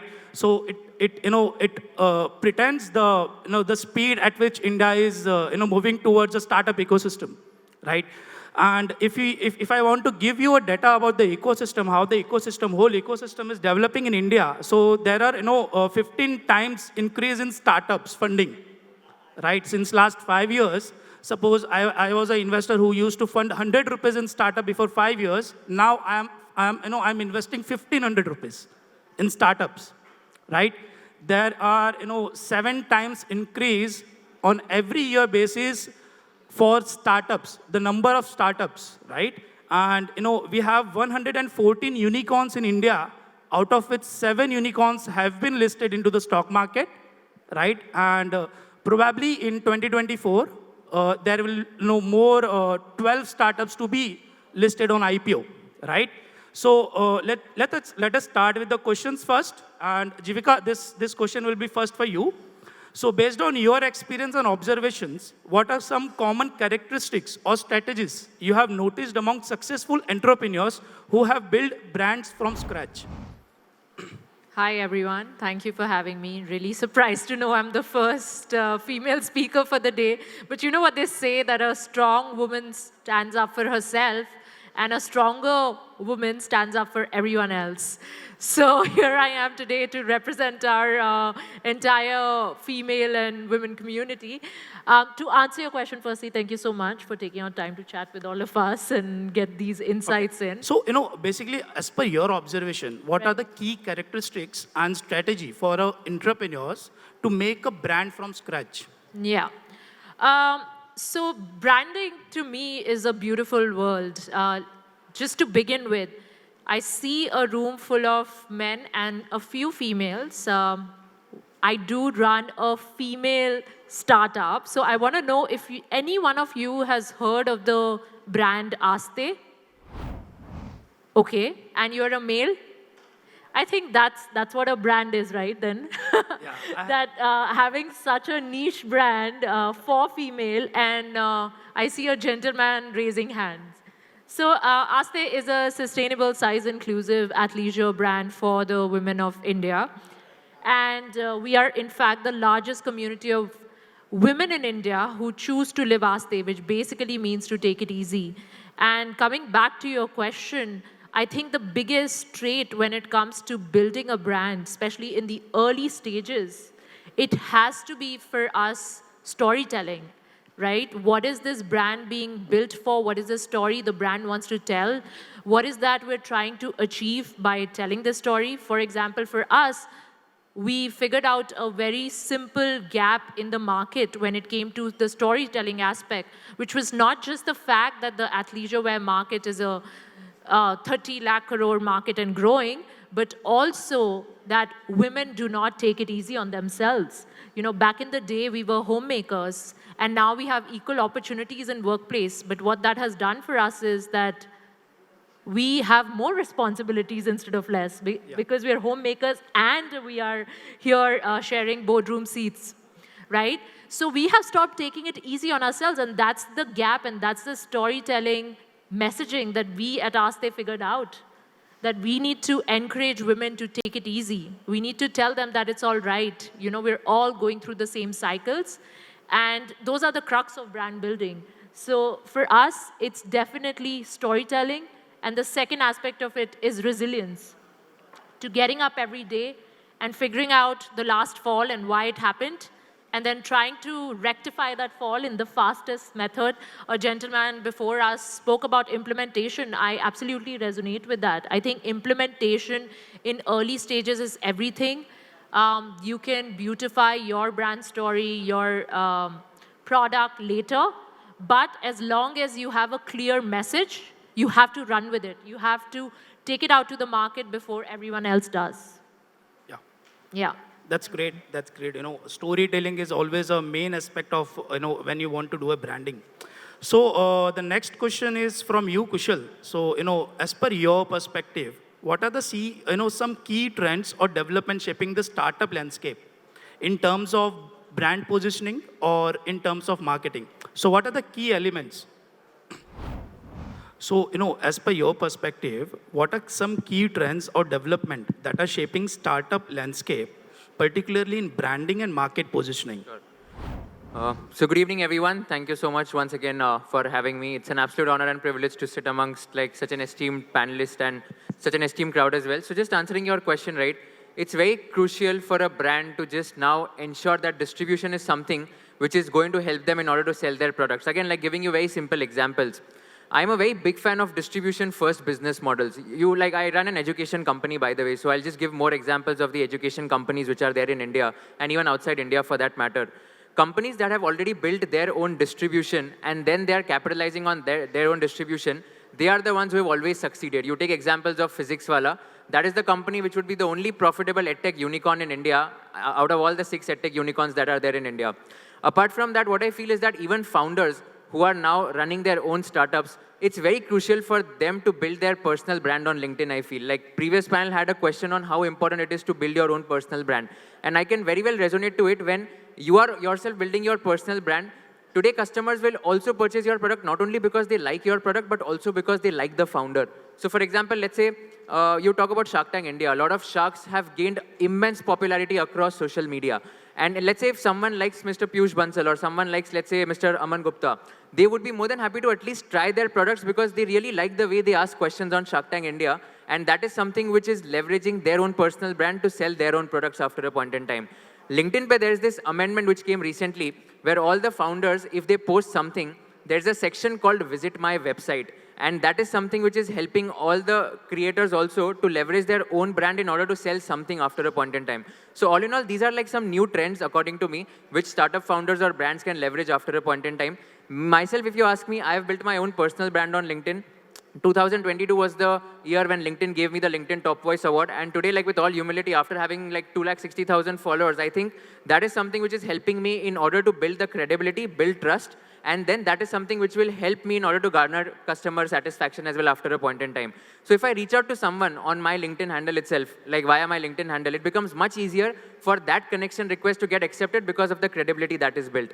And lastly, I think influencer marketing, which is a new trend that is also going to be there in the future. So there was this new report by HubSpot, which is a very big digital marketing agency across the globe.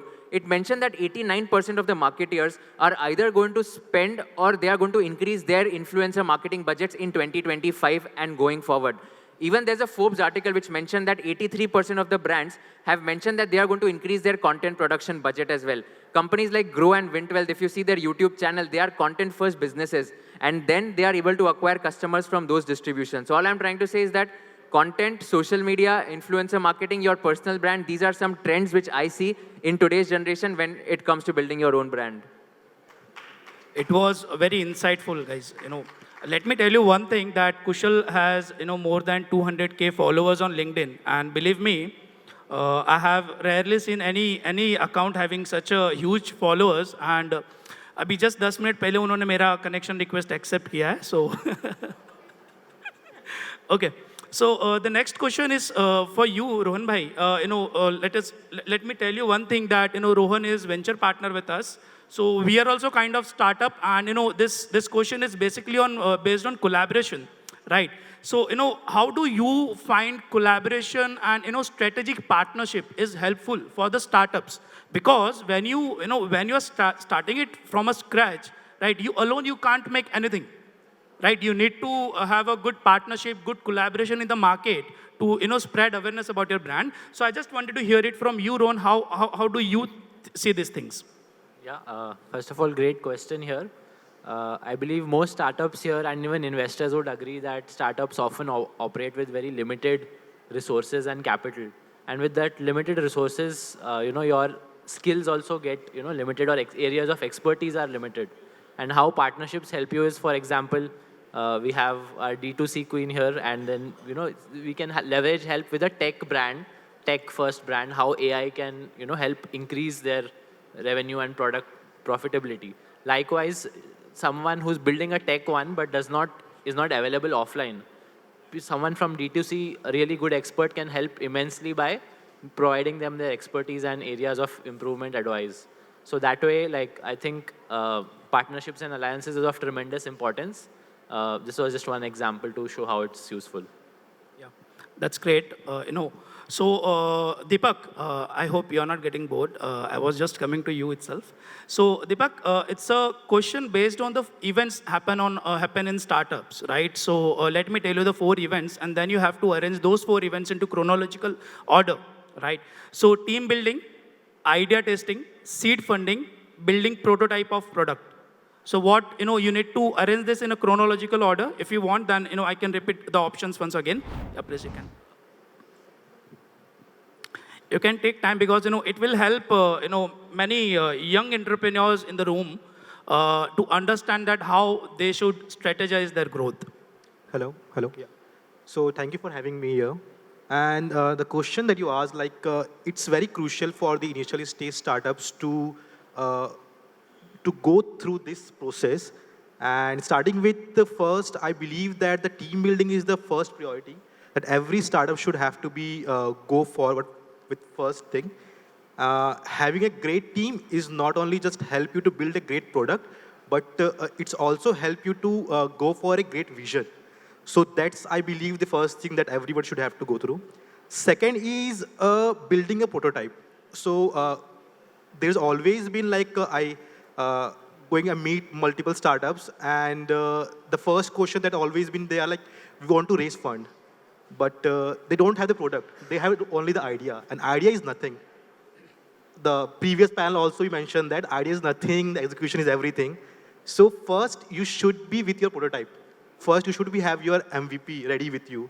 So whenever you're going to pitch somebody with a fun thing, every investor should ask you, what's your product, what's your MVP, have there any traction on that or not?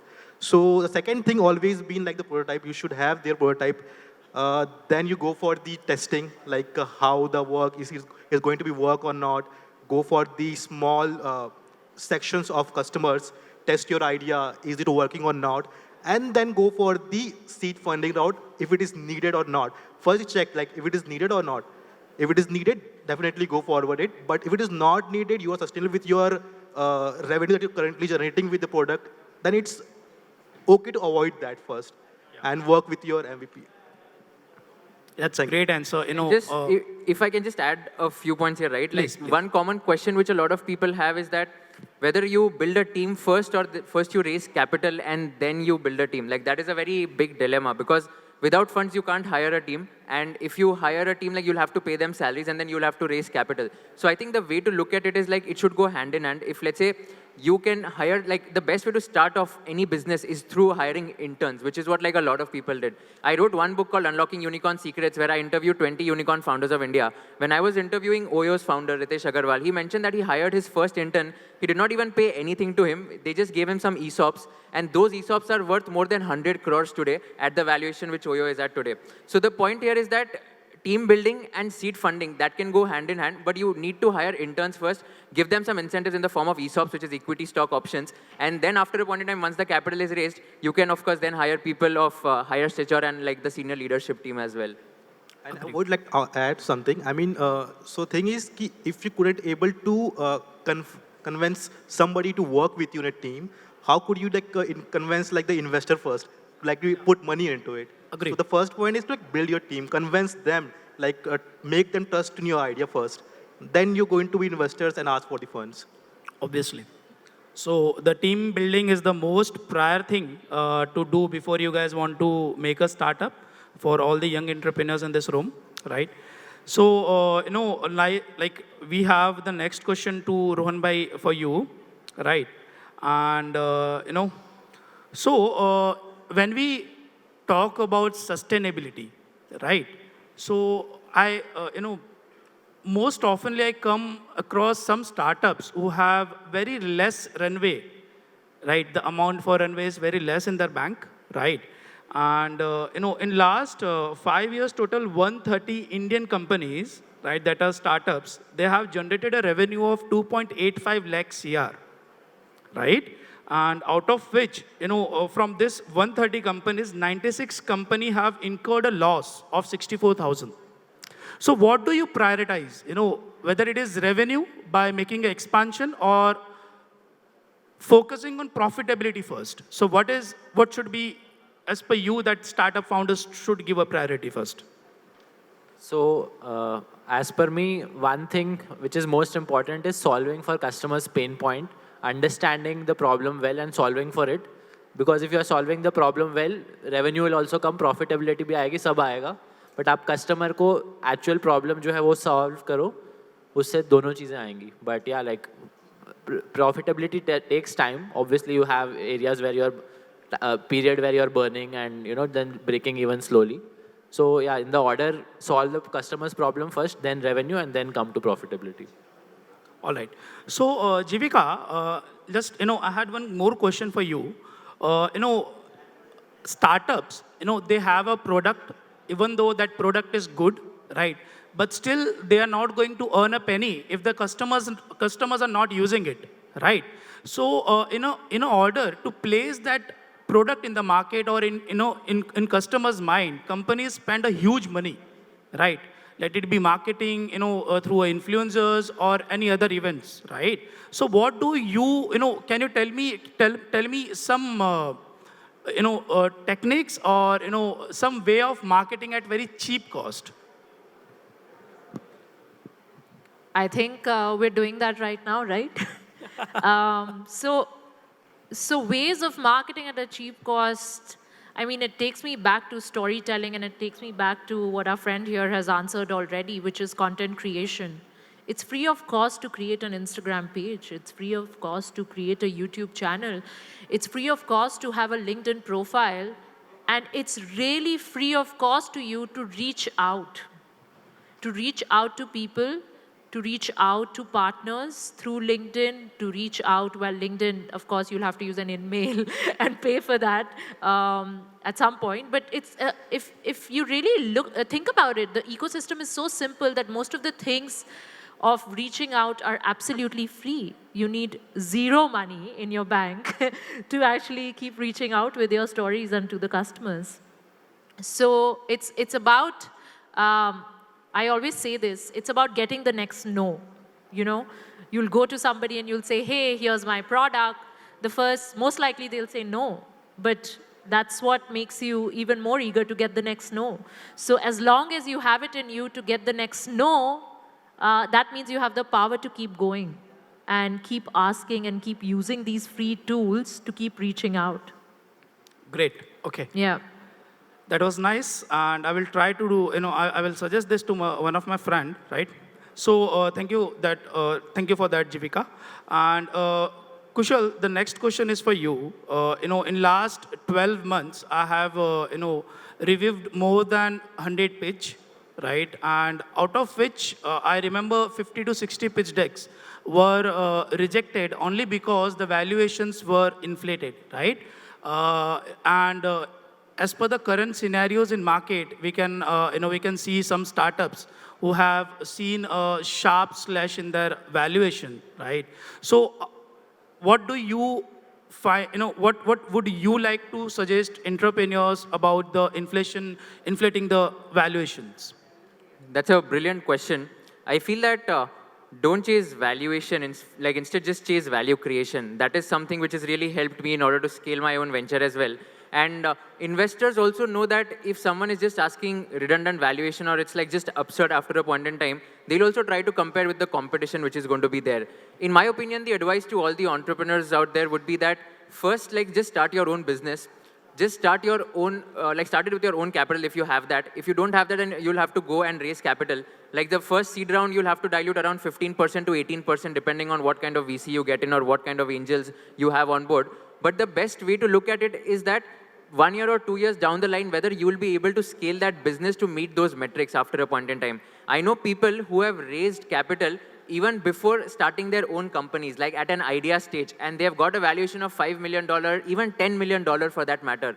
And I also know people who have started their own companies but have not been able to raise capital because VCs were not able to put in capital because they didn't like that founder or they were not able to take that bet. So only piece of advice would be that don't chase valuations here.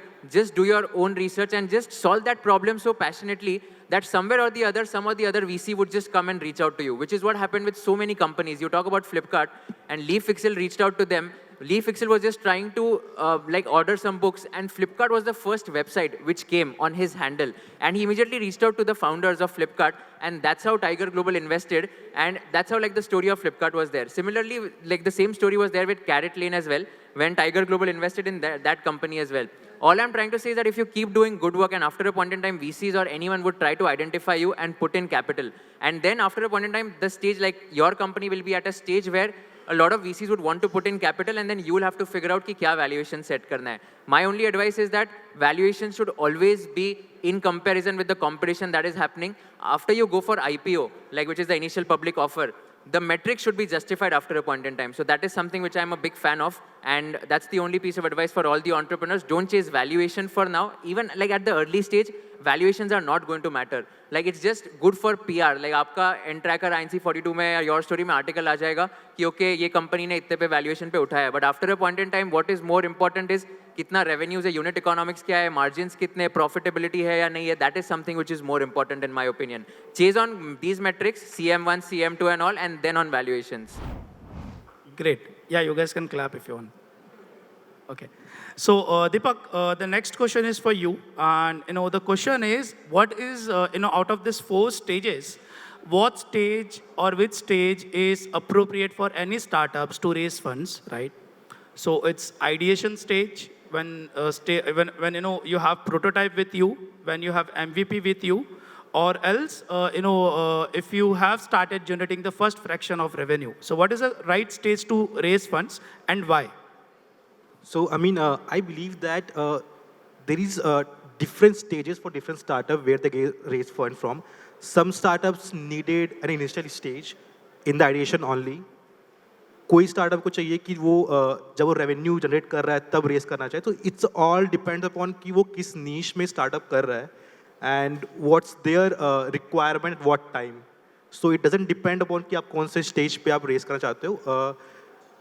Ideally, I believe that कि first you have to be like build your MVP first, and then check whether you are looking to raise fund or नहीं जरूरत है भी कि नहीं उसकी. तो that's the thing actually. And one thing is that कि don't be initially start chasing the investors and trying to raise fund. As much as you can, like go for the sustainably business build karo apna pehle, and let the investor comes to you. Let they ask like if they want to invest in it or not. So that's the thing, yeah. Great. Okay. So, Rohan bhai, the next question is for you. Right. I know you interact with investors more oftenly, right? You have attended more than 100 pitch, in last 1 or 2 years, right? So, what are the 3 major things that investors want to invest in startups? Okay. So, yeah, I mean, first is the availability of the market size. I mean, TAM, SAM, SOM, the typical things. Okay, that would be the second. First, as we covered in some of our earlier chats as well, is the founding team, the founders, their background, their past experience, and their ability to learn and be open for change and learning. Second, the TAM, SAM, SOM. And third is obviously the competitors. How is their offering different from their competition? What are they doing differently? What is their moat? These are the main things I would look at before deciding which company to invest in. And any investor I would suggest to look at, rather than just see that, some XYZ VC firm is investing or XYZ angel is investing. That doesn't make it a good startup. You have your own thesis, build your own thesis, and then decide how to invest basis that. Great. So, guys, we are already running out of the time, right? So this is the last question, and it is for you, Kushal. How important it is for any startups to get right mentorship when they started from scratch? Yeah, that's a good question again. I feel mentorship or getting guidance is something which is very underrated, firstly, in my opinion. And secondly, choosing the right mentors is something which is more important as compared to just getting a lot of mentors. Having one mentor who would be able to guide you in all the areas of life is something which is much better than having 10 different mentors who will guide you in 10 different areas of life. That is my ideology. And secondly, I feel that mentor should be someone who should be happy when they see you vulnerable. Like we as founders, there are a lot of problems which goes in our startups as well. Sometimes, let's say, the CACs are going off the roof. Sometimes the profitability margins are not being met. The revenue targets are not being met. Investors would sometimes put a burden on the founder, and that is something which usually happens. But mentor should be someone who should be happy when they see the founder being vulnerable. And if that is the mentor, then I think that's the right mentor, like whom you have chosen. And he'll be able to just help you in order to succeed through your own way. So I feel that choosing the right mentor is more important. Sharing everything, be it the problems, be it the solutions, the good things as well as the bad things, like bad things sharing first, that is something which will help the mentor-mentee relationship also to enhance after a point in time. So that's my opinion of having a right mentor. Of course, for me also, in the education sector, I've chosen someone who's like very good when it comes to the education industry. And that person has been helping me in order to grow my own venture as well. And we have to be cognizant enough that their time is equally valuable. I have noticed one thing in my life. As a founder, like there are, let's say, if people who are 3-4 levels above you in terms of success, they won't be the ones who will help you in and out always. Always try to reach out to people who are, let's say, 1 level above you. They'll be able to help you more as compared to the people who are, let's say, 4-5 levels above you. And gradually, once you, let's say, scale up in your own venture, then you can reach out to people who are 4-5 levels above you, and they'll be able to help you as well. So that's the journey, and that is something which I have been a big fan of. Great, excellent. So here I, would like to end this fireside chat, and I would like to thank Rohan bhai, Jivika, Deepak, and Kushal for your insightful, speech. Thank you everyone. And we'd like to thank you as well, Abhinav. Thank you so much. Thank Please you. kindly Thank you for join listening us to us. Thanks, for everyone. a lovely picture. Great. Yeah. And we'd like to present the mementos. Come, please come. Please step forward for a group photo op. Come. Jeet is here. If Meet, you're here, kindly join us as well for this group picture, for the fireside chat. Friends, may we please put our hands together for Rohan Bajaj, Jivika Tyagi, Deepak Chauhan and Kushal Lodha.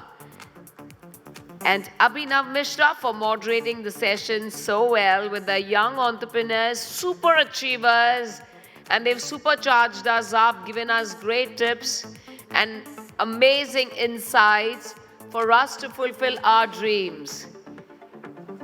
Yay! Woo!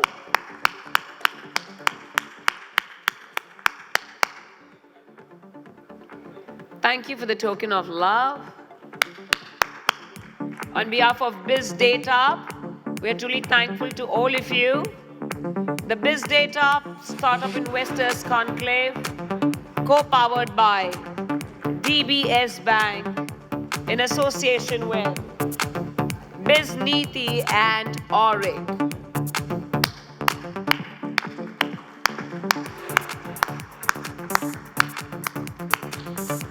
I'd like to thank my dear friend Sona for giving me this fab opportunity to be the official MC for this entire brilliant startup conclave. Well, friends, it's time for us to move towards high tea, and we shall then have the next pitch and the presentation with our sharks again, post high tea celebration, post which, of course, we'll carry on the networking. As they all say, if we're not networking, we're not working. The best time for us to share our contact details, at the same time, go ahead and excel. So thank you so much to each and every one of you. My name is Simran Ahuja, and I'm truly thankful to...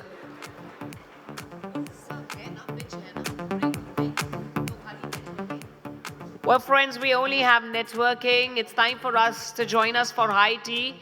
Please do join us for high tea before you celebrate with your lovely families and at the same time head towards a next get-together or a celebration. Life is truly a celebration, and thank you to one and all for your faith in us. We look forward to a continued association. Do remember to be in touch with us. Well, friends, gives me great pleasure in thanking each and every one of you personally. And of course, we'll connect outside. But on behalf of Bizdateup, thank you from the bottom of my heart to one and all. And let us truly carry on with our innovation, with our ideas and the brightness in our hearts so that we could make our family happy, community happy, our city proud, state proud, and of course, our nation, India proud. As by our Honorable Prime Minister of India, Shri Narendra Modi ji, who has the vision to go ahead for startups, the third largest economy, and let's go further on to excel. Love you all. Take care. God bless. Happy business. And there is still an announcement, so hold on. We are here to celebrate for Girish Muttaji. It's his happy birthday. Ooh, wow, what a day to celebrate. May we please welcome Girish Muttaji. So our team is very excited. Our Bizdateup, which has been a cornerstone in the entrepreneurial landscape since 21 and dedicated to nurturing and advancing the startup ecosystem. This innovative platform, which has been pivotal in connecting ambitious startups with the right investors, driving growth and innovation. And as the organizers of the Startup Investor Conclave, Bizdateup showcases its unwavering commitment to the entrepreneurial community with an impressive track record of funding over 15 plus startups and facilitating the raise of around Rupees 80 crores to date. Bizdateup stands as a testament to the potential of strategic networking and support. The conclave here in Mumbai is truly a catalyst for fostering partnerships and securing investments. So good luck, everyone, and thank you on behalf of Bizdateup. Happy birthday to you. La la la la la. Music, please. Can we have the happy birthday song? And we can carry on with it.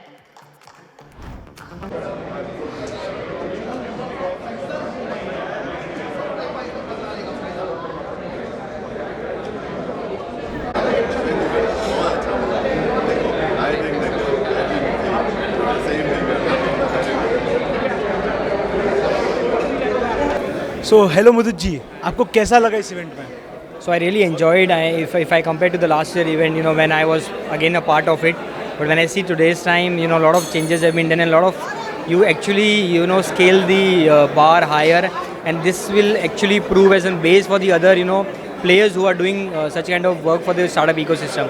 So you guys are doing great in terms of startup ecosystem and really creating good value for the startup ecosystem and helping these startup founders to raise not just the funds but also helping them in the other resources as well.